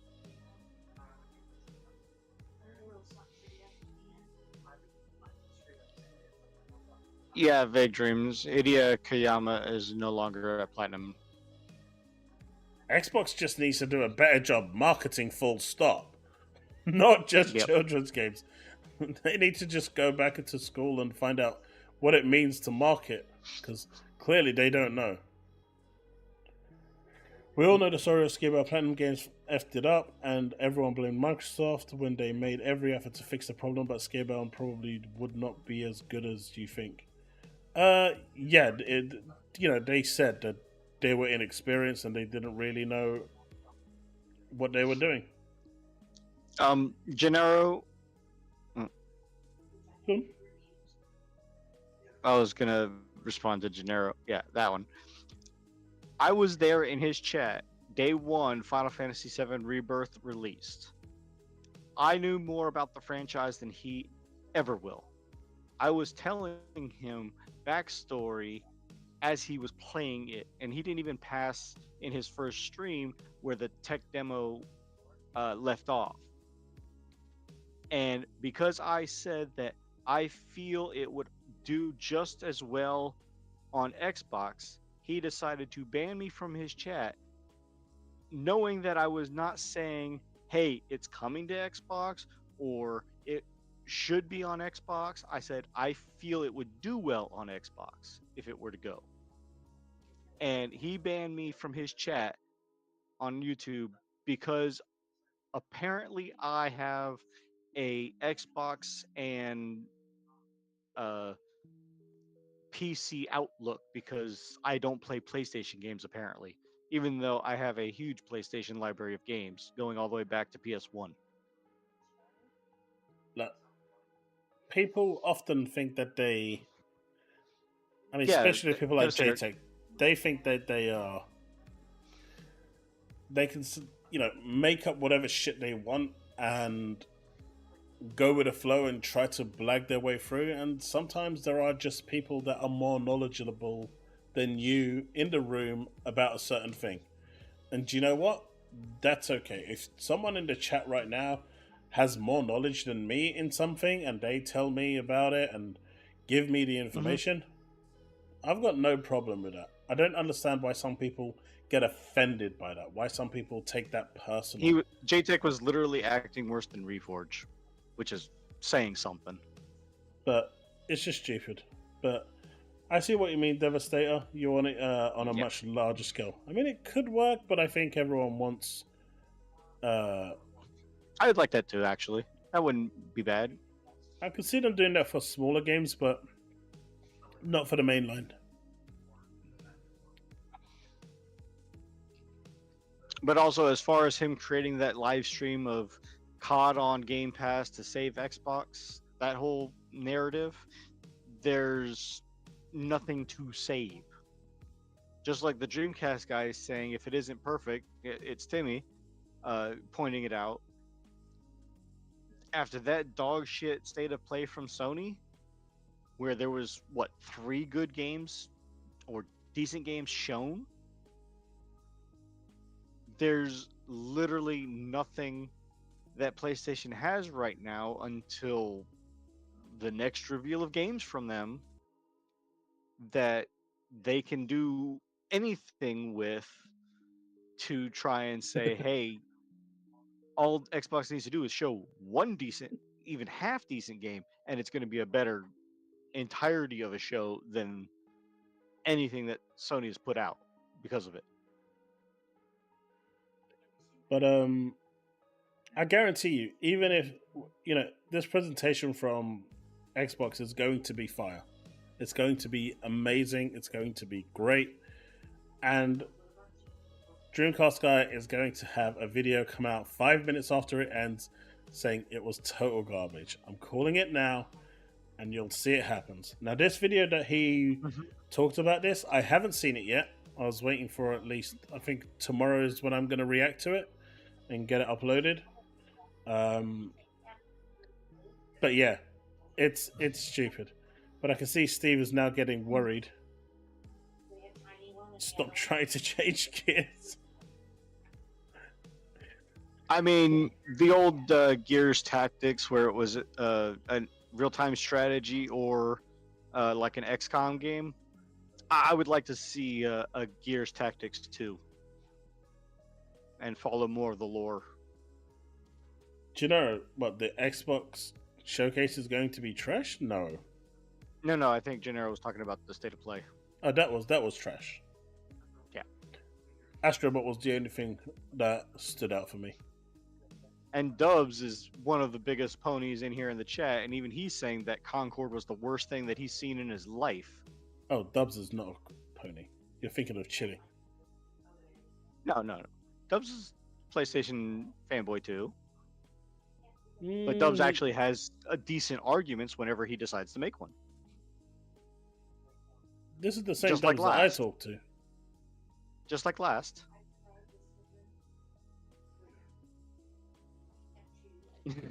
What do you mean, Steve? But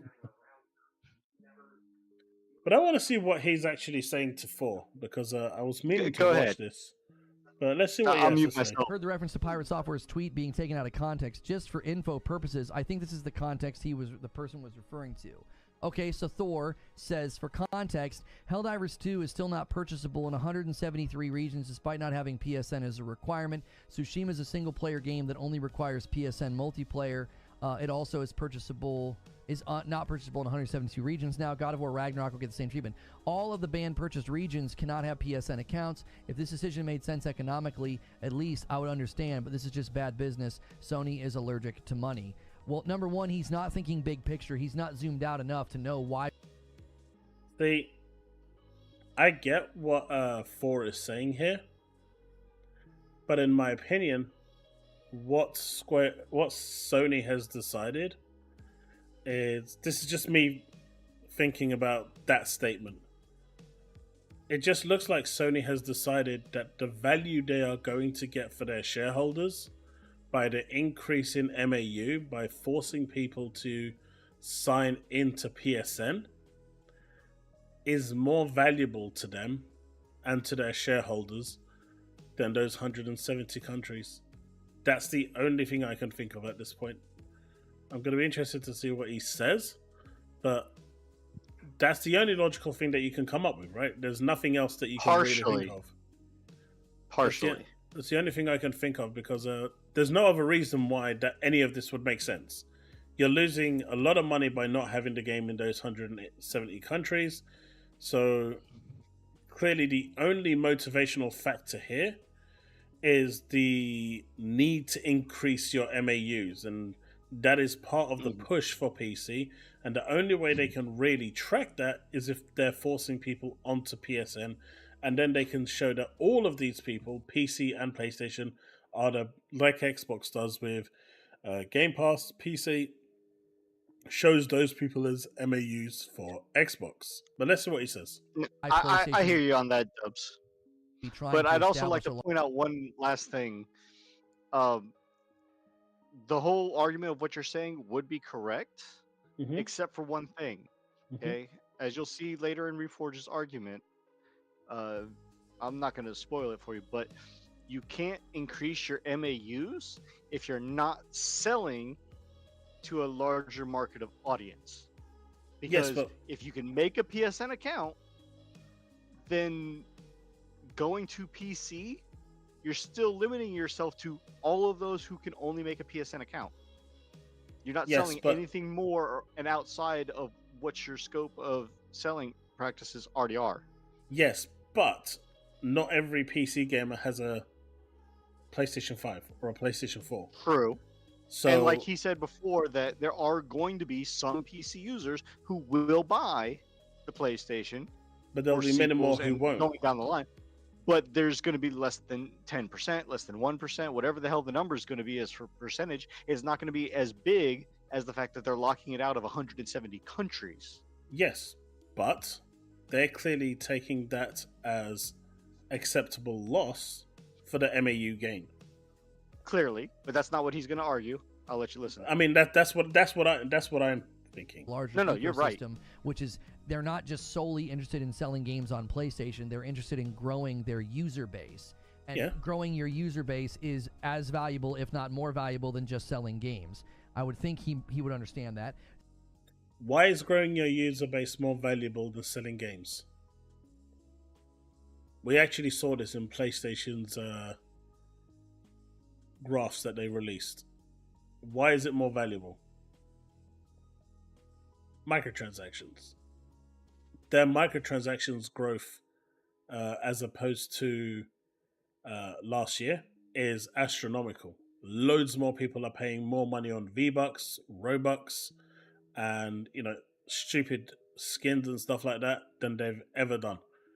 And the more players you have, the more chance you have of people spending money in your microtransaction store. Obviously, Ghost of Tsushima as a game and God of War don't have microtransaction stores, but once you're inside that circle, that ecosystem, then the chances of you spending when the opportunity arrives, like say in Helldivers, becomes bigger. Secondly, he's not proving what he claimed. He isn't.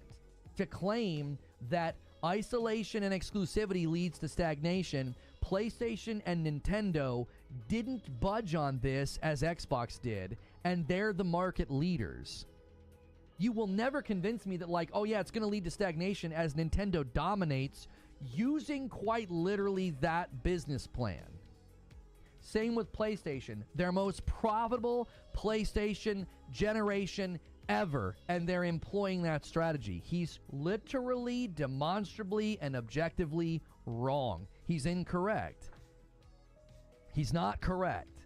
And citing the fact that there are regions that can't buy PlayStation games on PC, I am frustrated by that. As a fan of Tsushima, as a fan of God of War, I don't like it. I called it stupid the other day. However, to pretend there's no business impetus for PlayStation to do that, I believe is too narrowly sighted. There quite literally has to be a business impetus for a company that size to limit the reach of their games. And they view, within their own business priority triage, they view growing their PSN user base, that's more important than just selling a couple 100,000 more, not even a couple hundred, selling thousands of more copies of Tsushima and God of War Ragnarok. That's pretty much what I said. Sony has made that decision where growing their user base, their MAUs, is just more valuable to them. I don't agree with it. I think growing your user base full stop is the way, But he's get trying PSN to over to those argue countries. against Thor, who was a Blizzard developer for StarCraft 2 Wings of Liberty, is still a community manager and was hired by the U.S. government to hack nuclear missile silos because he's so damn smart. Mm-hmm. Now, don't get me wrong. Maybe not everything Thor says is gospel truth 100% above board. But given the guy's 19 years of credentials, who are you going to trust more? Thor or Reforge? No, I see what Thor is saying.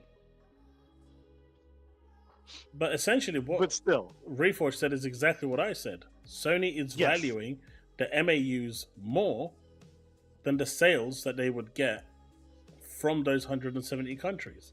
To them, growing the PSN numbers is more important, because I can guarantee you there are shareholders in Sony right now that are absolutely pissed off because they are seeing enormous amount of consoles sold, but there's no player growth, right? You look at Xbox, who has got 29 million consoles sold, and don't forget half PS4 users that haven't decided to upgrade to a PS5 as well. Yep, but you're seeing like 29 million Xbox Series console users, maybe 20 million, or another 30 million for Series, the Xbox One, and then you've got the PC like that, community as well. You've got 200 people, 200 million MAU compared to their 100 million. Xbox has doubled what they've got, So you've got shareholders right now who are saying, we've invested a fuck ton of money into Sony, and we don't see the player numbers increase. Look at Xbox over there. They have over 200 million players. That is over 200 million people that can spend money in a microtransaction store that we want to monetize. And Sony's sitting here saying, we sold all these consoles, but we don't have the player numbers to actually go with it. And so the shareholders right now are absolutely pissed because that's loss of revenue. They want a return on their investment. So I'm pretty sure it's, this whole MAU push is very, very much shareholder pushed rather than Sony. Because Sony would obviously Sony would go for more money. And they would look at ways to try and do stuff. And they probably might be doing that anyway. But the shareholders are like, we want those numbers increased now. So they've just launched one multi-plat MTX shooter in Helldivers 2. But they can't claim those MAUs. But no, because of the whole walk back with the PSN. But they have two that are lining up, which is Concord and the new Marvel game, Rivals. Marvel isn't their game, so it doesn't need PSN. Well, no, it's already been announced that they're going to have it. What, Marvel's thing? No. Because I don't think Marvel Rivals is coming to Xbox. It is.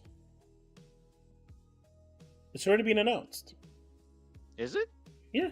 Marvel's Rivals is third party. That doesn't need Xbox Live or PSN or whatever. Well, I mean, you'll need it for your consoles. But on PC, you don't need a login. I didn't know that. Okay. But anyway. So it's Concord, God of War, and Until Dawn. All of those are going to require PSN logins because they want those user numbers. They want people on there because the next big... Because I don't know if they think Concord is going to be big or not, but the next big game that's going to be a live service that's going to do well, or even Destiny. I could see Destiny 3 requiring a PSN login, for example, right? Yeah. They want that in terms of microtransactions to be on there. So they want all of those PC players on there, giving them the money, giving them the numbers. So... Leaf Storm Blaze also, along with that, you also have to take into account that they were counting the PS Portal, the PSVR 2 as console sales in addition. Hot take. Battleborn Reborn. Nice. MAU is monthly active users, yes. Anyway. I don't have to agree with PlayStation doing it, but I can understand intellectually from a business perspective why they would say this is more important than selling Tsushima in those countries. Selling Ragnarok... I mean, Sony is not saying that. It is the shareholders saying it. And this is why there's a big kind of commotion right now. Well, there was with Microsoft potentially bidding for Steam. Steam doesn't right now have shareholders. So they're pretty much a private company that's running it themselves and putting the consumer first. Do you think for a split second, if Xbox was to own Steam, the shareholders would give a shit about consumers? I don't know. Probably not. Nope. And this is why people were against Microsoft owning Steam, because the shareholders will only care about a return of an investment. That is all they care about. And that is what is happening here. They want those MAUs now. They're looking at this in the long term. Now, of course, if you're talking about that, then you raise the question, if it's a live service game and you're caring about MAUs, why don't you put the game on Xbox as well and increase your audience and then get people on Xbox as well to actually sign up to your PSN to play the game? That's a good question. One I can't answer. Because if they cared that much about MAUs... Applause, by the way. If they cared that much about, like, over the top cared about MAUs, then that would be the next logical step. To put live service games everywhere, on every platform, to increase the number of players. But clearly, there are limits to the MAU increase for now. Gennaro, JTech was also the dummy that was saying that any game, even if it was the same as the PlayStation, just from turning his Xbox on, he was getting motion sick looking at it. Now, my little woman has motion sickness when she plays some games too, so I can fully understand that, hey, maybe he is doing that. But it's the game itself, not the console itself doing that. The same reason why I can't play PSVR 2 or MetaQuest 3, because I would get motion sick, because I don't like the idea of a VR simulation where I have to have something on my head like that.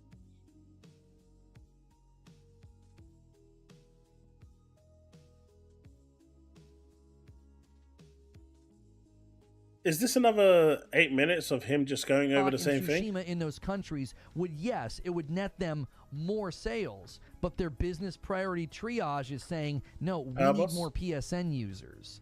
We're trying to grow our user base. Pretty much trying to break down get people everything about to what come Thor over is saying here from PC. They saw people do it with God of War 2018 buying PlayStation 5s for Ragnarok. Everybody wants to mock this on Twitter, and it's the same people every time. PlayStation doesn't know what they're doing. Best-selling accessory. PlayStation's incredibly stupid. They're in trouble. They're going to have to change. This is the most successful PlayStation generation that we've ever had. Okay, the best accessory part, let's be realistic. You can release literally shit on a stick and put the PlayStation logo, and those guys will still buy it. They pretty much remind me of Apple fans. You can release anything and they will buy it. How many times are you going to listen to the people that are wrong? It's like they're in the business of being wrong. And now they're sitting here saying, well, nobody's going to buy a PlayStation 5 if they're a PC gamer, completely ignoring the fact that a huge portion of the PC audience is not on a top-level rig and will inevitably play games like Ghost of Tsushima or God of War Ragnarok and have very mid-level performance. And if they could buy a... I love how he's saying that with zero self-awareness, too. The problem is, right, the big problem here is Reforge, like a lot of other people, they still believe that they are in the majority when it comes to 60 FPS gaming. And they are not. Contrary to belief and contrary to what people think, the biggest portion of gamers out there just do not give a shit about 60 FPS gaming. I know for some of you this might sound weird and baffling, especially from the PC audience, but they absolutely don't. They just don't care. Even console gamers, to a certain degree, the majority of them don't care. It's only us, people who turn up to these podcasts generally, people who follow the gaming news with intent, people who, are interested and have a vested interest in this stuff, they care. And they are, 5% maybe? Tops, I'd say 5% of the gaming community that actually cares. The others don't. And that is why when it comes to a lot of companies, they're not bothered because the majority doesn't care. Like, my son is pro Xbox. He always has been. I've tried to get, I asked him if he wanted his own PlayStation console. He doesn't want one. He just said if when they release them on PC, he'll play the games on PC. He's got no interest. Because I was going to give him my PS4 Pro, and he just said, no, I don't want it. And that's when I sent it to someone else, because I didn't have any need for it anymore. But, even when I asked him, how do you feel about X game going over to other platforms? And he just said, I don't care. As long as I got it on Game Pass, I don't care. And that is the mentality of pretty much the majority of gamers out there.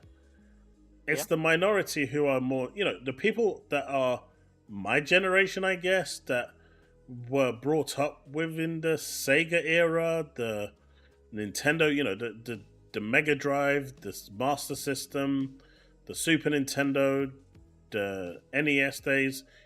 Us as, my generation that grew up with the GameCube, PlayStation 1, Xbox, that generation, they care because they've formed almost tribalistic attachment to the brand. But the generation like my kids, they just don't give a shit. They want to play Roblox and Fortnite and Valorant and all Mr. of this. 7-Digit hit it on the head. All of these games. Literally, no one would have bought a Switch if they cared about FPS. Bingo. Right? They just don't care. It's us oldies, us more. For me, I care about 60 FPS. I do. I'm not gonna lie. I care about it because I can see the difference. But for me, I've grown up with 30 FPS and then moved to 60. I don't want to regress. I will regress if I have to. I mean, I'm still playing Final Fantasy 16 with that horrible frame rate. But if I have the choice, I'd rather degrade my graphics and go to a better frame rate than have the best possible graphics and degrade my frame rate. I'd rather the opposite.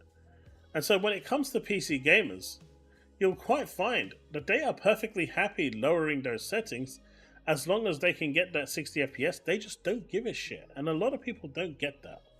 They just don't. See, Max City, you, I think, hit it on the head. How anybody can take this guy's opinion after what we just saw with the previous video from him, it's like baffling that he treats his community the way he does.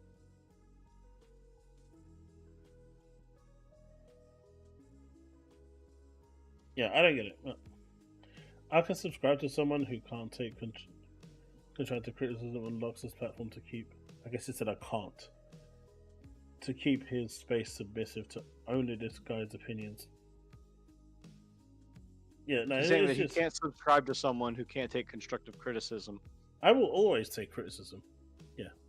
I mean, he's talking about Reforge. Yeah, I know. Reforge can't take constructive criticism at all. He literally just kicks you out. Like I've always said, if you disagree with me, happy days. I'm okay with that. It's a good conversation.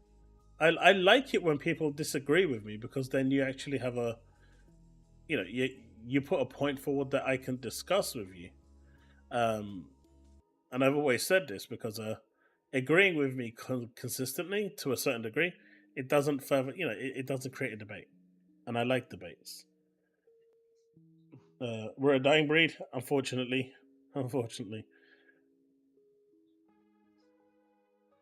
Hey, Alex, how's it going? Reforge is weird, but his cult following is there, and do you at the end of the day, we're going to see Silk Song? Yes, I reckon we will. Because a lot of people are hyped for that. But just look at this, right? That's what it's all about.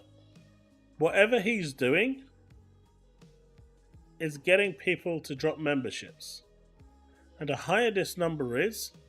On the right, I guess you can't really see my mouse, but the higher that viewer number, I was circling it, thinking you guys could see it. The more chance that member goal has to hit the goal that he wants. So I think he tries to get, 250 members a month, and if he hits that 250 members, 3,000 a month. 3,000? No, he has a set number before he turns ads off on his videos, on his streams. I think it's like 275 or 300 memberships, and then he wants turns 3,000 just to play a community game. Oh, that's different. I'm saying in terms of ad revenue, he wants like 300. I think it's 300 or something before he turns it off. But that's what it is. People are following him and dropping those memberships, and if they are liking what he is saying.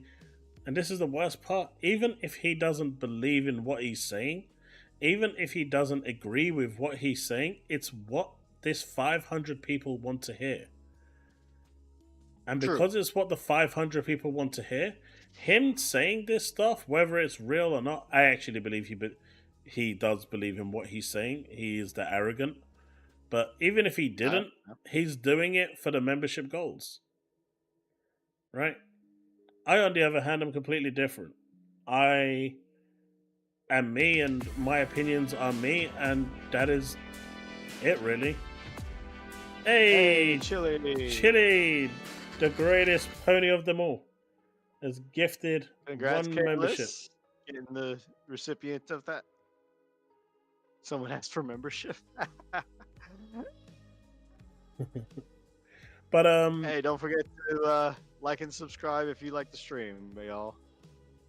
someone asked for a membership.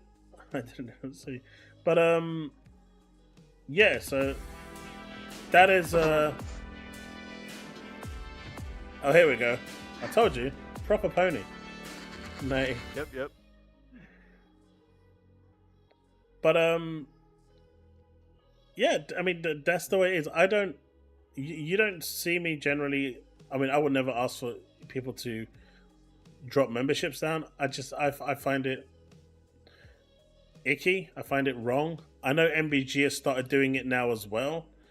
He started to go around in his streams telling people to drop memberships down to support the channel because his memberships have started to dry up, and to give other people a chance to get a membership when people are gifting it. But I don't like that. The most I will do is tell people to like and subscribe. That is as far as mine goes. If you want to get ad-free content on I think it's the $5 tier, every video I upload is done twice, and you get ad-free for the second tier. But that's a perk that I do for people. Really trying to get a rise out of you. But I won't. I can't do that. I just can't. I can't be fake for membership subs. I can't do it. Steven's really trying to get a rise out of you. I know he is. I'll like this stream when you all denounce waifu. How about I contact my friend and ask them to speak to Microsoft about your Gear 6, and to put put something in the actual game in one of the furthest reaches of the corner for Gear 6 with a little waifu picture, and then I'll go there, and you will know that it's there. You will know it's there in your game for the rest of eternity. Or you could just like the video, and I'll not ask him to do that. Kalis, me and Chaos went over this earlier. If in fact they do drop the Marcus Phoenix collection, I do believe that all of the COD games will also come to Game Pass. If not the 9th, then there will be an announcement date of when it's going to be coming. So the question is now, is Steve going to like the stream? Mm-hmm. Or am I going to put I'm going to ask a friend of mine the person I know, who knows people at Coalition, to put a small waifu picture on one of the rocks. And then you'll know forever that it's there. Even if you can't find it, it's there. And I know it's going to eat at you. 7 days, she has to go back to work doing a split shift today, so she's just kind of relaxing while she has the chance. All you have to do is like the video. And 7 Digit says he wants you to come back on the stream. They'll be nice.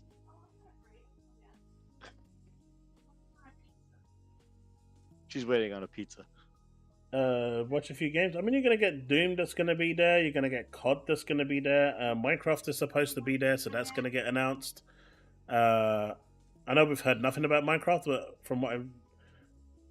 from the marketing that I've seen, Minecraft should be showcasing on June the 9th.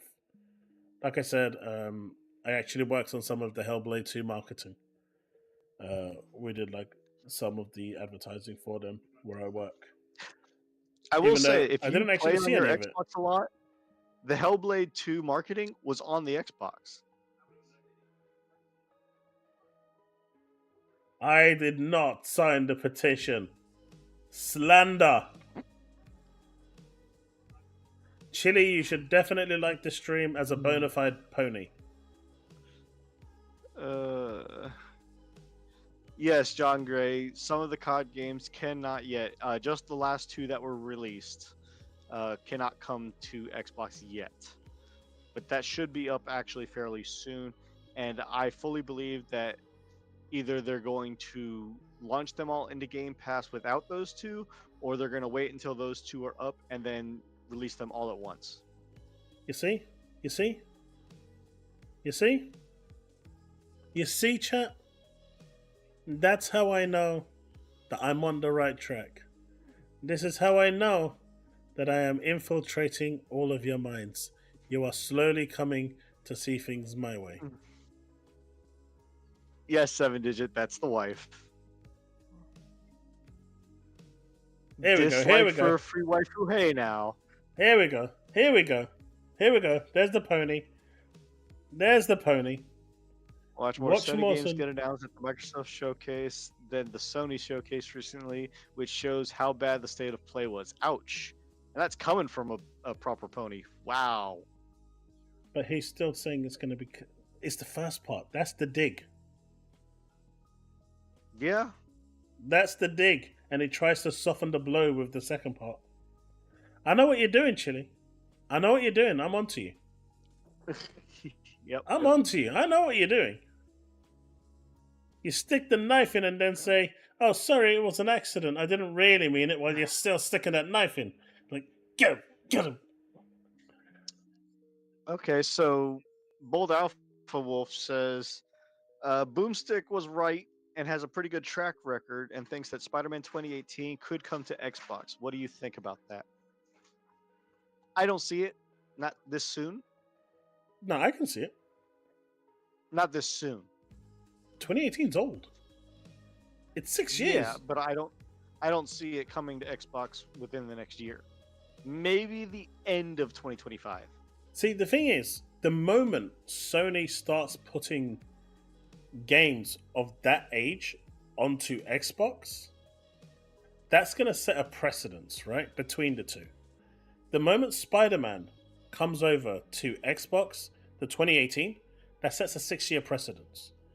So at that point, games going over to PlayStation for single-player games will now have, on average, a 4 to 6 year cadence, and it will be ported over. I agree. So that's what's going to happen. So Microsoft has already made the first gesture with the 4 games. It's on Sony now to respond, and I think Sony will respond, right? And when they do, and I would, there's a saying for those of you that are in the UK that know football, or soccer as you know in America. Many years ago, there was I think he might still be alive, but there was a manager called Kenny Dalglish. He managed Newcastle United Football Club. And he was really salty at Manchester United. And basically, Newcastle could win the league, but they needed Manchester United to lose. And his frustration at Alex Ferguson's arrogance went off the chart, and he lost his fucking cool live on TV. I like this comment from GoGoPo. They already kind of confirmed Helldivers 2, which is a bigger game, to come to Xbox. Have they though? Not outright officially, no. Yes, it's going to be dropped on the June 9th showcase, I think, which would be absolutely phenomenally hilarious. But you know what would even be better? What? Aside from, unlike PlayStation, it doesn't require online to play like PC users. It drops into Game Pass too. Yeah, but you're still gonna. I wonder if they're gonna make you sign into PSN though. Probably. But yeah, Kenny Dalglish turned around and said, if Manchester United lose, I'm gonna love it. I'm gonna fucking love it. Just to see the meltdown of all those United fans. And I am gonna be exactly the same. if Spider-Man gets announced on June the 9th, I am going to be parading that in their faces for weeks. If Helldivers drops on June the 9th, I am going to be parading that shit for weeks, and I am going to love it. Yeah. Absolutely Assault on love that. it. Oh my god. But That'll live be service, like the purest live of service the games, pure. maybe they Sony want to keep it exclusive for a year before porting it, or 6 months before porting it. But the single player games, the coveted single player games coming to Xbox, even if it was 2018 Spider-Man, that will hurt them way more. That will Chille hit it on the head. piss them off. Yeah, it's okay when we do it. It's just not okay when you do it, buddy. You need to understand that. When we do it, it's perfectly fine. No one cares. And that's how it should be. It only matters when you do it, because the moment we sign in with your details, everywhere gets hacked.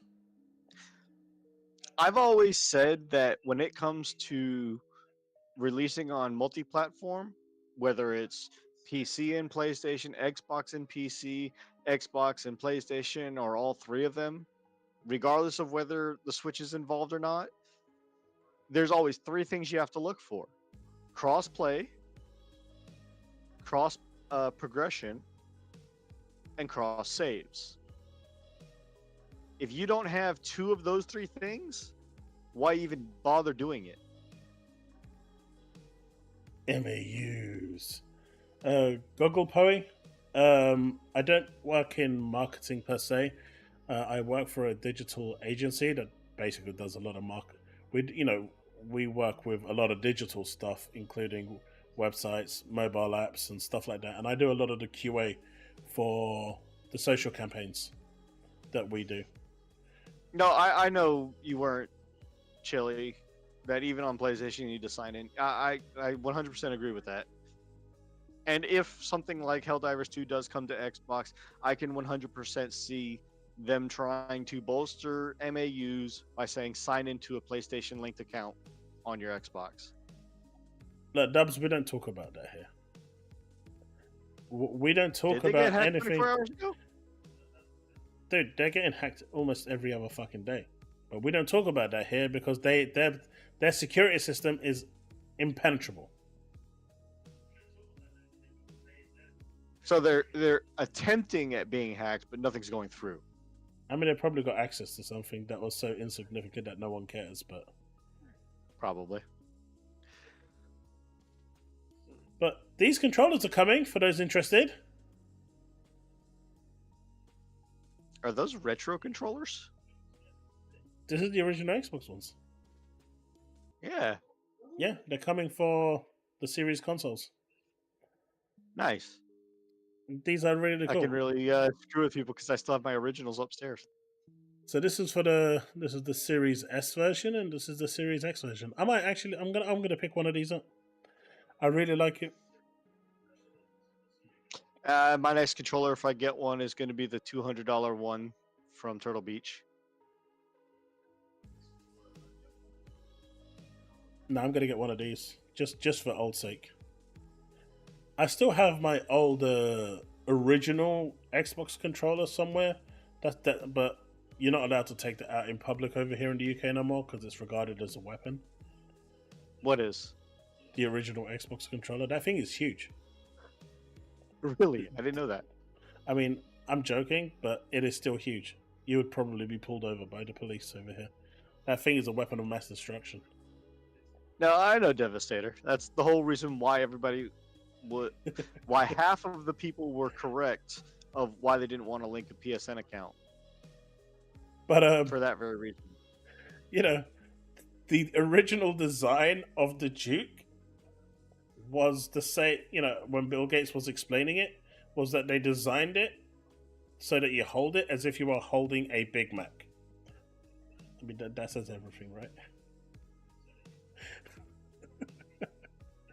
Alright, one last video before we call it a night because it is midnight. And we are going to watch this one because this one is interesting. Although Harmon Smith said something this week on social media that actually really annoyed me, and it's, you know, this guy is an absolute piece of shit. I mean, he already said something really degrading about women not long ago, but he actually turned around this time and said being racist, sexist, and something else is perfectly acceptable, and people shouldn't mind or care. And I don't understand why people give this guy the time of day. But let's see what he's got to see. Same reason why Reforge gets the time of day. I know, but at least he doesn't stoop to those levels.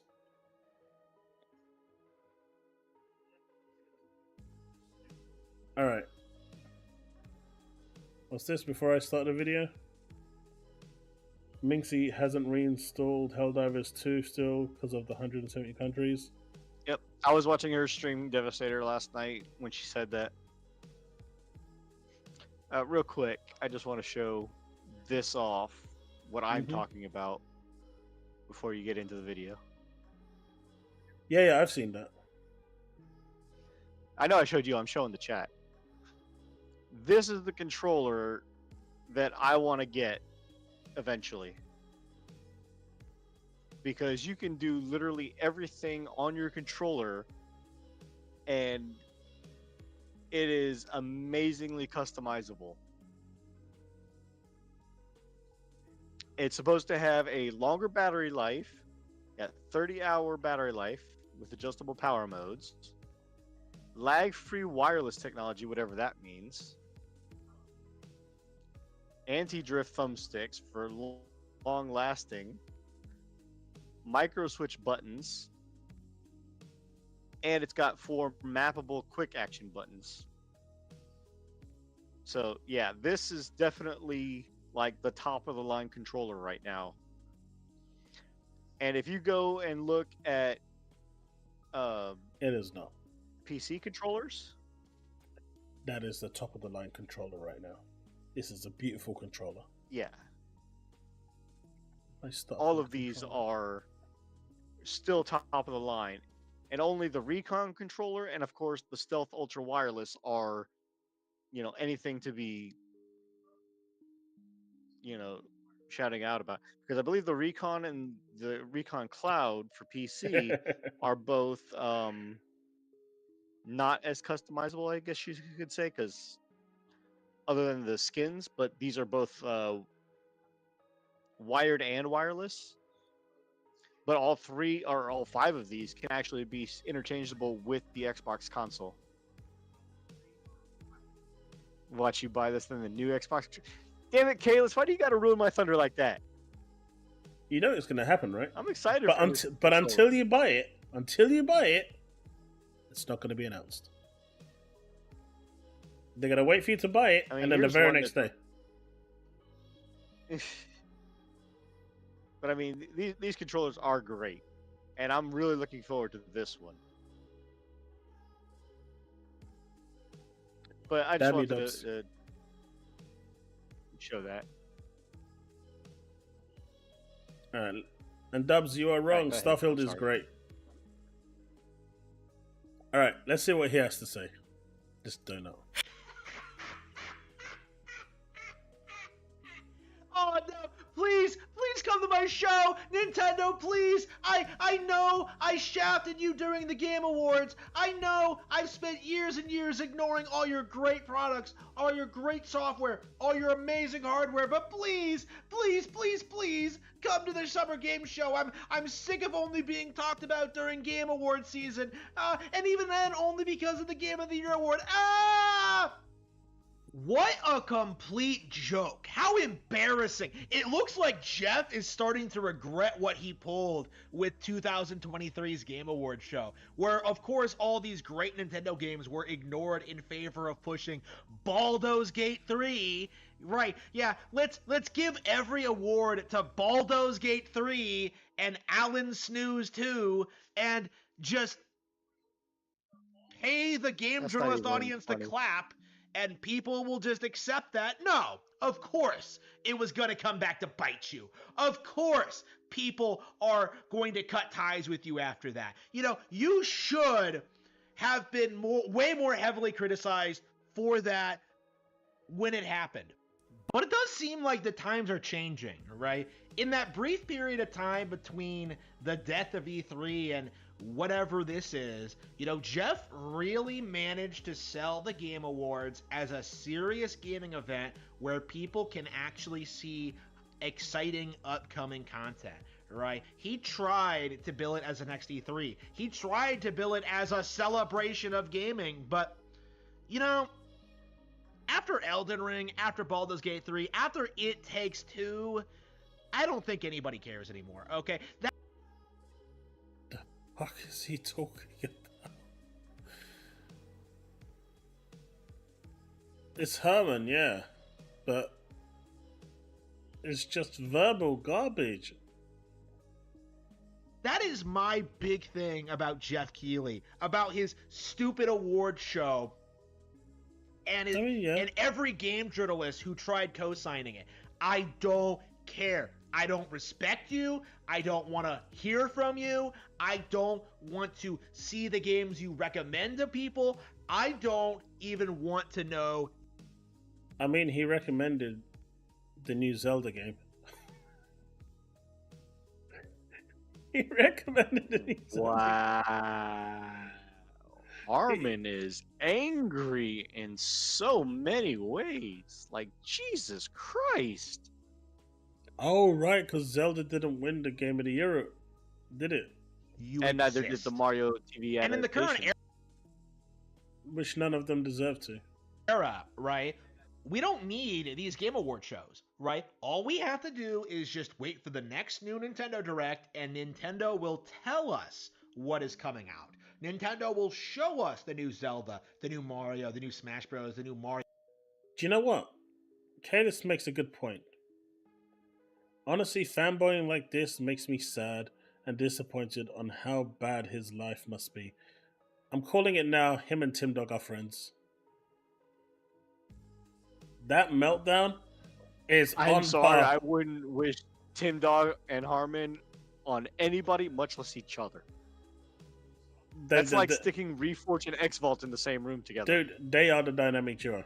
I'm calling it now. They have to be. Mario Kart, right? The new Pokemon, Metroid, Xenoblade, Fire Emblem, Kirby. Like, the list goes on and on. Like, I don't need Jeff's approval. Alright, I'm going to say one thing about Baldur's Gate 3, and it's going to be controversial. I don't really care. It's my view. You don't have to agree with it, and if you don't agree with it, that is perfectly okay, right? The only time I ever see anyone talking about Baldur's Gate 3 on social media is either when they're a dude posting a porn pic of them fucking a bear or fucking another chick, or they're a female with a dick fucking another chick. I don't actually see any gameplay or anything else. All I ever see is the porn scenes with the term Game of the Year 10 out of 10. That is all I ever see. If that is the unique selling point of the game, it's doing something wrong, because, you know, Larry has a game for you too.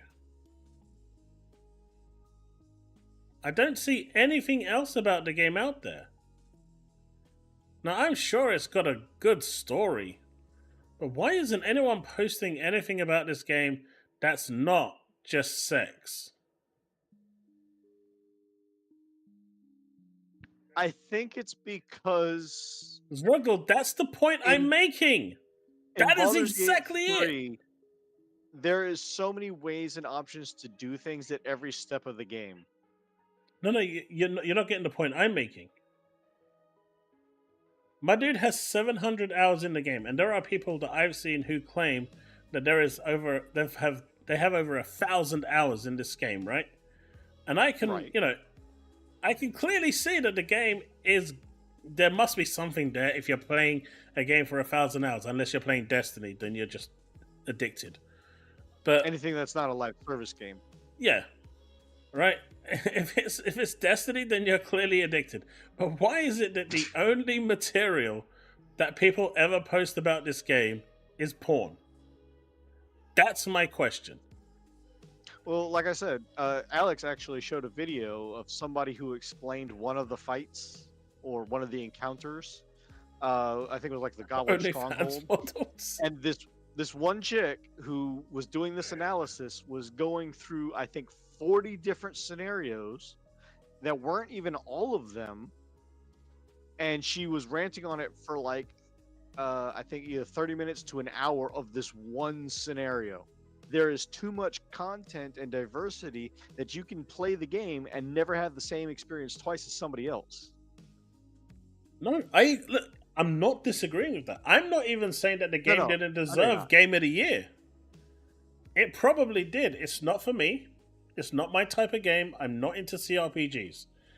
I still am going to give it I'm going to give it a bigger, more time investment. I'm going to give it another shot. I just don't like CRPGs. They've never been something I've been in. But I'm not going to sit here and say it's a shit game. Just like I'm not going to say Elden Ring is a shit game, even though I don't like Soul games. Clearly there's enough there, and I've seen from my son playing that there's a lot of good here with a lot of diversity in there in terms of gameplay and mechanics for it to be a good game. It's just not for me. What I'm saying is, you never see anyone showing off the cool aspects of the fucking game. All you see them is the scene. I mean, the majority of the stuff I see is that dude. I don't even know his name. Like I said, I haven't gone that far. But the tall, skinny dude, the one that voiced it when he was up at the show awards, he was kissing another girl. Or you go into that building with the pigs having sex on the table. Or you run up to a bear and start shagging the bear because people like to do that apparently. But even people at work when this game came out were just talking about sex. Nothing else. Why don't people actually start showcasing the game? That's the one. Romancing himself. Why don't people actually showcase the gameplay for the game so people that aren't actually, familiar with the game actually can see the gameplay? With Astarion specifically, the whole thing was he was playing the game, and he was using the game to romance the character that he voices in the game.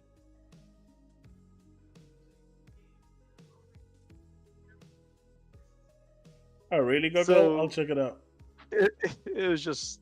But devastating. What it's done for me is pushed me further away. Yeah, it's Neil Newborn, that's the thing. But it's actually made me go more the opposite direction. I've not been a huge fan of those games anyway, and if that's what people are saying is the selling point, I just have to put my PS5 on and go to Pornhub. It's got its own app now, isn't it? Considering it's the most used app on the PS5, they've actually finally got its native app. Now, granted, I agree with you. Not every game is for everyone.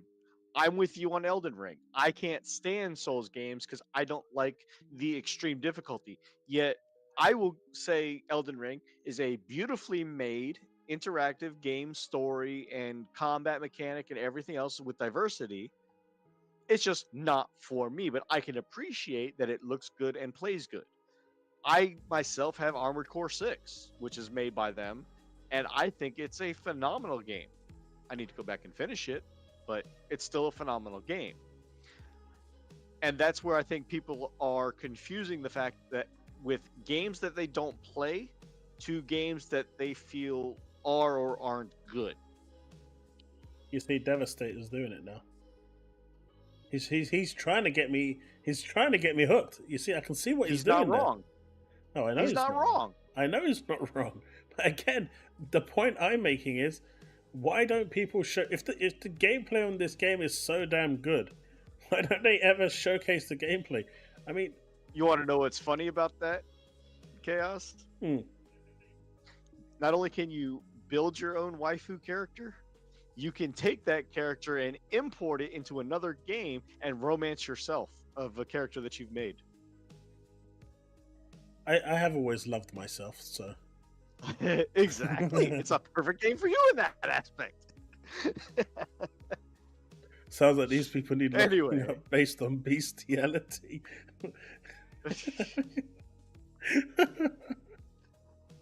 Wow.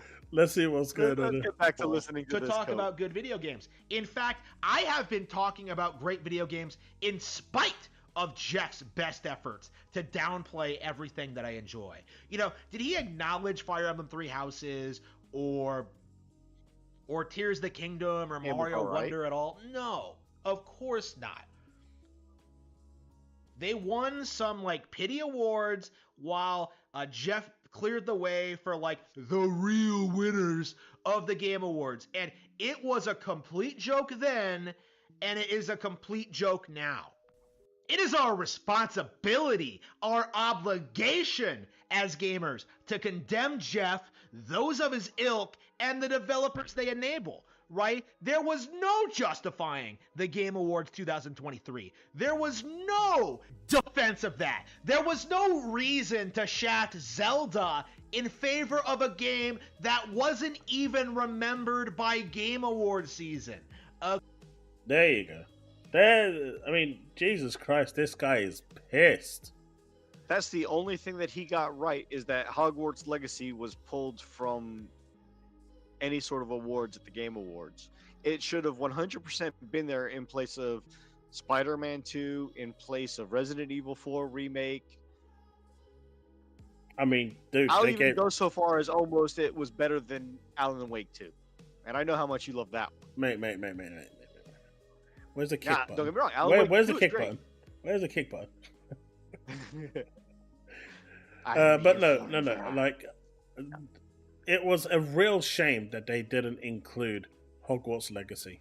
And I Yes. think, Hogwarts Legacy at least deserved the nomination, and it should have won a award. It did phenomenally well.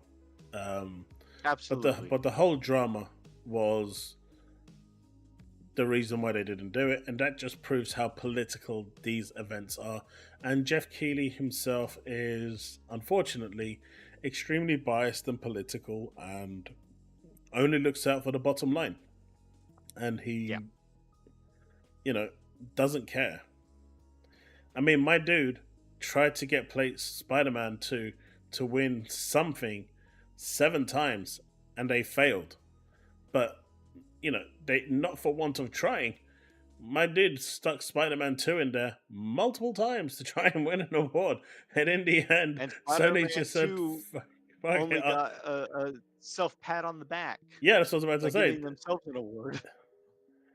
I get it's because of JKR, but JKR was paid a flat fee for that game. She's not getting any royalties from copies sold. This was announced ages ago. So whether the game does well or bad is irrelevant. JKR took her money and she's off. They agreed on a flat fee She for created something the that wasn't universe. royalty. She had nothing to do with the game.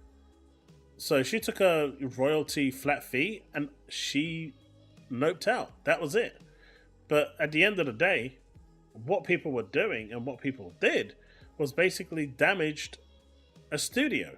They prevented a studio from, well, I guess the boycott didn't work anyway. It actually made the sales go higher. But they prevented them from winning awards, and that's just not how this is supposed to work. Addy, that is beautiful.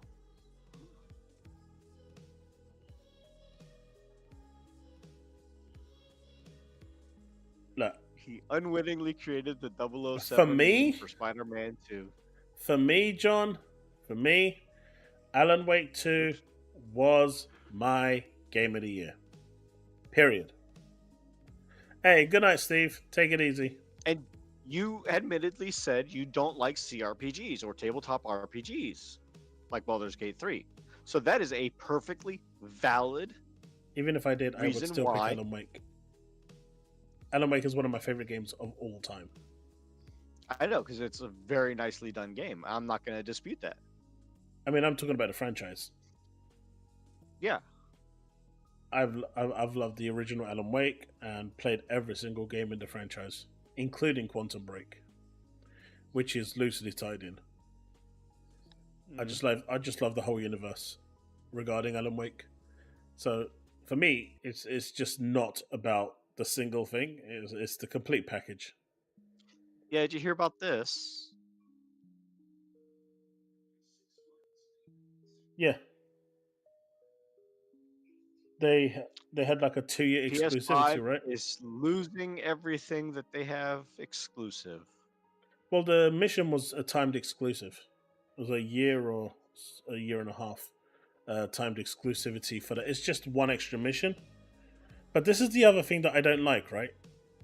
If the PlayStation version had that extra mission, and a couple years ago, Call of Duty also had an extra mission that Xbox didn't get, and they had it for a year. I mean, who gives a shit after a year for a Call of Duty game? No one, because you're buying the next Call of Duty. But I don't like the fact that I have to pay the same price as someone else who is getting more content. That is a very valid argument. Absolutely. And I do not like that. I do not like that. Now, if the PlayStation version is going to get the extra mission, fine, but they pay extra for it. Or if they're going to pay the same price, give me a discount on the Xbox version. That irritates me. It irritates me a lot. That's the whole point. It shouldn't be that way if it's on multiple platforms. There shouldn't be exclusivity for one platform over the other, especially on a multi-plat release. I mean, in Destiny 1, the weapons were exclusive until Destiny 2 came out. Yeah. Those 3 or 4 exotics finally came to other platforms a day before Destiny 2 was released. Like, what's the fucking point?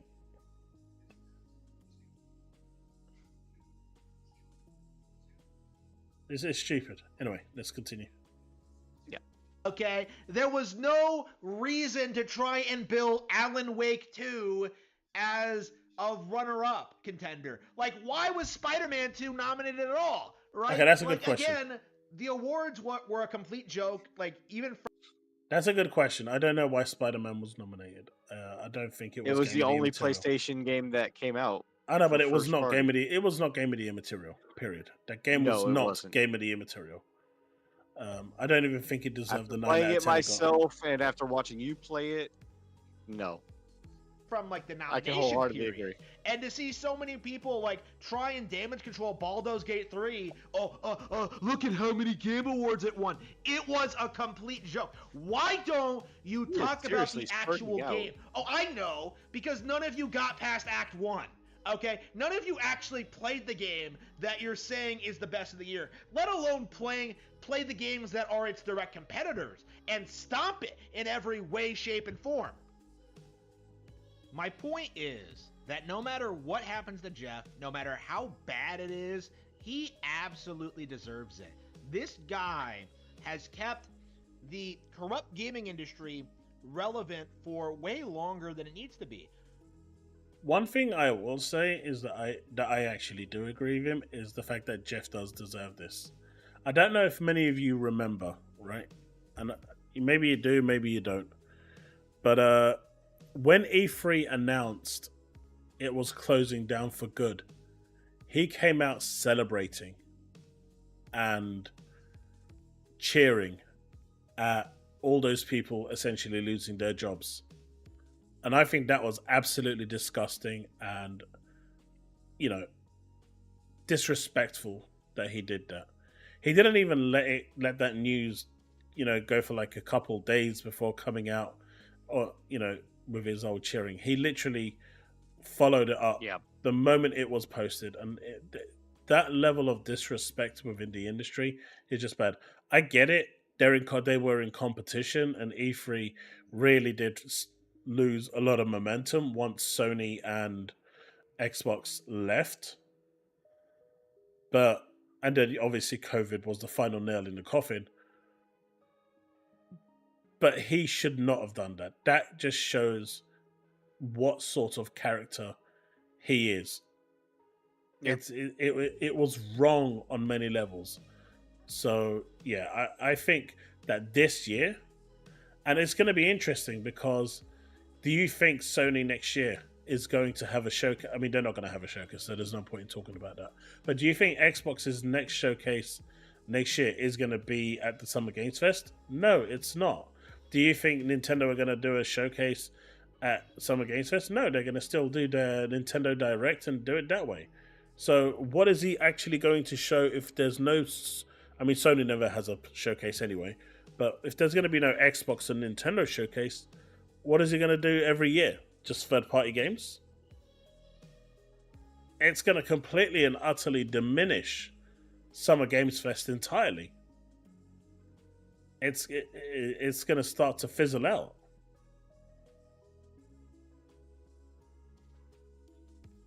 Organizers, Brick.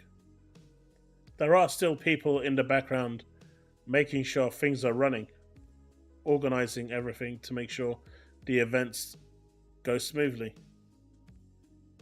But he was there celebrating that they were dead. And that, to me, that was wrong. How long has the Game Awards served as a smokescreen to pretend that these awards are given out by a fair and unbiased jury who in no way, shape, or form have any political biases or ties to certain developers, or, most importantly, a bias towards the Western gaming sphere as a whole? The Game of the Year, the Game Awards for 2023 were so I can agree with that as devastating that I have no intention of ever watching them again. I have no interest in anything Jeff Keighley does or says. I have him and the Game Awards show blocked on Twitter, and I'm glad to see Nintendo give him the finger and do their own thing this E3 season. Like, they don't need the Summer Game Fest. If anything, I think Jeff is a detriment to them and their business. How dare he try and weaponize the gaming press against Nintendo? How dare he try to hype up some no-name Western RPG studio in Larian over, the most iconic fantasy brand series in gaming? How dare he try and promote that BG3 is also on the Switch? Right? How dare he push nonsense? I'm pretty sure BG3 is also on the Switch. No way. It doesn't have enough RAM. Like Alan Wake 2 or Spider-Man 2. Like, again, this award show was a joke. And Nintendo is... How is he trying to weaponize the media against Nintendo, though? I don't get it. He's not. By him saying he hopes Nintendo will participate in the Summer Game Fest someday? Absolutely in the right for cutting this joker out of the picture completely.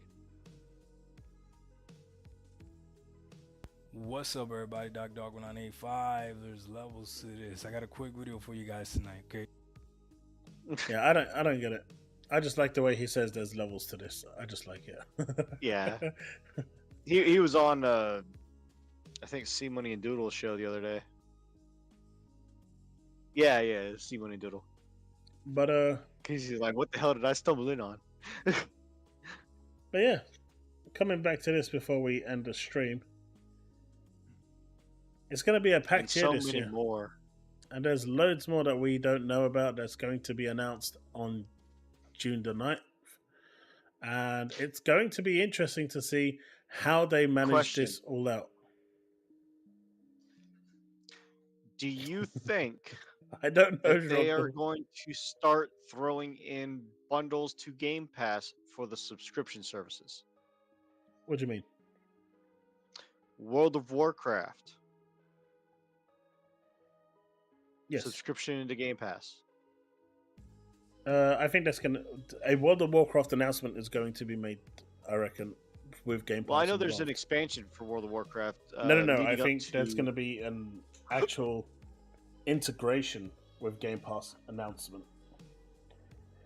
Now, if they want to get the subscriptions up for Game Pass, obviously saying a WoW subscription is part of Game Pass is going to get a lot of people onto Game Pass. Oh, absolutely. But at the same time, I don't know if they can actually, not afford is the wrong word, but if they can actually turn around and say, right, we are going to lose all this money for subscriptions. Now, obviously, not everyone's going to go to Game Pass. So, I mean, they're doing it with COD anyway. So, they might be looking at it by saying, if we get people into WoW, there's lots of microtransactions there that they could be spending money on. So, that could be a potential gateway to get people in. Like, I think someone in chat earlier today said, if WoW is on Game Pass, they will give it a go and try and play it. And now, if that person actually does enjoy it, they're going to continue playing it as part of their Game Pass, but they may then be inclined over time to spend more money on microtransactions, like on mounts and shit like that, than they would do actually for the whole year subscription. So, Donald, to answer your question, I am thinking that it is going to be about 30 different games.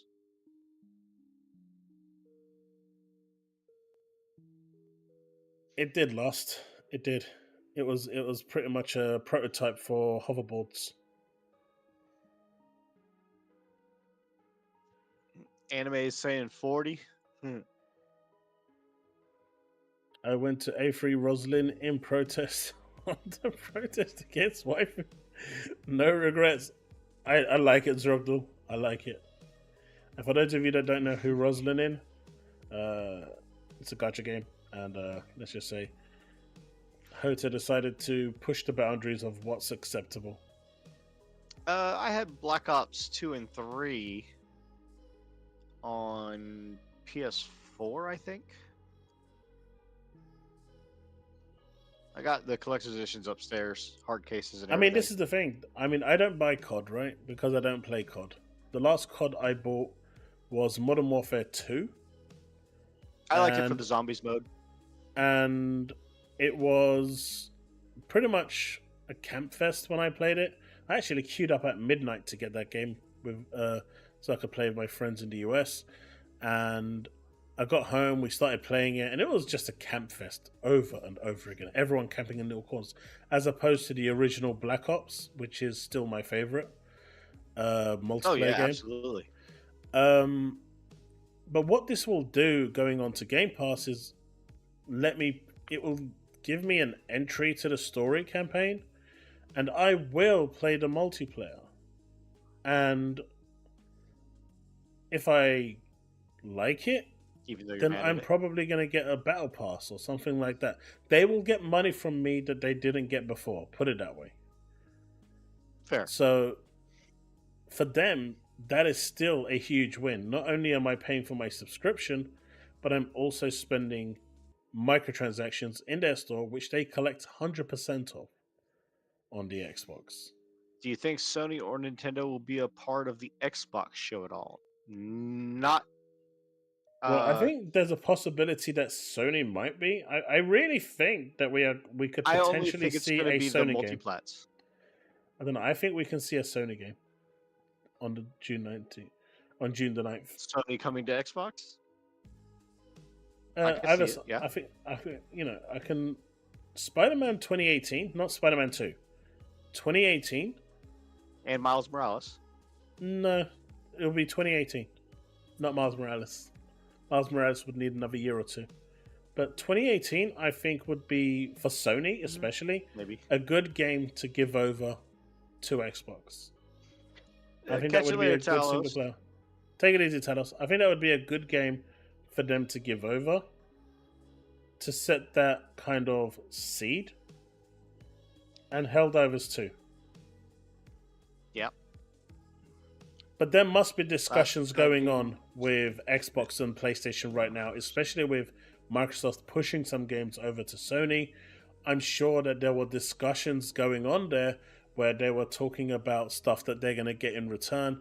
But obviously, Sony would have probably played a bit more hardball and said there is a certain duration that we want these games to be available on our platform before they go anywhere else.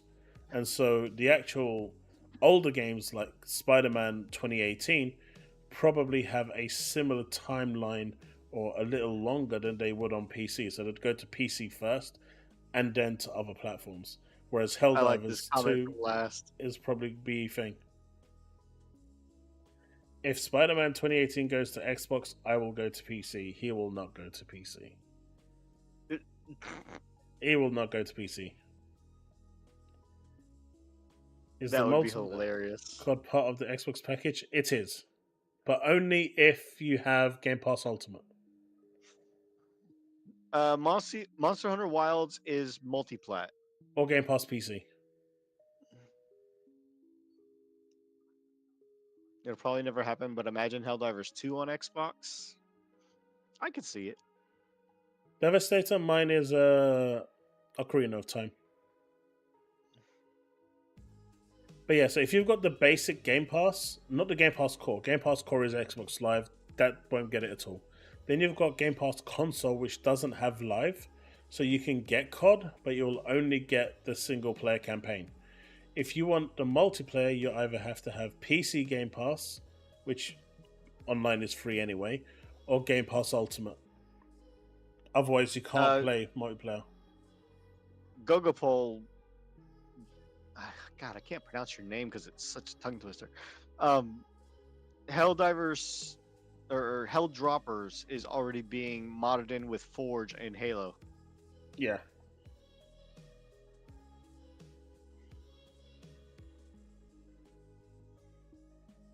I mean, I wouldn't say he was Phil port wasn't begging. port begging last. He just said he doesn't wasn't see port begging. who it benefits. I mean, Sony stood to make Deep Rock more money. Galactic is pretty good. Sony stood to make more money by putting that game on as many platforms as possible. So Yeah, it's not helping Sony. It's not helping anyone else. Who is it actually helping? It was a valid question. Now, if the game wasn't on PC and it was only available on PlayStation, then you could turn around and say, well, it's exclusive to PlayStation. If you want to play it, the only place you can play it is on the PlayStation platform. But the moment it's gone to PC, then you ask the question as a live service game, who is it helping? Yeah. You're just limiting you're limiting your income. But clearly, there is other factors at play here. But folks, that is going to be it. I'm probably going to be back on Thursday for a smaller stream over here. Tomorrow, I'm going to be playing some Destiny 2 and seeing what the campaign is like for the final shape. So if you want to join me there, it's at twitch.tv/ChaosPrimeZ gaming. So hopefully I'll see a bunch of you there. No, Gen X Gamer, it's not. No, These are just Gen X announced games that we know of. These are just the announced games that we know of. Powerboss, if you just want to tag yourself with your channel dues. I will do that.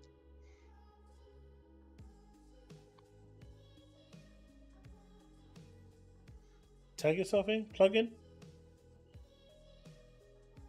I'm on Twitter, I'm on YouTube, I'm on X. Or Twitch. I stream on Twitch. I re-upload on YouTube later. I don't do live streams on YouTube yet. I don't know if I ever will. I'm on Twitter, Powerboss123. If I'm not here for Chaos on Sunday for the live stream event for the Xbox event, I will 100% be streaming on Twitch myself. Similar to what me and Chaos use for this, I will have on Twitch. So if people want to call in after the actual presentation is over, I will be doing that if I'm not here with Chaos. But Powerboss123 on Twitch. Perfect Dark will be PC and console. Microsoft can't stop day and date with PC anymore. And it's first party, and they've already said that first party is going to 100% be both. Xbox getting Spider-Man 2018. Someone clipped that from last. He's our leaker now, official leaker. He has confirmed that Spider-Man 2018 will be shown on June the 9th. And with that, folks, I am going to call it a night. Thank you so much for watching. And until the next one, remain legend. Peace out. Bye.